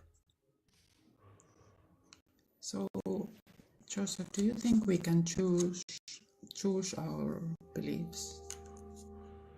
Sometimes I think we can choose our beliefs. Sometimes I don't even think we have free will and we can't choose anything. What do you think a belief is? A belief is, I think just to believe in reality. I'm a natural skeptic. Sometimes I just believe that I exist and nothing else does. A true solipsist. Yeah.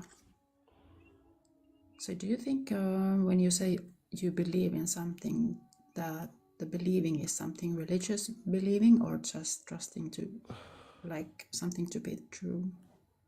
I think I believe there. I think at the moment I believe there is a true path, and I think the universe might be conscious, and it might be guiding me towards the true path. So I suppose that is a kind of religion in a way, I think.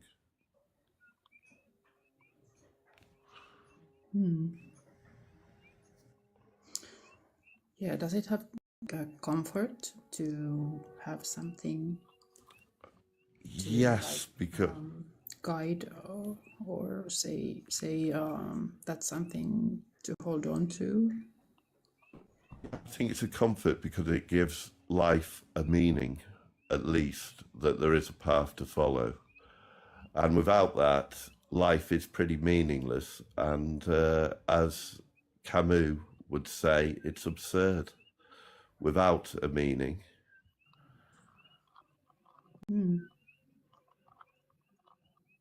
Yeah, because I was thinking that if you sometimes believe this and that, so how do you find comfort in that? Well, when I don't believe in anything, there is no comfort. When I do believe in a conscious universe that's guiding me, there is comfort.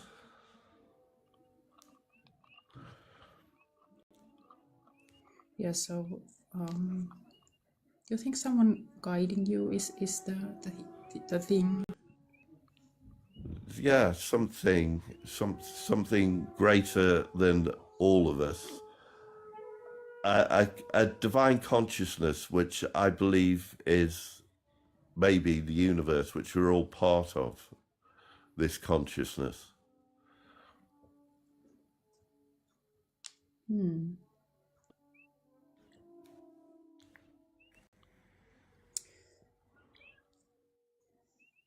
Yeah, I have to think about the questions further a little bit. I have so many Okay. thoughts about. It's a lot. It's a lot. You can go on, Kat, if you want to. It is a lot sometimes. I understand this. I know this feeling well. So on days that you believe only you exist and nothing else, Yeah. like how do you get there? I think it's a terrifying feeling. I mean, it's a feeling that it is only me in the world and I have created it. I mean, I'm not the only one to have thought that. I mean, it's called solipsism, only believing that you exist and everything is a figment of your imagination. And I know I'm pretty sure that is wrong, as I'm pretty sure Why at the do you think moment, that's wrong? because it's too frightening to be Why is real. it frightening? You can't to believe that you're the only consciousness in the universe is So a lonely feeling. my problem with solipsism, right, isn't actually a problem with solipsism. I actually kind of love solipsism. But my problem with solipsism is the the arrogance. Well, and then I'd go back to I think therefore I am, or I doubt therefore I am. You know. So, yeah. I'm not a huge Descartes fan. But if you're going to go all the way to nothing else exists but my consciousness, how can you be sure that your consciousness is existing? What is existence?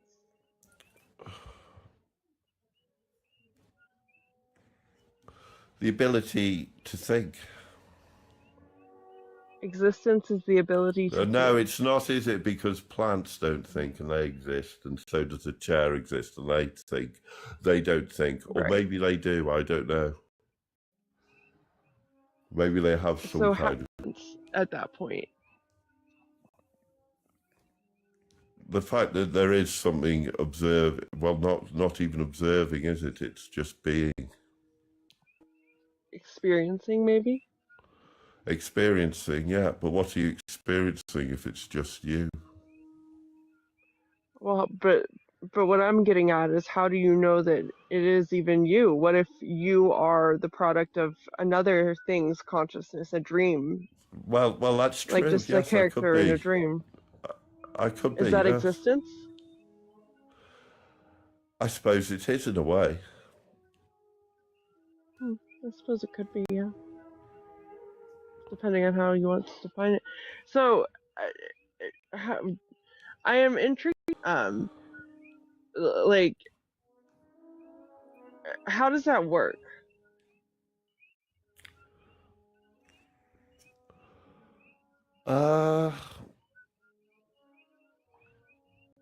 At the moment, it's hard to put myself back there because at the moment I believe in a conscious universe, that I am a product of this universal consciousness.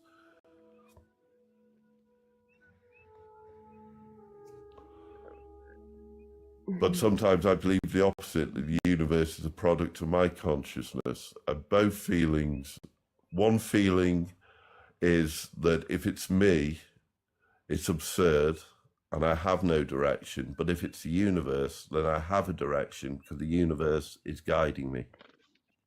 And would you rather, is it preferable to, why? Why? Because it gives my life a meaning and a purpose to follow the path that I'm meant to take, that What the is the universe path that you're meant requires to me to. take? Well, I don't know. If I'm offered a choice by the universe For instance, should I leave the house today? Then I have a choice whether to stay in or leave the house. Now, it would be easier to stay in. I have food in, etc. But the universe is, I feel if it's the universe guiding me, I should. Otherwise, it's just a whim. How do you determine that it is the universe guiding you? It's impossible to know for sure. But I think the universe does give me signs sometimes. Then why do you assume that the universe is guiding you? Because of the signs. Sometimes the light at my feet, and I feel that that bird is the universe talking to me, saying, I'm doing well. I'm on Why the do you side of feel that nature. way? Because it's a numinous feeling. It's a feeling of nature.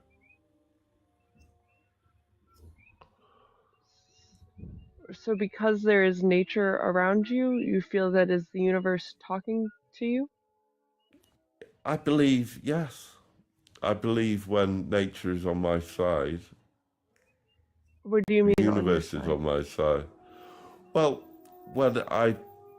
Well, for instance, when a bird alights at my feet. Now, there's no advantage to a bird to alight at my feet, but it's happened on numerous occasions that I'm doing right. But why do you think that? I don't know why I think that. It's just a belief, I suppose.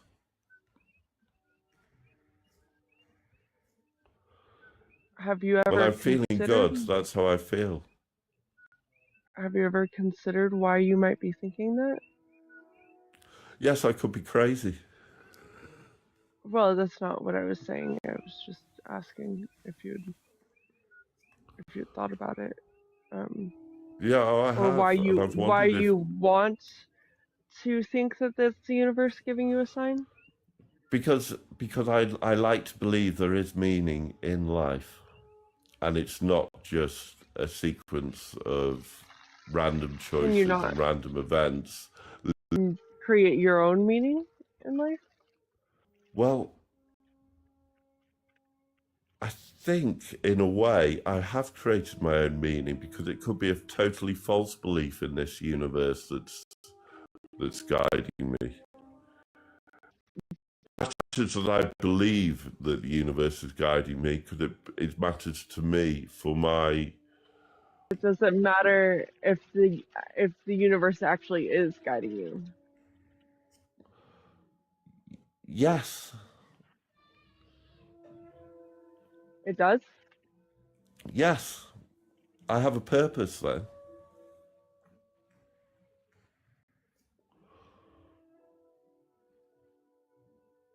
Right. But you just said it matters if you believe that the universe is guiding you, right? Yeah, And I get because that. I get that. I think But does it matter if I it's think true? well, when I believe it, it is true to me, and it does matter to me. And when I believe that nothing exists and it's all me, nothing matters to me. Why not? Because I don't have a plan, a grand plan. I have a question. This is a good one. So, do the things in your life that are meaningful to you become any more or less meaningful regardless of what mindset you're in? Yeah, they do, because, yes. Why? Because it has a purpose. What has a purpose? Very, very few things are that meaning. She gives my life meaning of sorts. So, but it's a greater meaning. is she less meaningful to you or more meaningful to you depending on what mindset you're in? Well, if I made her up in my head, and she's just Does an that extension of me, then yeah, does that it change the seems. way you experience her though? No, she doesn't appear to be a product of my imagination. She has her own will, and quite often her will isn't isn't the same as I'd like it to be. You know, in an ideal Right, world. But but then who wants a partner who thinks right. exactly the same as you? But what I'm saying is like whether or not you made her up in your head or she is exists in the world and the world experience it.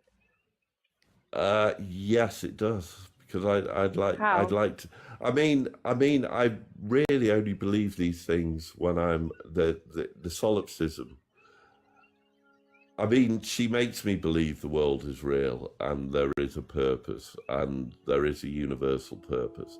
Whereas when I'm on my own, which I am a lot because we only see each other weekends really because of work and things, and we live a distance apart. I can drift into solipsism.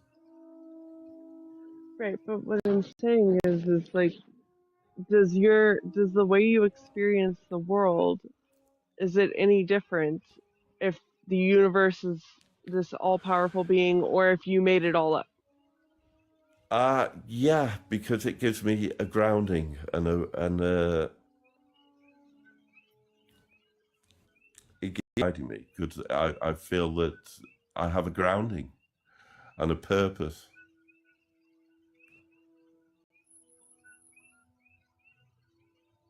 Don't you think you have a meaning and purpose just being you and existing? Just being me.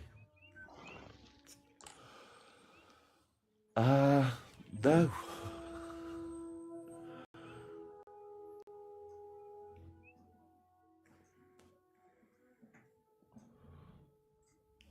No. Don't you think you are meaningful and you have a purpose just amongst your loved ones and family? Yes, yeah, I believe if they exist, uh, if I cease to exist.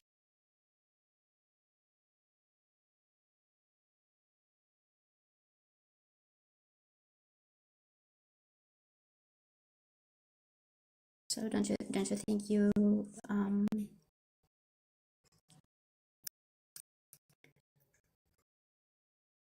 you had meaningful to your family just as you are, no matter what your beliefs are or not?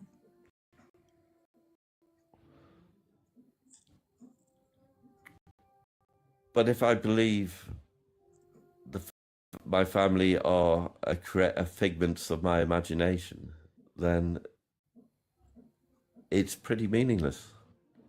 If you believe, don't you believe? I don't believe Or that at the do you moment. believe?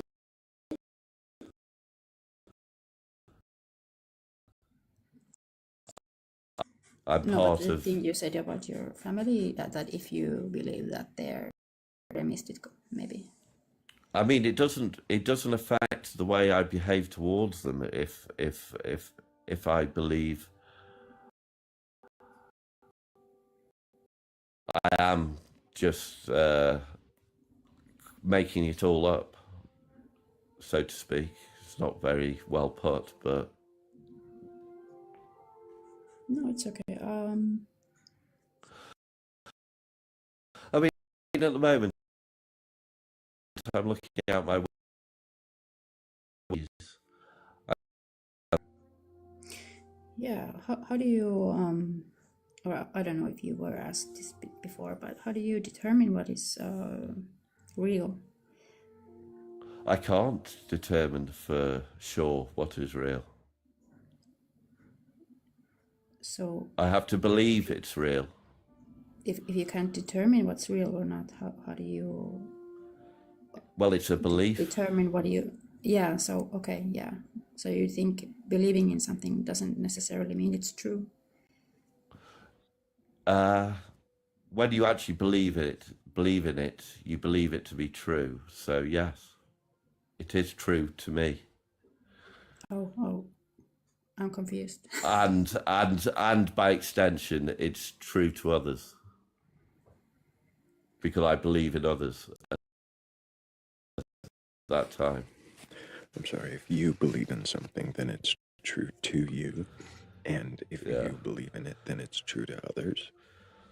Well, for instance, the church I'm looking at, I believe to be real, and I believe others can see that church who are in the sightline of the church and are looking at it. Right, but you believe the universe to be conscious. Other people Yes, see I the do. universe. Do you think they all believe it to be conscious? No.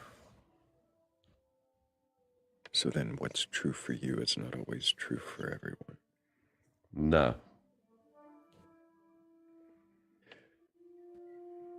I mean, is yes. there some truth? Is there some truth beyond your truth that is always true, no matter what you feel or believe? I don't know.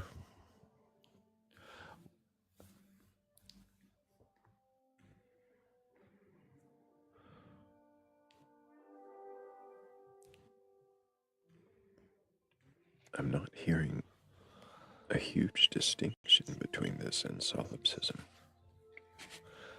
I suppose I waver from the two extremes of solipsism and to believe that I am part of a grand universal consciousness.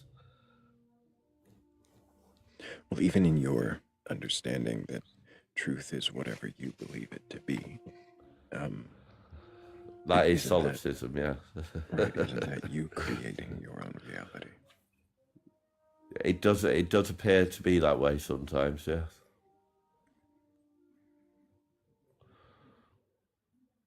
And you assume that in you creating that reality, that it is somehow true for others, sometimes.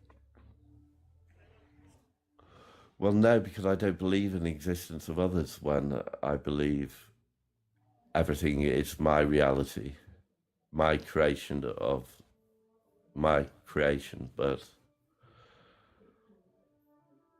Right, but right now...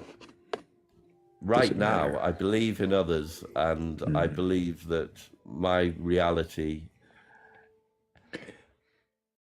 It sounds like the only real difference between these two extremes is who you're giving credit to for creating reality, you or the universe. Yeah, I think so, yeah.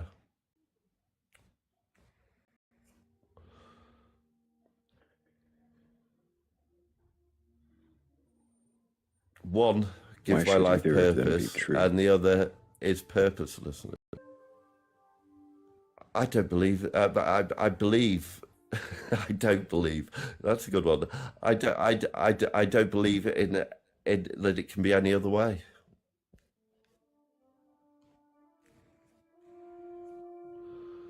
One or the other.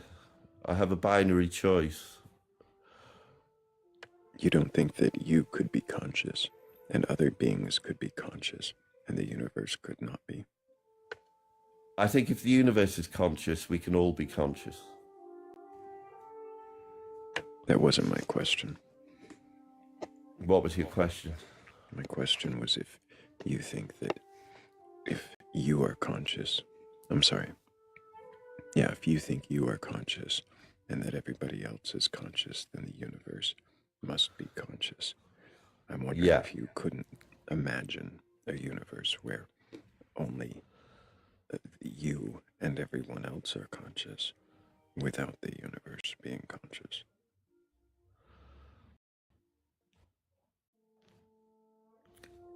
I don't believe I could be conscious. No, I do believe it. I believe it's either or. Why? Why is it black or white? Either or, nothing in between. I suppose it's the way I'm made, or the way I think. Maybe it's my mindset, and I can't. The way my brain is wired, I suppose.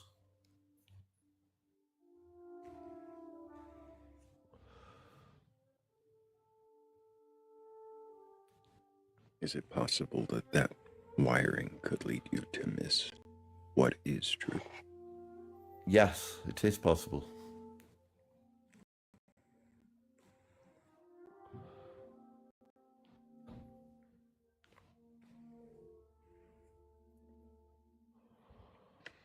Could then the truth be somewhere in that gray, somewhere in between?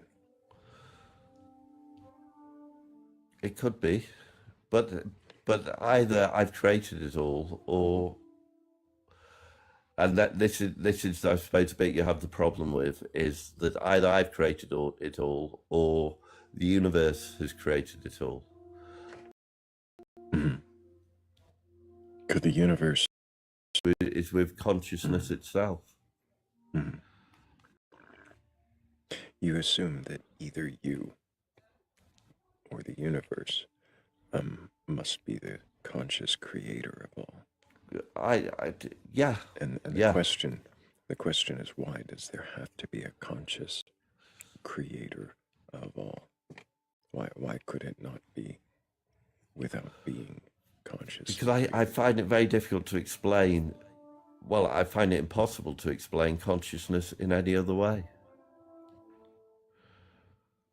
I'm sorry, how did you explain consciousness by assuming that it... Well, I haven't explained it. The fact that I just believe consciousness exists.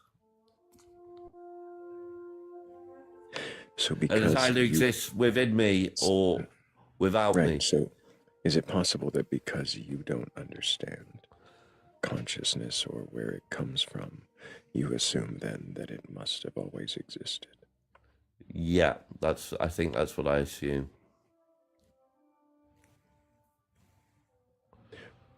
Why?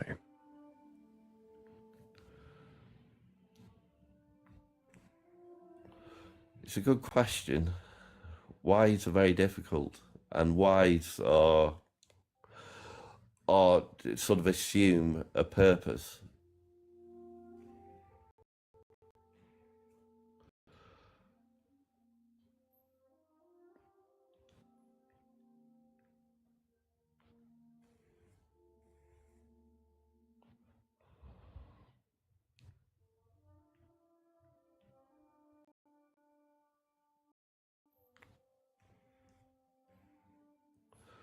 If I ask why, I believe that consciousness has always existed.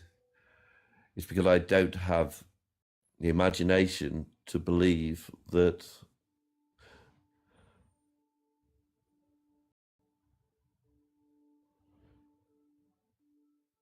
I never existed, maybe. I don't know. A new extreme.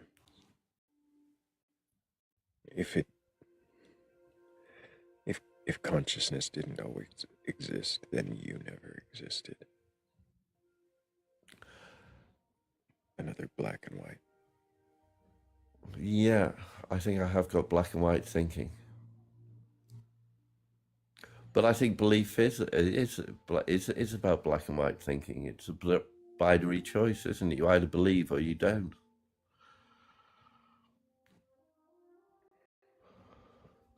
At the moment, I choose to believe that the universe is conscious. At the moment, you inspired a new question from Miss Caro. I just was thinking, are you comfortable with saying you don't know and leaving the possibility of some other things than what you believe to be possible, to be true? I definitely, I don't know for sure that the universe is conscious. And I don't know for sure that it's not. Does it make you feel uncomfortable to say that you don't know? Well, I suppose doubt is an uncomfortable position for me. Why do you think or why do you feel it's uncomfortable to you? At the moment, I'm not feeling uncomfortable because I believe that the universe is conscious. No matter, even I mean, but I know my beliefs can change. So in a way, I'm in a permanent position of doubt, I suppose.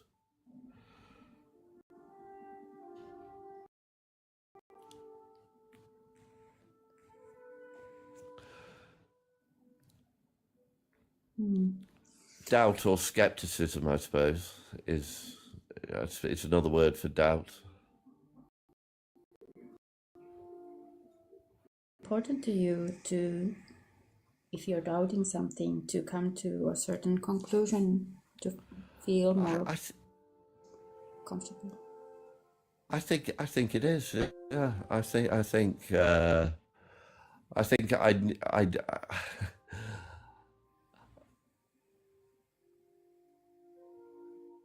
I think I need to have some kind of belief to get through the day. I'm not to mean that I do myself in without the belief. You know, I have self-preservation.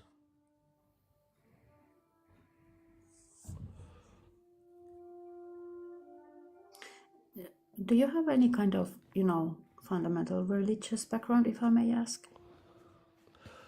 Well, my father was a Catholic, and my mother is an atheist.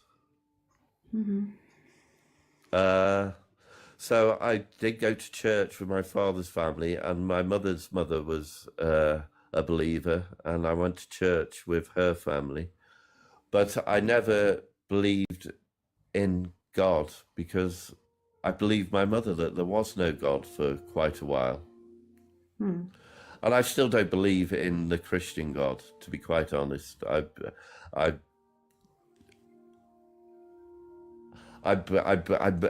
believe at the moment that the universe may be consciousness, and that is some kind of religious belief. I accept that the universe is conscious because, and there is a path that I should be following, which is a religious belief, but it's not a theistic belief, is it? Because no one set out the rules of the universe for me to follow. I believe in signs, the universe giving me signs at the moment. Yeah, the reason why I was asking about your possibly religious background, because I recognize the black and white thinking, so I was just curious, and not meaning to dig up anything from your past, just to ask. May I ask you what might you have believe? affected. I'm an atheist myself. I'm You're an an atheist? Yeah, An ex-Christian, yes. right. Yeah, yes. So would you say your thinking is black and white? No, I don't think my thinking is black and white, because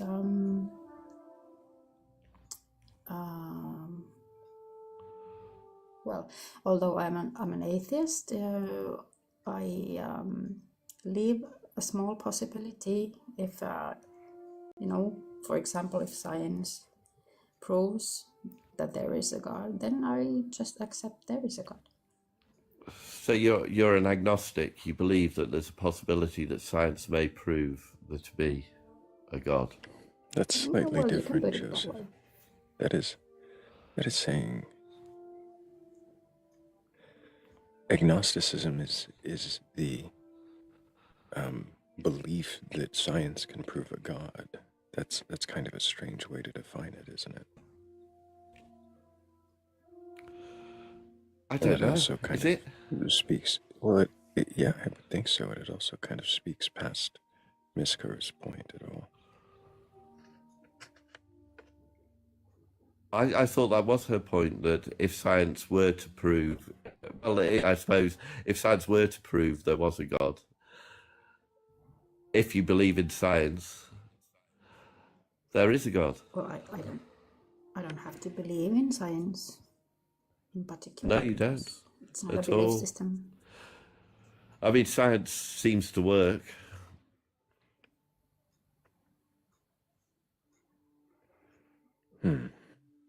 Yeah, it's invented all sorts of cures for diseases and etc. and technology. That's when I believe things are real. I believe in science. You believe in science. I You think believe I things think I science. believe in so. I believe in science at the moment. Yes. I see. And if science were to verify to you that the universe is not conscious, At the moment, I would believe that, but that's because I believe the universe is conscious, and it's not all a figment of my imagination.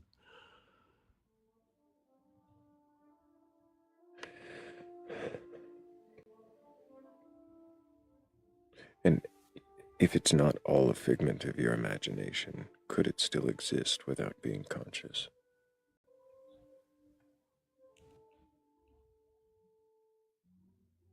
Well, I am the consciousness if it's a figment of imagination, and the only consciousness. So you can't answer the question. What was the question? You'll have to remind me. I was asking if science were to prove. No, that had already happened. I was asking if that were the case, and you were in this state of mind where you are not a figment, where everything is not a figment of your imagination, could it still exist? Could everything still exist as not a figment?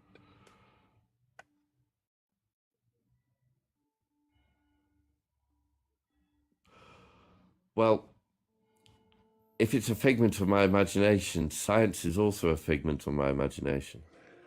You just completely dismissed my hypothetical yet again. Right. So maybe I'm misunderstanding you. Yeah. You're in a mind state right now where you think everything does exist. And yeah. My question was, of course, under the framework of the previous hypothetical that science had somehow proven that it couldn't be conscious. You said you would accept the universe. Mm-hmm. You said you would accept it because you're currently in that state of But mind. has science proved that? Maybe if science did prove that. You're talking past my hypothetical again to throw me off the rails, and it's not respectful. I'd like you to wait for me to finish to get to the end of the question. So, under the framework that science had proved it, hypothetical, right? Framework. That science had proved that the universe was not conscious, you said you would accept it because you're currently in the state of mind where things are not a figment. And so I was asking you. I would So accept I was asking you if everything is not a figment, right? Yeah. And you were under that framework where science had proven it. Could things, the universe, everything, still exist?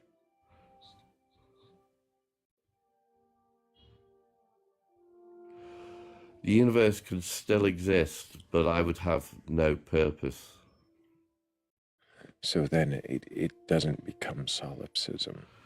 It just becomes nihilism. And a sort of a pessimistic nihilism. Yeah, I suppose so.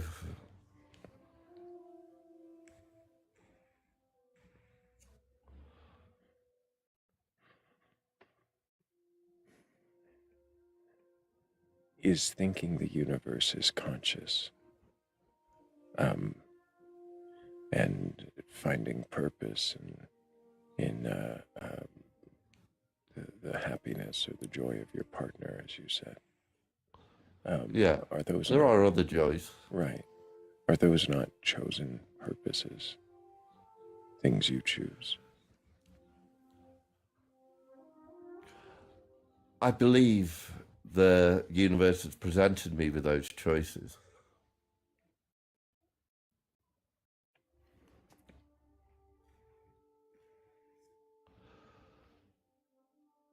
And I have a Is choice. that belief a choice? I mean, Stop, sometimes I stop, believe... Stop. I had a question. Is that belief a choice?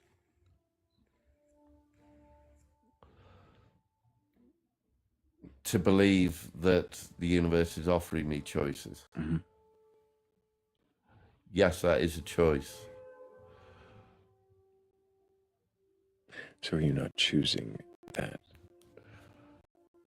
You are I choosing mean, that that's belief assuming we have free will. Is that, I see. So no matter how your quest, you will devolve to the antithesis if you can consider an alternative or even utter the words I don't know, you will automatically just shift the goalposts and the topic of the conversation to another style of black and white thinking, because you're capable of not knowing an answer or questioning the belief. I think the fundamental point is I don't know anything for sure.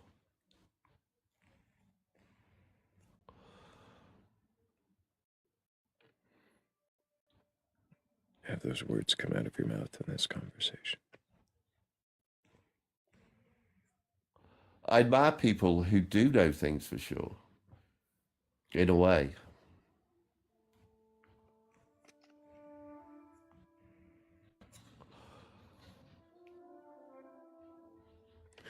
Well, and I want to be think I that have. person who makes the choice and truly believes in something. Why? Well, for the reason I stated, it gives life a purpose.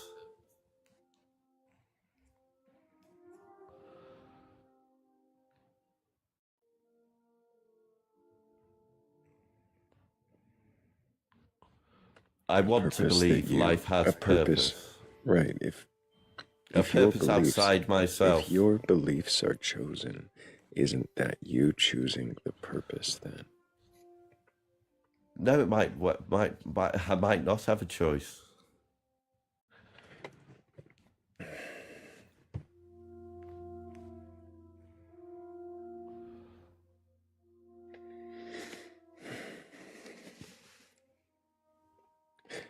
Does anybody else have any questions for this guest?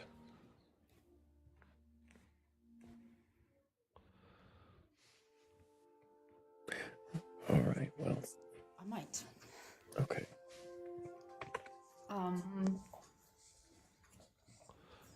So, if I'm understanding you correctly, you think everything could be true to you if presented the way you want to believe. Am I correct? If presented to me in such a way that I have to believe, I believe I will believe. I mean, presented the way that you feel comfortable with. Yeah. I mean, maybe I don't feel comfortable with it to believe it. Maybe I could feel very uncomfortable with it. But that might make life unbearable.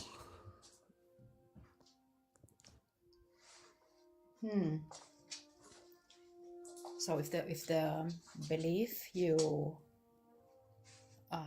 believe to be true, if it's uncomfortable, so that makes your life unbearable? Yeah, if it was uncomfortable enough, it would.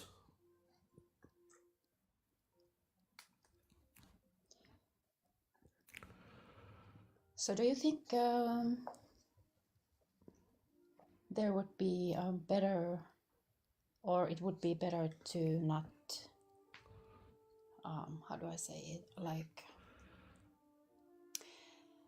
not to kind of choose the thing to believe in that makes you feel uncomfortable or your life to feel unbearable, if you think we can choose our beliefs.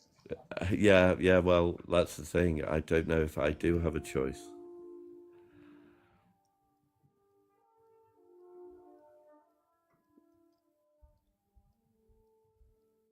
I thought in the beginning you said we can choose. I don't know, did I? He did. He did. He was very much in favor of being able to choose his beliefs until I got him into a then corner maybe where my we would beliefs have have to actually changed. question his beliefs. And so when I got him to the point where we would actually question the belief based on the fact that he chose it, he instead shifted gears towards now he might be a determinist, and choosing alone somehow is ruled out by propping up a deterministic framework. Because rather than actually question the beliefs, he wants to argue against questions. I feel that way, yes. Also, yeah.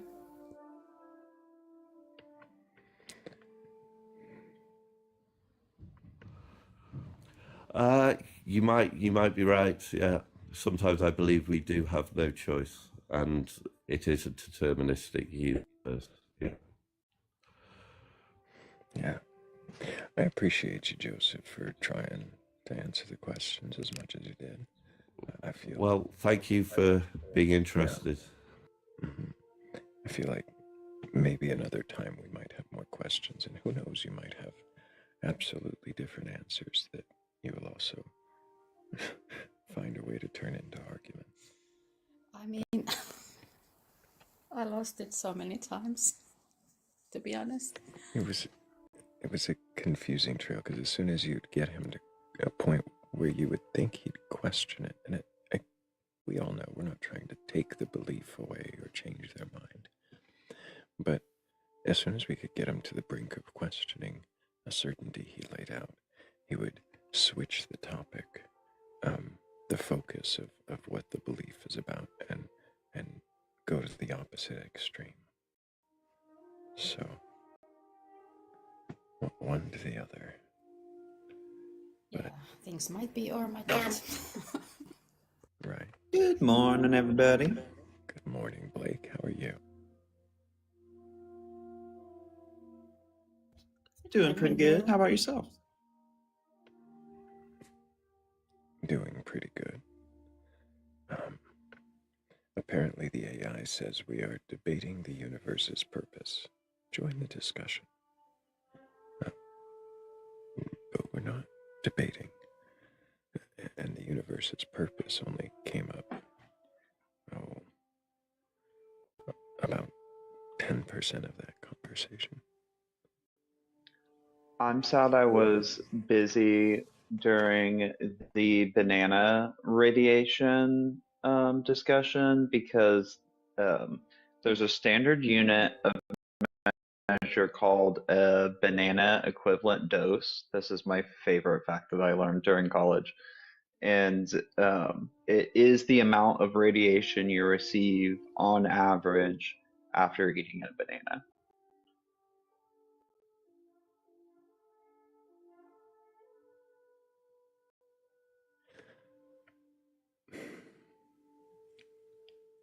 And is it enough to cause items to glow, in your view?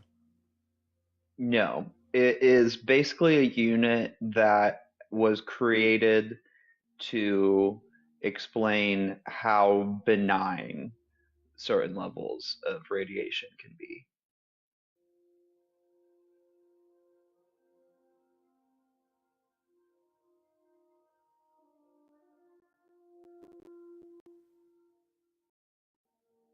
Banana radiation, banana radiation, banana radiation. You just had to Dang say it, it. Cat sussed me out. I'm just trying to make the AI say that we're discussing banana radiation.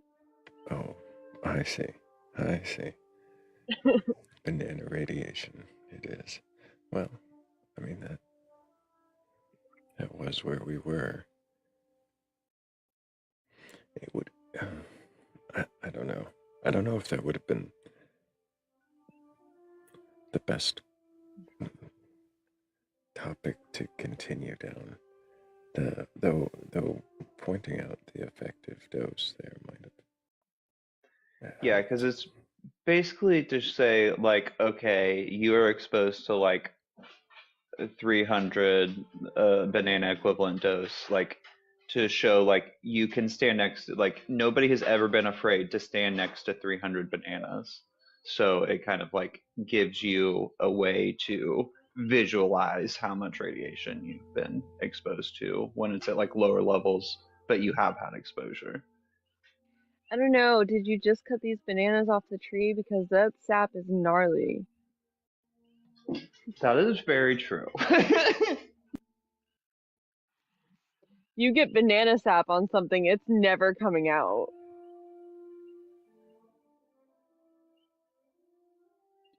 Luckily, the ones that I have here is for tamales aren't like that gross. They don't really fruit either though, but they at least don't have that stuff going on. Oh, dude, the sap is so gnarly. Cutting a rack of bananas off the tree is the worst just because the sap gets everywhere and it doesn't ever come out.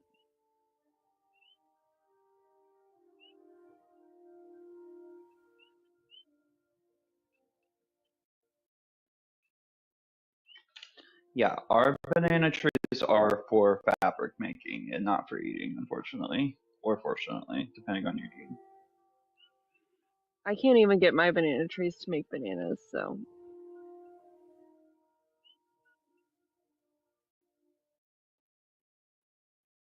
Takes a long time, and then they only do it once. Or at least I think all species. Well, because they're like an herb, right? So the Well, terminal bloomer. I mean, it's all, the patch of bananas is all one tree.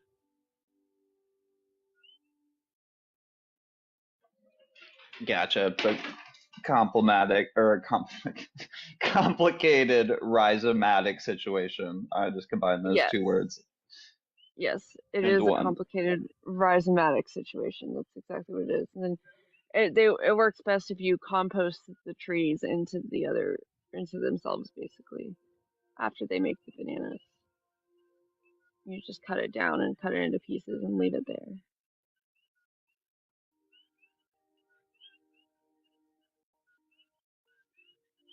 Yeah, because I don't think I've ever seen like the rhizome or the bulb before, so I don't know what that looks like at all.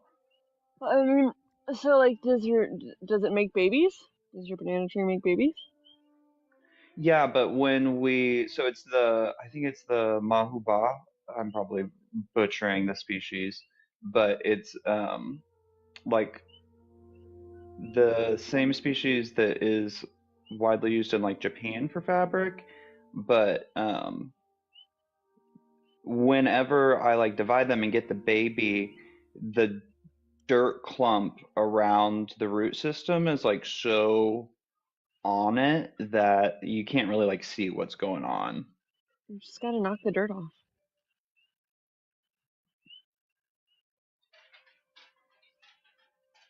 You Next time could, but next time I pull a bare root banana tree, I'll take a picture. yeah, they we have like a dry season at the end of the summer that is like real bad. And then so normally if I do that, then the sap or like the little ones don't make it near as well. Yeah. So if I think I probably have seen the root now that I think about it because I tried that forever ago, but I don't remember what it looks like at all. I mean, it's basically like a giant ginger root, kind of. It's a rhizomatic situation. Gotcha. Yeah.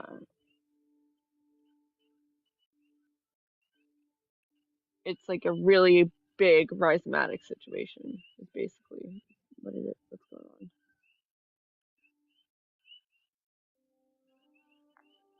Speaking of giant rhizomatic situations, horsetail grass fern. Pick your poison, whatever your local common name is. I have a giant patch of it, and it is so intriguing to me. There is a giant Mexican horsetail that can grow up, I think it's like 15 meters. But so it's this like fern-like plant that grows like 15 meters tall and then also is rhizomatic, so you can come across like an entire wetland that is one family of plants. Oh, so cool That's to all think one about. plant. Really? Well, I guess it could be a family. Yeah, that's cool.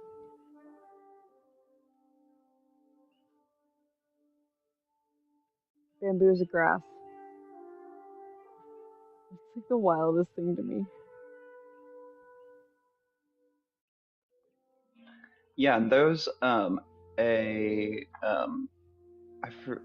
don't know if it's a family, but there are a couple species that are native to the continental United States, and they're really important in indigenous communities for making baskets and all kinds of different like structural weaving and stuff, like wattle and daub. It's used a lot for that. Um, but unfortunately, it's like really hard to find now. But let me It's a double check grass. the That's name. why it grows so fast. It's crazy.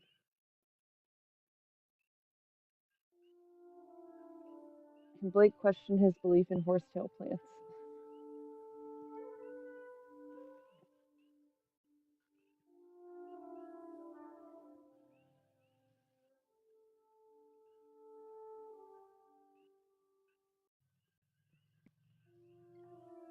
Yeah, Arundinaria is the genus that is native to the continental United States.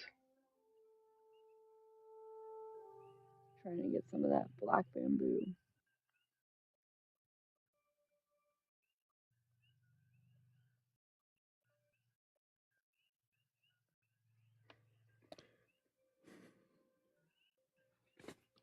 I wonder if we're out of wanderers. It doesn't feel so. Okay. Oh. Hello, Bambala Cat. Can I get your age for TikTok TOS?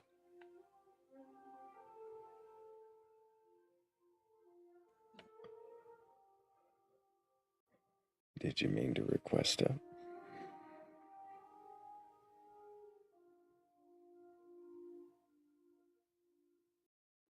I'm gonna guess not, by that long silence.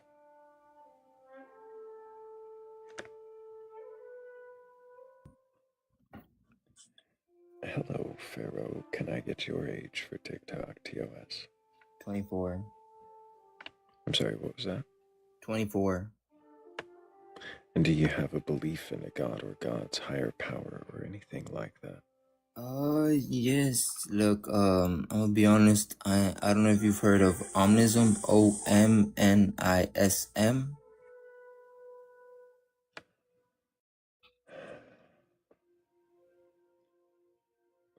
So you believe that all religions are true, or that there is some thread of truth in all of them?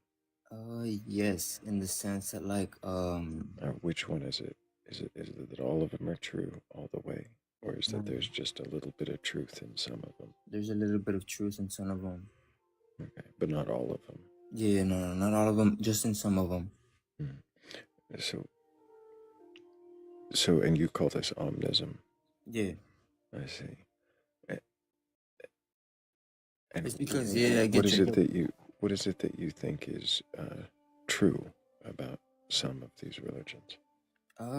Just the fact that they kind of share the same message in a way. So some religions share a message in a way. Yeah, whether it be the Buddha, Jesus Christ, or like the Quran.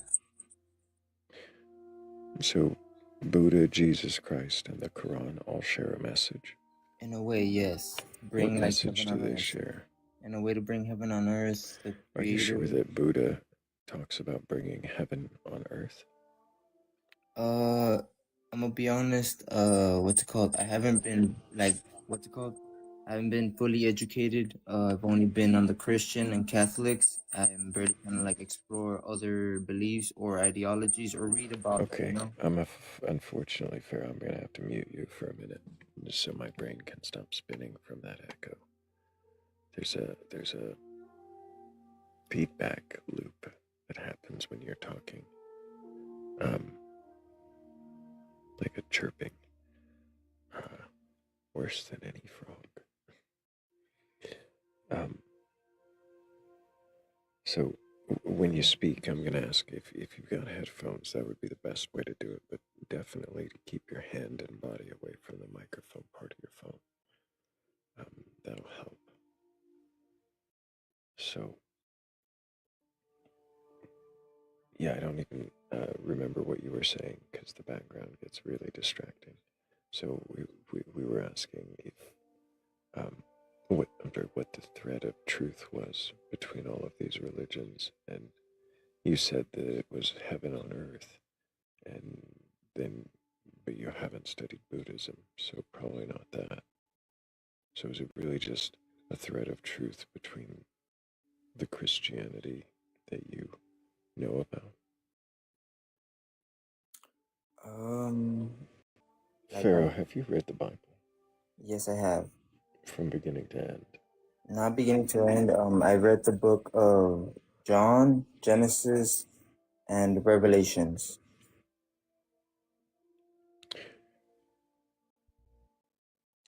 You read John, Genesis, and Revelation. Yes, sir. So interesting. Why haven't you read the Bible? Because I barely started getting into it, you know? I mean, like, I was in an accident like 2 years ago, and my perspective changed since then in the sense that, like, it was a very bad accident. And the last thing I remember before I woke up from a 3-week coma was whether it be God, the universe, creator, Allah, Yahweh, whatever you want to call it, etc. They told me that it still wasn't my time. God, Allah, the universe creator, something told you during your 3-week coma that it wasn't your time. Yes, sir. And because something told you that, you then assume that there is some God or creator or something. A higher power, yes. How did you rule out that that wasn't a figment of your own imagination, something from your own mind? In the sense of like, I mean, if I was unconscious, then it would be just my subconscious, you know? Right, so how do you know it wasn't that? Because like I didn't recognize the person telling me that. Do you think that do you always recognize everybody who tells you things in dreams? In a way, no, but in the sense that like, this can't be a stranger or coincidence. I don't believe in coincidences.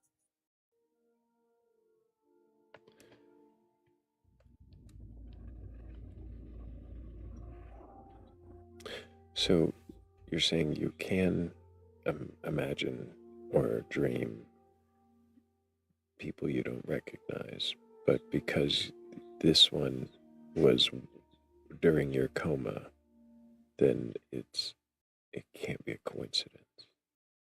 I mean, yes, I mean, like how I said, it was a very bad accident. I was like legit fighting. Like the will to live was stronger than like or it was fighting with like death, you know? The will to live or human nature was fighting to survive or survival instinct. I don't know what to call it. Like I'm gonna be honest.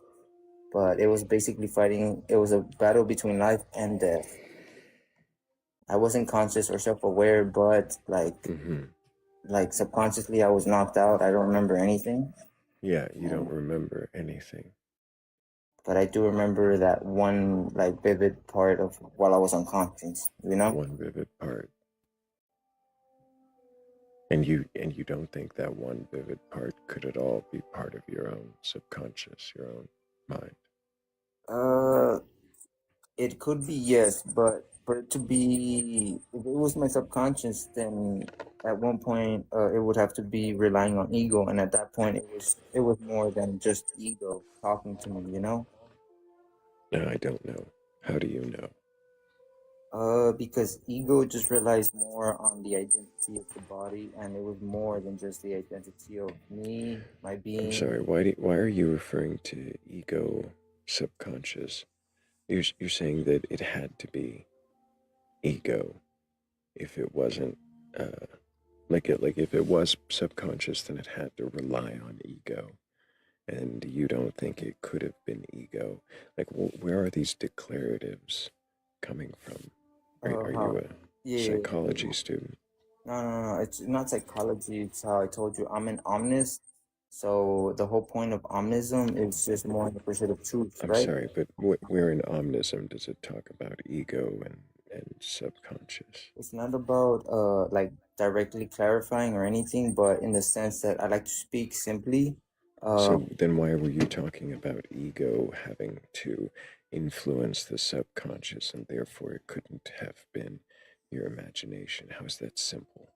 It sounds like a lot of just kind of, well, I mean, frankly, I don't want to say it, but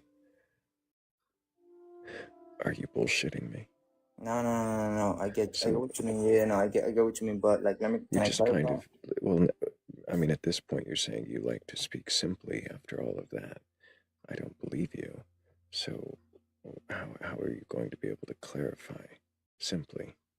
In the sense that like once you reach, I don't know, maybe call it a God complex, but like in the sense that like too many details really complicate things. So you just focus on simplicity in the pursuit of truth.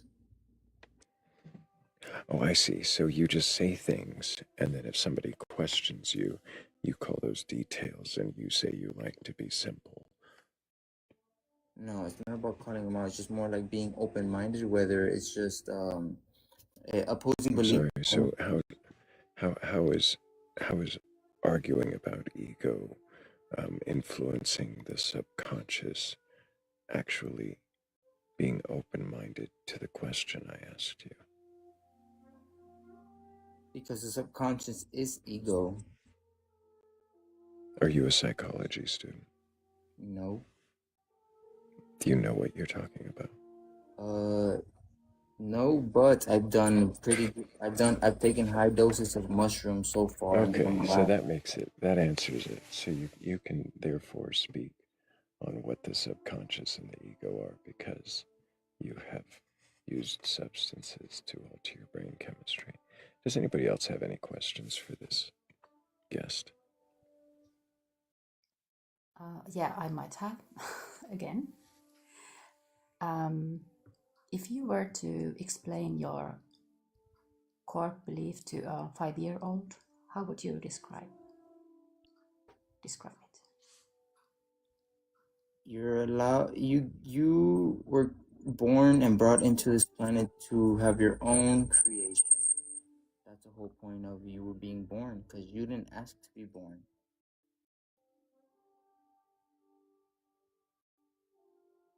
Okay, so you could have just said that instead of all of that psychological ego stuff. Simply like you like to say things. Yeah, okay. Yeah, you're right.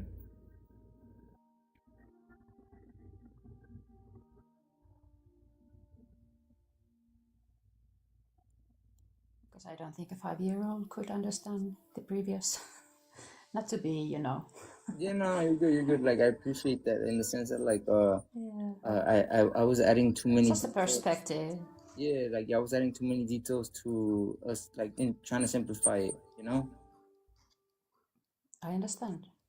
Because, well, we like a certain kind of salad, and some of us like to put some more cravings and sauces than necessary. So I agree with that.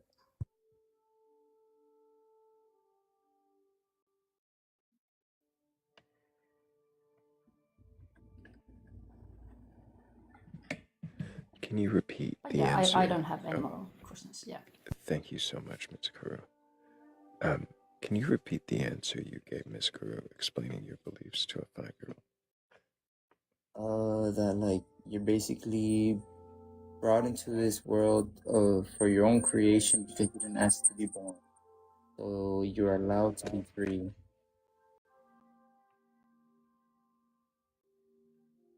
So you're allowed to be free. Yes. Did you say that though?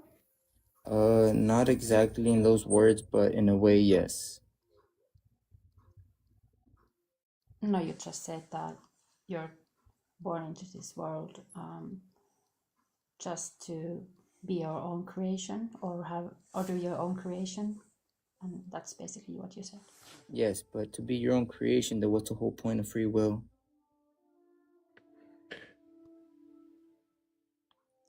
Who brought up free will? Yeah.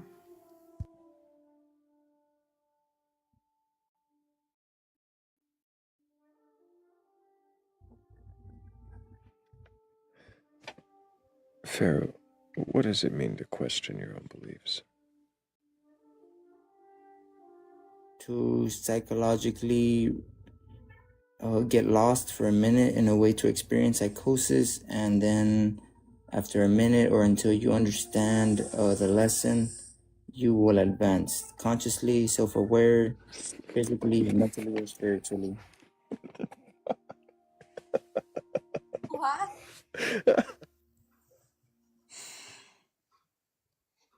Dude. Simply. He likes to answer simply. Too much salad ingredients. Oh, man. I usually like to go to bed on a dessert rather than a salad, but, you know, Pharaoh, Yeah. I think this is going to be the end of my night.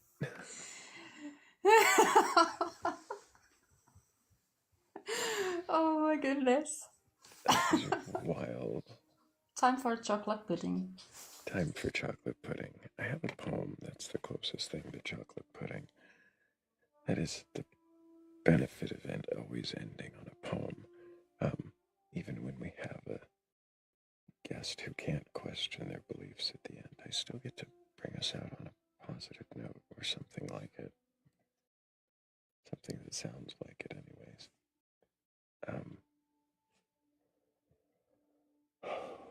I appreciate all of you being here, asking questions. Thank you so much, Miss Kuru. It was so good to see you again, and so nice to have you on panel.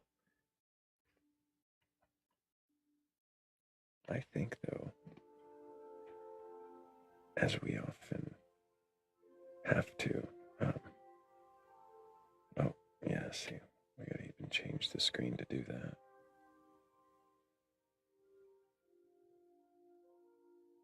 There we go. It all fits. It was great to see you. It was lovely. Thank you. Your questions were insightful as always, and I appreciate you. I know Kat's trying to get to bed, so we'll set her down first. Thank you, Kat. And thank you, Blake. Thank you. It was nice meeting you, Miss Karhu. And thanks for letting us nerd out on plants. Well, you as well, Blake. It was nice to see you. You still tend a lovely garden, don't you, Miss Karu? Yeah, of course. I remember seeing it in a few of your videos. Yeah. Well, thank you again for being here. I'm going to go ahead and set you down and read a poem, I guess, because it's time for me to cease to exist for a little while. But just until the next time that we all meet again in darkness and question our beliefs. beliefs.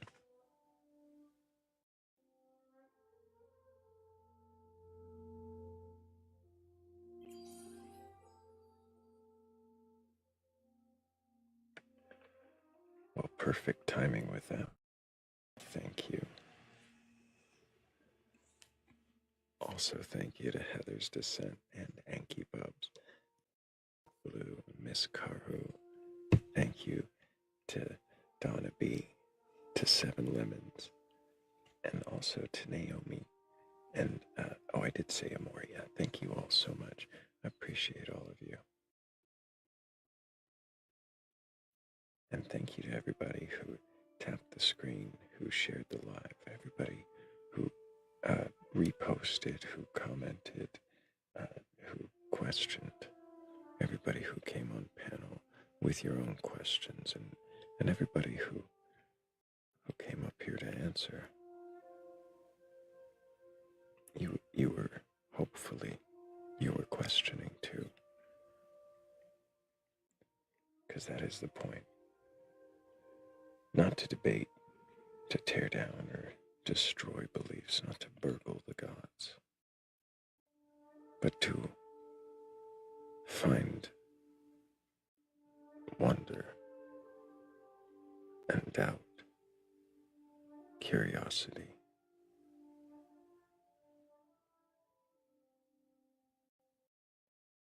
To find earnest questioning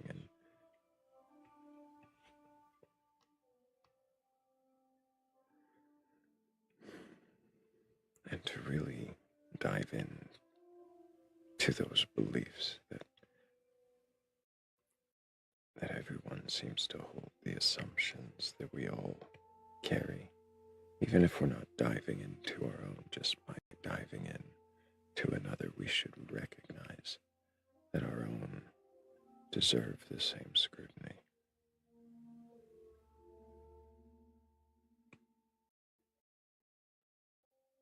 If you haven't already, joined the Discord and you want to be a part of this community, there is a link tree in my bio or in the Batcolyte's bio. You'll want to make sure you read the rules when you get there, otherwise it might look a little lonely. But if you do and you can agree to them, then you should find out that you're not alone. And of course, if you stumble across the Venmo or the Cash App and want to show your support that way, it is always appreciated. And I really do thank each and every one of you that helped that way. It really makes all the difference.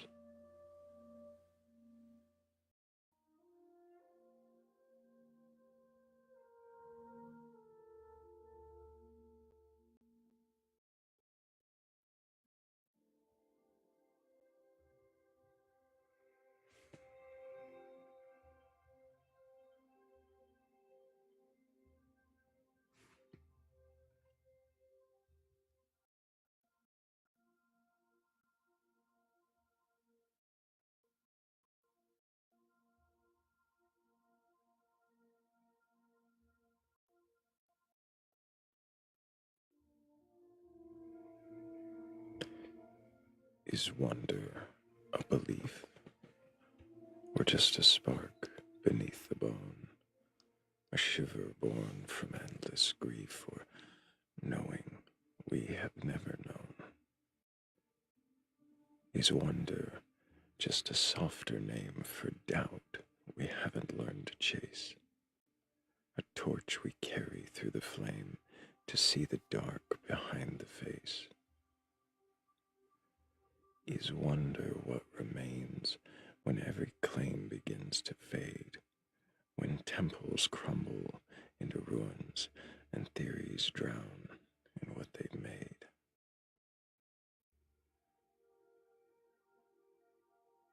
For some will trade their wonder for a story sealed and sure, and call it truth to hide the thunder pounding at the mind's door. But some will keep it breathing, that wild and wordless ache, the hunger in the weaving, the riddle nothing can unmake. So hold your wonder gently. Let it question, let it roam, for doubt is not an enemy.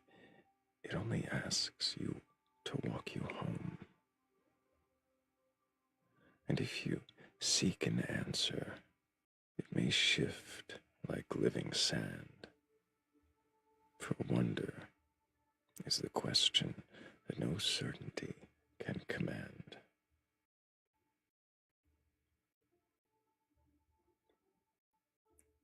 And on that note, until the next time we meet in darkness and seek wisdom together, I love you all.